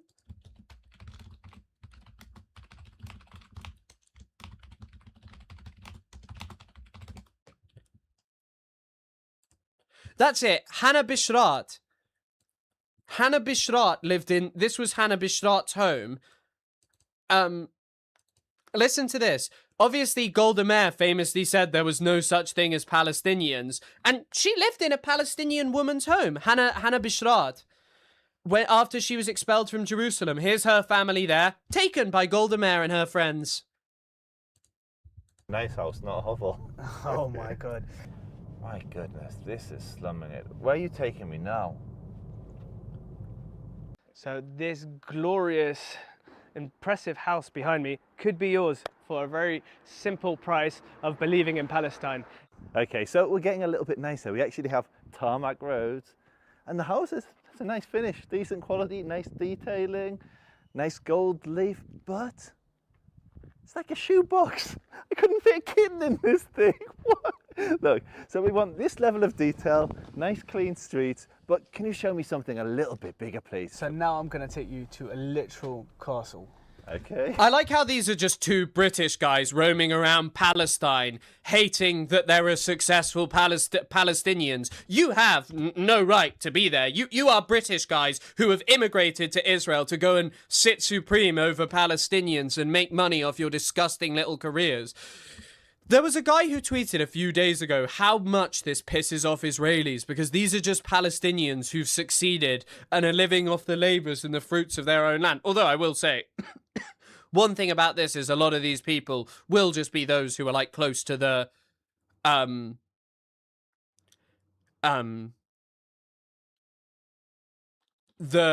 they are like, you know, they are people who collaborators. They are collaborators close to the, you know, close to the Palestinian Authority. That's how a lot of these people have money. Castle? Yeah, proper castle. Okay, let's go. If you'd like to hold yourself at a more of a prestigious status, such as Lord or Sir or Baron, we have one of those for you here. This fine estate, the castle, the primal view all the way through the east to the west. What do you think?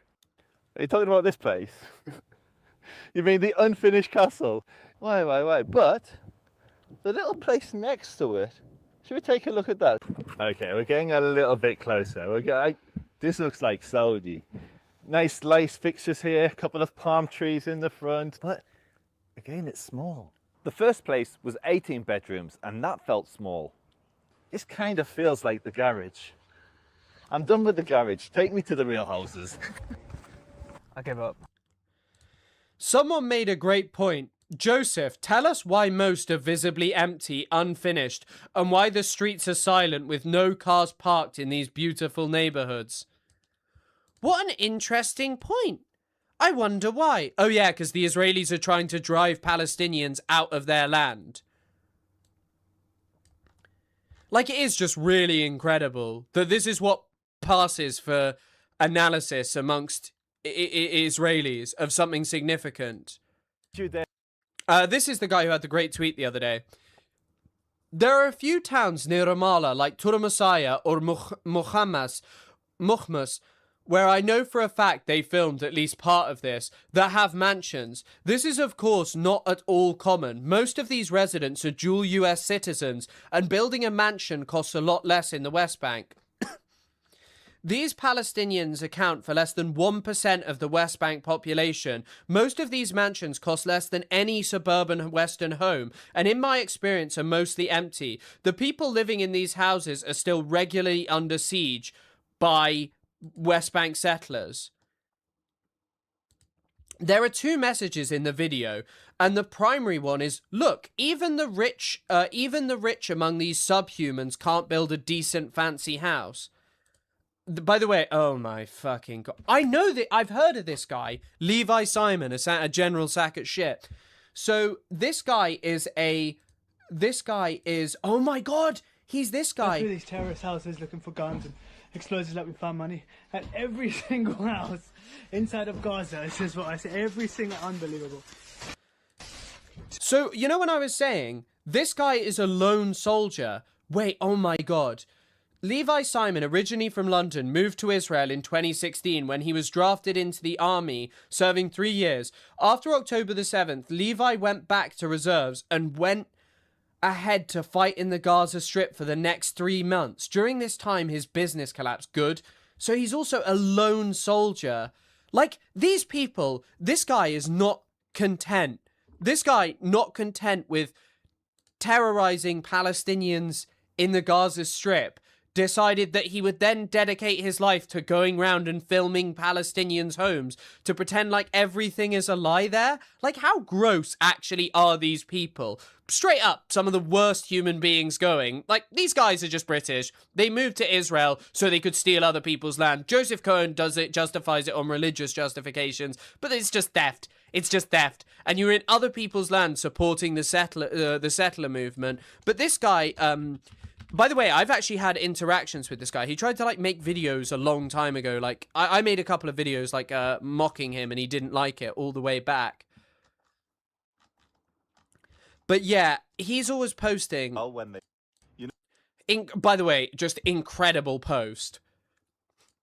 Not for the goyim. Should all Jews pray like this? You know how Muslims bow when they pray? Guess who they copied? This is a settlement. This is a fucking settlement. Like, this guy today, if Andy Burnham was serious, this guy would be put on a watch list and it would say, you return to the UK, you are treated like someone who's gone to fight for the Islamic State in Syria. You went to an illegal land to do propaganda for people whose goal is to thieve, to murder, to harm Palestinians, and you recorded them like this is some kind of normal thing. You act as if you spend your time denigrating Palestinians, making it out as if they are liars, tricking people. It is disgusting, it is repugnant, and you deserve prison time for what you do. But of course, it's just, this is like a natural thing, apparently, that you're just allowed to do.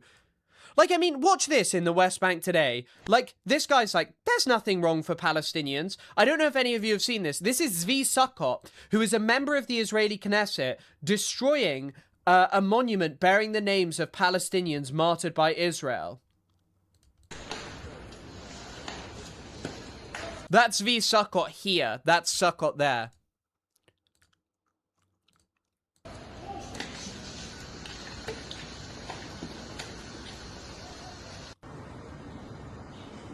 Sukkot is the one here. This guy literally sits there and tells you, the Palestinians are all rich. They're making it up. It's gross. It is so gross. And I actually enjoyed that point about being like, Palestinians are tasteless. Whoever tweeted that, that was a great tweet.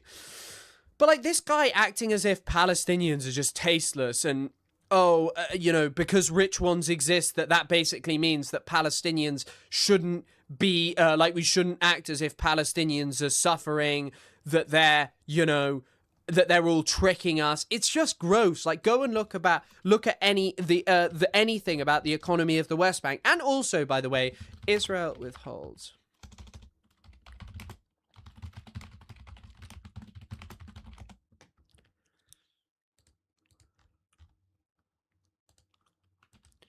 Like, the NYT have just reported this. Hold on.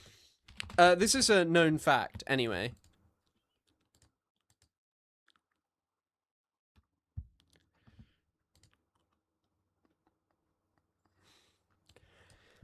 How Israel's financial chokehold is stifling the West Bank's economy. Israel has withheld billions of dollars of tax revenue and enforced banking restrictions that have harmed businesses. But no, don't worry. By the way, we were watching earlier, you know, those videos of like Trump supporters who are so dumb. Realize how dumb pro-Israel people are. Like, they literally are so dumb that they see one video on Instagram and they're like, I saw on Instagram that the Palestinians actually have nice houses, but everyone says they're oppressed. This shows that the Palestine narrative is false. And it's just like, when did anyone ever claim that there wasn't like a rich or an elite class of Palestinians? Like, when was that ever not claimed? They're still subjected to oppression and checkpoints. They're still dispossessed and expelled from their homeland, as all Palestinians are. But, like, for people like this, they are so dumb that they watch one video like this and it's just over for them. That's like, yeah, they know everything about Palestine now. They're just so dumb. It's just unfathomable how stupid people are.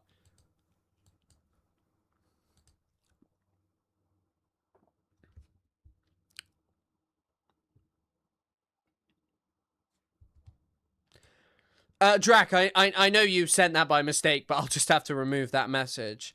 I know you sent that.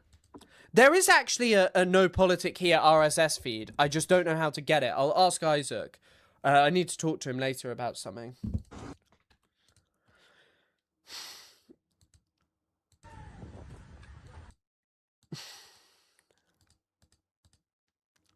Don't worry, I removed it. I know it was a mistake.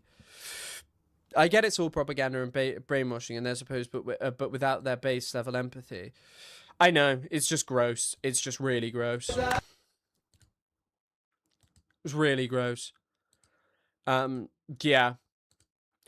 It's because of them having a pre-existing bias that these kinds of videos confirm, so they don't bother looking into it more. I know. It's just like, it's just for idiots. But it is incredible with what stupidity these people understand and interact with the world. And like, oh, what the hell? What the hell?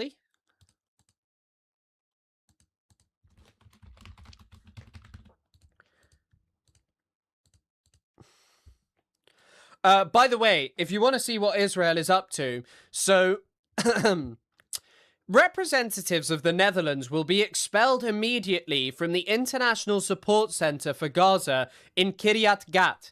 I made this decision today with the approval of Prime Minister Netanyahu, following a series of anti-Israel measures taken by the Dutch government, the latest being enactment of a law prohibiting trade in Israeli products from Judea and Samaria, East Jerusalem and the Golan Heights, which will take effect next month. Notice of this decision was delivered this evening to the Dutch embassy in Israel and of course also to our American friends. The Dutch representatives have already been instructed to leave Israel within 1 week. The Dutch government's anti-Israel policy has been accompanied by an unprecedented wave of anti-Semitism and boycotts in the Netherlands. Our message is clear. Those who act against Israel will have no foothold in the region. Israel will not allow measures to be taken against it without a response. So this person is Gideon Saar, literally kicking the Dutch out because they dared to do anything. What are they even talking about? The Dutch government also announced they will spend billions on Israeli weapons. Because unless you're fully with Israel right now, these people just are crazy. These people like Gideon Saar are insane. Put frankly, they are just, yeah, these people are just utterly insane. I need some water as well. Oh dear, I'm out of water. My throat is getting sore from talking so much. I have been talking. Yappa, yappa, yappa.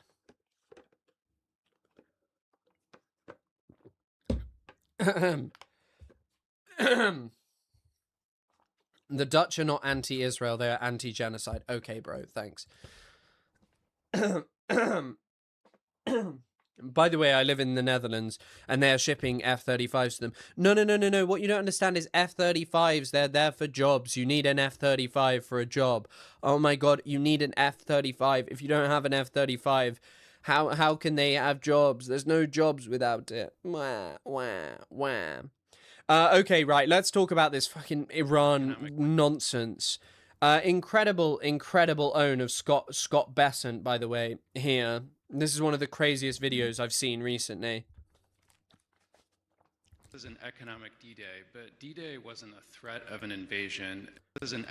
So he's talking about how they're threatening an economic D-Day. Economic D-Day, but D-Day wasn't a threat of an invasion, and the U.S. didn't give a timeline to Germany. So why not impose the sanctions today? Well, we are giving everyone the opportunity to remedy bad behavior. Why would I want to blow up the global financial system? We believe that it is important to level set and give people a cure period, but they should know that will move very quickly and that we are serious. Secondary sanctions are a very powerful tool, and we... So, yeah, obviously Bessent is trying to cover, but it's incredible that he just admits in the first part of that he is going to blow up the global financial system with these sanctions. In case you haven't heard, China's basically already stood on business when it comes to this. China ordered it. The US was basically like, yeah, you can't buy oil and the teapot refineries aren't allowed to have it. China just said no and just said like, yeah, teapot refineries can still buy oil if they want to. But China have already says that they will retaliate if the US starts a trade war. So, what is this? Like, genuinely, what is this? What is their expectation that's going to happen? Yeah, they're expecting soon to end the trade war, and then they just stoke it with stuff that China isn't going to listen to, and China's just like, nope.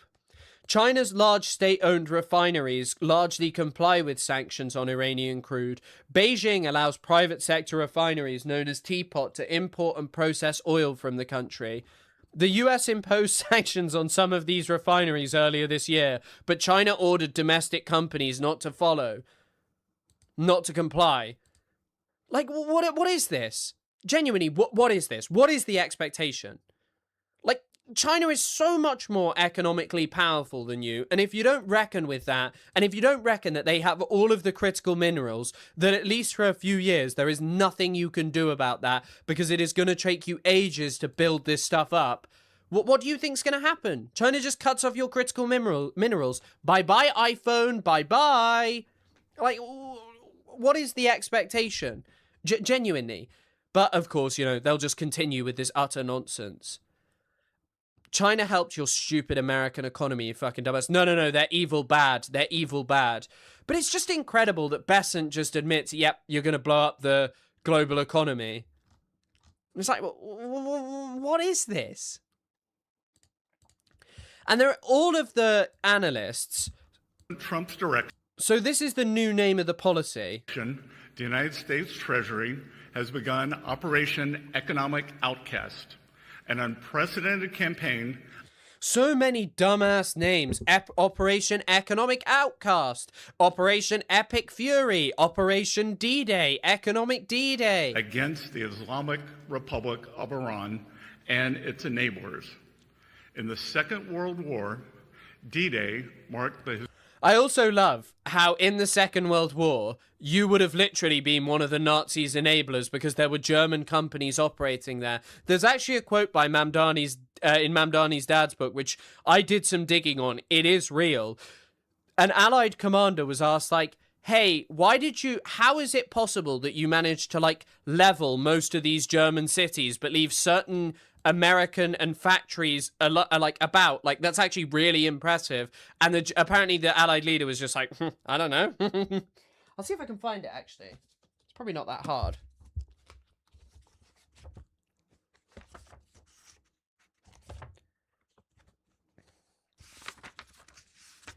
Let me see if it's in here.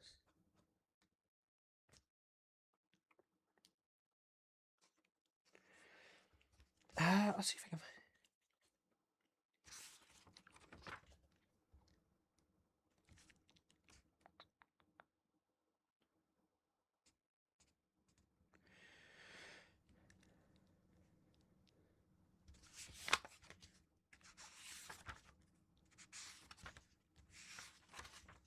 I can't find it off the top of my head. It's definitely in here, though.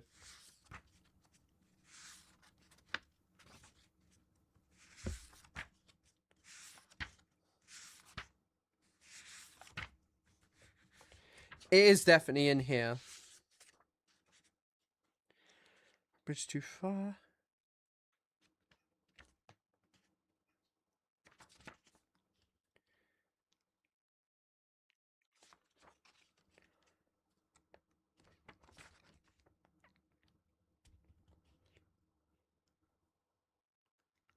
Yeah, anyway, it's in Mamdani's Neither Settler Nor Native. Historic beginning of a campaign with our allies to target and drive the enemy from its positions, including those in third countries. Today, in that same spirit, we are launching an economic onslaught against Iran's financial connections around the globe. Our objective is to sever every economic lifeline that sustains this tyrannical regime until Tehran stands alone. Today, at President Trump's direction... But yeah, here's Sinatusi. Operation Economic Outcast is as much a psychological warfare as economic warfare. Project Iran's isolation as inevitable, convince markets Hormuz is being overcome, and amplify an economic anxiety inside of Iran. That is actually an interesting point, that actually might just be what it is. That it is like a thing about trying to foment anxiety and worry inside of Iran, but I don't think it is actually going to be... it will work, but just carry on. But the bravado masks a basic problem. The military option failed to compel Tehran. Iran still possesses substantial escalation dominance over the Arab-Persian Gulf states, and severing every economic lifeline requires countries like China to enforce a US strategy they openly reject. Washington is effectively betting it can achieve, through intensified economic strangulation, what 6 months of war could not. And it is demanding an unprecedented international compliance at a moment when US relations with much of the world are becoming much more coercive and transactional. Yeah, bro, looks like Javier Milei is going to sanction Iran. Oh my god, thank you, Javier Milei.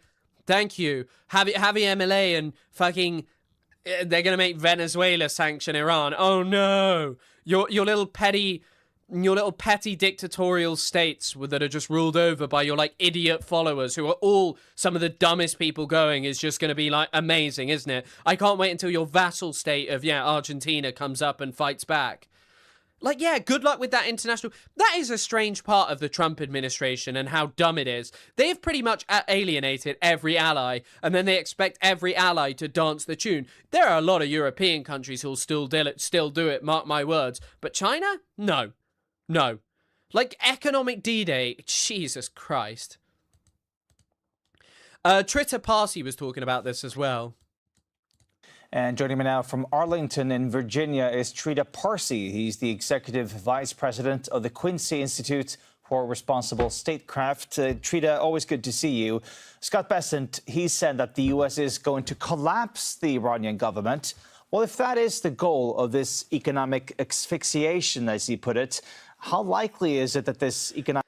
Is that why the CIA chief paid a visit to Moscow today? Drac gave that as an explanation. Drac may well be right. The other thing, though, the only other thing that could be plausible is that the US have been up to just some terrible... the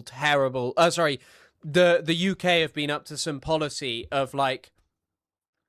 The UK have been up to this policy of basically giving Ukraine weapons and, like, the manufacturing instructions or licenses of British missiles, which Ukraine may make, and there have been a couple of comments from the Russians, and I often doubt this whole notion that Russia is going to attack Europe. I think they probably would have by now, but someone was like, Doomerist was like, yeah, that came just, the last time the CIA chief was there was right before the invasion of Ukraine, so it could be something like that, but it does sound believable that they want Russia to comply with it, or there might be some kind of sanction relief. But it's all just such incoherent policy as well, by the way, because they've also caused major issues in relation to the European countries around Ukraine, and they flip-flopped on supporting Ukraine, and this will piss off Ukraine as European countries get closer to Ukraine. So it's all so insane. Russia would sell out Iran for half of Ukraine. Yeah, probably. Yeah, I feel like that's like a way more doomer perspective, that Russia won't attack, that Russia would be attacking Europe, that the CIA chief was... Someone said the CIA chief was there. I'm pretty sure it was that one of those OSINT accounts or whatever his name is. Like OSINT Defender, the like pro-Israel mouthpiece.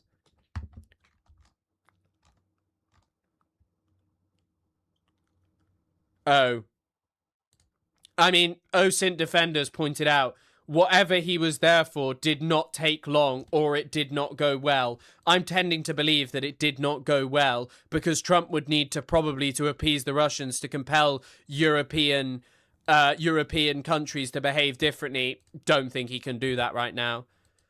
Apparently the Mossad chief spoke with Syria's foreign minister. Yep. Great things are happening in Syria. But yeah, last time that a CIA director made an unannounced surprise visit to Moscow was in late 2021, when Director Burns traveled there to warn Russian leadership against launching an invasion of Ukraine. This entire trip is slightly concerning and a bit ominous with all things considered. OSINT Defender's an idiot, but maybe they're right. Maybe they're right. What's the point of Russia earning some billions of trade if they squander it on war anyway? Russia is going to ask for something substantial related to Ukraine, not just money/trade. Yep, 100%. Economic D-Day is going to get the Iranians to actually give up and surrender rather than escalate this conflict even more. I find it extremely unlikely that this will lead to either the collapse of the Iranian government or that it will lead to their surrender in any way. Like, once again, and I don't want to be so excited about this and be like, haha, the US is doing another failed policy. It's dumb, 100%. This is just going to harm average Iranians. Like, that's all it's going to do. We really sound like the good guys when we're talking about asphyxiating a nation of 93 million. No, but what you don't understand is the sanctions, which have largely harmed the people, are just gonna, are now, this time, gonna harm the... this time, they're only going to harm the Islamic Republic and make it collapse. Way, shape, or form. The pattern that we have seen so far is that when faced with either surrender or escalation, the Iranians escalate. And they still actually have very... The stuff about Europe, I've heard, like, there is a chance that London gets really cold this year. It is going to be hell on earth. And it is all going to be Europe's own fault for the fact that they've reduced the amount of liquefied natural gas that they had in their reserves, and that people are buying into Trump's fucking fictions about having the Strait of Hormuz open. Liquefied natural gas? Yeah, that's still not coming out. So what the fuck do you think is going to happen? Everyone's been obsessing over oil prices, but food's going up. Liquefied natural gas heating your home is going up. It's going to be so good in the UK this Christmas. Formidable escalatory options at their disposal. In fact, they have escalation dominance. And this is particularly the case, mindful of the fact that Besant essentially... Guys, on that note, that is why I need your Prime subs. I will freeze without Prime subs. He is saying that he's looking for their surrender. He's not putting forward any other demands. He's not saying if Iran... People, like, some people will freeze in the UK, and that sucks. That's, like, really, really, really, really, really sucks. But I think the major thing is, like, it will just be really expensive. Say gas in the US may reach $6 by November. That's amazing news. Do we have any reliable sources on weapon transfers to Iranian dissidents via Iraqi Kurds? Trump said he tried to move weapons this way, but the Kurds sat on the shipments. The Kurds deny it naturally, and Trump... I think it could well be true. I'm not actually 100% sure. I don't know any sources aside from like a few government officials. Y and Z, these sanctions will not be imposed. So as long as Iranians are faced with these options, an escalation... Guys, every single Prime sub boosts the UK economy. That's why you need to become, or you can become a regular sub in the UK. You will send the UK economy flying upwards. Gas prices will fall.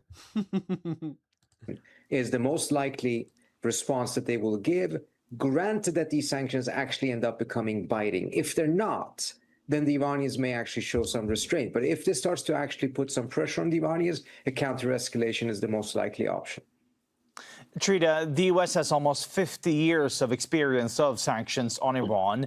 How well have they actually translated into real changes in Iran during these decades? They really have not. These sanctions have been quite effective in terms of imposing a cost on Iran. There is no doubt about that. In fact, we've seen clear evidence of how they have moved millions of Iranians from the middle class into poverty. But we have not seen any evidence whatsoever that they have been able to translate that pain into a desired change in Iranian key national security policies. Oh, Ray, you've probably headed off by now. I didn't see that, but I hope you're doing okay. On the contrary, when we have seen those changes, it's been because of incentives that the U.S. has offered Iranians rather than threats of sanctions or the actual sanctions. So, for instance, the negotiations that led to the JCPOA, secret talks in Muscat in 2012 and 2013, the only time there was a breakthrough was when the United States actually gave in to the Iranian demand that the U.S. needs to recognize that Iran will have enrichment on its own soil, but under strict restrictions. Only then did the Iranians show flexibility. Prior to that, it didn't matter what type of sanctions the U.S. side was imposing the Iranians. It only elicited more counter-escalation from the Iranian side. So, Trita, do you think that the Trump administration has actually made a miscalculation here? Well, it's yet another miscalculation in a long series of massive miscalculations. This whole war is a massive miscalculation. I mean, Burnham is going to do quite well. Yeah, no doubt. Burnham is not Starmer. He's not as, like, pathetic as Starmer in terms of an individual, but yeah. Also, by the way, Mensch is saying now the visit by. I mean, this is also a Polymarket ad, I think, from Mensch Osen. I don't know. I mean, is this a Polymarket ad? I would assume not, but it does kind of somewhat feel like one. Anyway, the visit by CIA director may indicate serious negotiations, or on the contrary, a serious escalation. Next week's will tell. I don't know what he's been tweeting about. But what could escalate, like, just inside of between Russia and Ukraine? Like, massive missile salvos by Russia? Or, I don't know. You should escape Turf Island and come to Brazil. Good idea. Again, we're seeing a repeat of it in the sense that there is an expectation that faced between surrender and war, the Iranians will choose surrender. They have not chosen that at any point. In fact, this is what Trump expected them to do back in February, and he was surprised and he was frustrated. And on numerous occasions, either he or his envoy, Steve Witkoff, publicly stated that Trump was frustrated that the Iranians had not surrendered. And the idea that they suddenly would do so now is just preposterous. So I think what this most likely will end up being is not an end to the conflict, but yet another round in the escalatory cycle between the two sides. So you're saying that you think that Iran... By the way, Parsi is absolutely convinced... Parsi is absolutely convinced that there's going to be a massive escalation. I have to take Polymarket seriously. No. Is going to escalate, but what if it doesn't? If it doesn't send any missiles on its neighbors, it just sits there and endures the pain. I mean, could this lead into another 50 years of low simmering conflict between the US and Iran? The only scenario I see in which the Iranians do not respond, and by the way, their escalation may not be at the 10th degree. It could be much lower depending on how much pain they themselves are feeling. But the only scenario I see in which they don't do anything in return is if either these sanctions turn out not to be particularly effective, combined with the Iranians managing to establish new trade routes and trade partners around the world, that brings a degree of stability to their economy and then makes it more costly for them to escalate rather than to just keep the status quo. But if the sanctions are painful, even though if they're not particularly painful, over time that will degrade Iran's economic foundation. And as a result, if that is the perception the Iranians have, that means that they will be even weaker a year from now or 2 years from now. And that will then incentivize them to respond now, escalate now, rather than to wait and do so a year or 2 years later. If indeed the US is able to collapse the Iranian government like Bessent says he's going to do, what would that do to regional stability if there's a power vacuum in Tehran? So I think it's... Yeah, Al Jazeera, it probably won't go very well. It's important to first keep in mind, we have not seen any historical examples in which a government was collapsed as a result of an ear war, which is what we have seen for the last couple of months, or as a result... Bank merely Iran. National Bank of Iran. ...of sanctions of this kind. So again, it's kind of betting on something that has simply not happened before. But let's assume for a second that it would happen. This would bring about a different type of a nightmare scenario, one in which instability in Iran likely would lead to some sort of a civil war, and that civil war would then spread instability throughout the region. This was the nightmare scenario that most countries in the region back in February feared, because very few of them expected that the Iranians would be so successful in fighting back. So the question was, okay, the US wins the war, but then what? Will there be chaos? Will there be a state collapse? Will it be civil war? So in the scenario that you're painting out, a scenario that I think is very unlikely because we have no historical precedents, it would bring us into a new, very, very different situation, difficult situation, not some sort of a clean victory that would allow the Trump administration to feel good about what they have achieved. Trita Parsi from the Quincy Institute for Responsible Statecraft. Like, I just do not know what the expectation is. Like, I don't really get it. China have spoken, by the way, whilst I've been streaming. Thank you. So the MFA, the spokesperson on US economic D-Day against Iran. China is firmly against sanctions that have no basis in international law or UN Security Council mandate. Economic warfare and maximum pressure provide no no solution. They only serve to fuel tensions, disrupt global economic and financial order, and hurt everyone else's interests. Dialogue and negotiation is the only right way forward. China's cooperation with Iran complies with international law. We are closely following the situation and will do everything necessary. China just wants global stability. The idea they're about to start messing around in the Iran war, which they've refused to join, by imposing sanctions, which Iran will be incredibly annoyed about, is just insane. It is just insane. And the fact that, you know, you have to listen to idiots who told you that apparently the Iran war was to harm China, that it was actually really successful in doing that, that Iran's going to collapse, that China's not going to trade with them anymore. It's just like, okay, bro, come on, take a fucking day off. That is not happening. Just please be quiet. And once again, Dropsite had this from... I'll just read it directly from the horse's mouth, which is Esfandyar Batman Redlige? I don't know. In today's press conference, Besant took no time to explain how ordinary Iranians would be protected from undue harm during his economic D-Day speech. Instead, his speech made it clear that the Iranian people are the targets of this new assault. The 5 sectors identified here are not lifelines of the Iranian state. They are lifelines of the Iranian people. Digital assets and gold are how Iranians protect their savings from inflation. Technology keeps Iranians connected with the world. Aviation keeps Iranian families connected with loved ones across borders. Shipping is how essential goods, including food and medicine, reach Iran.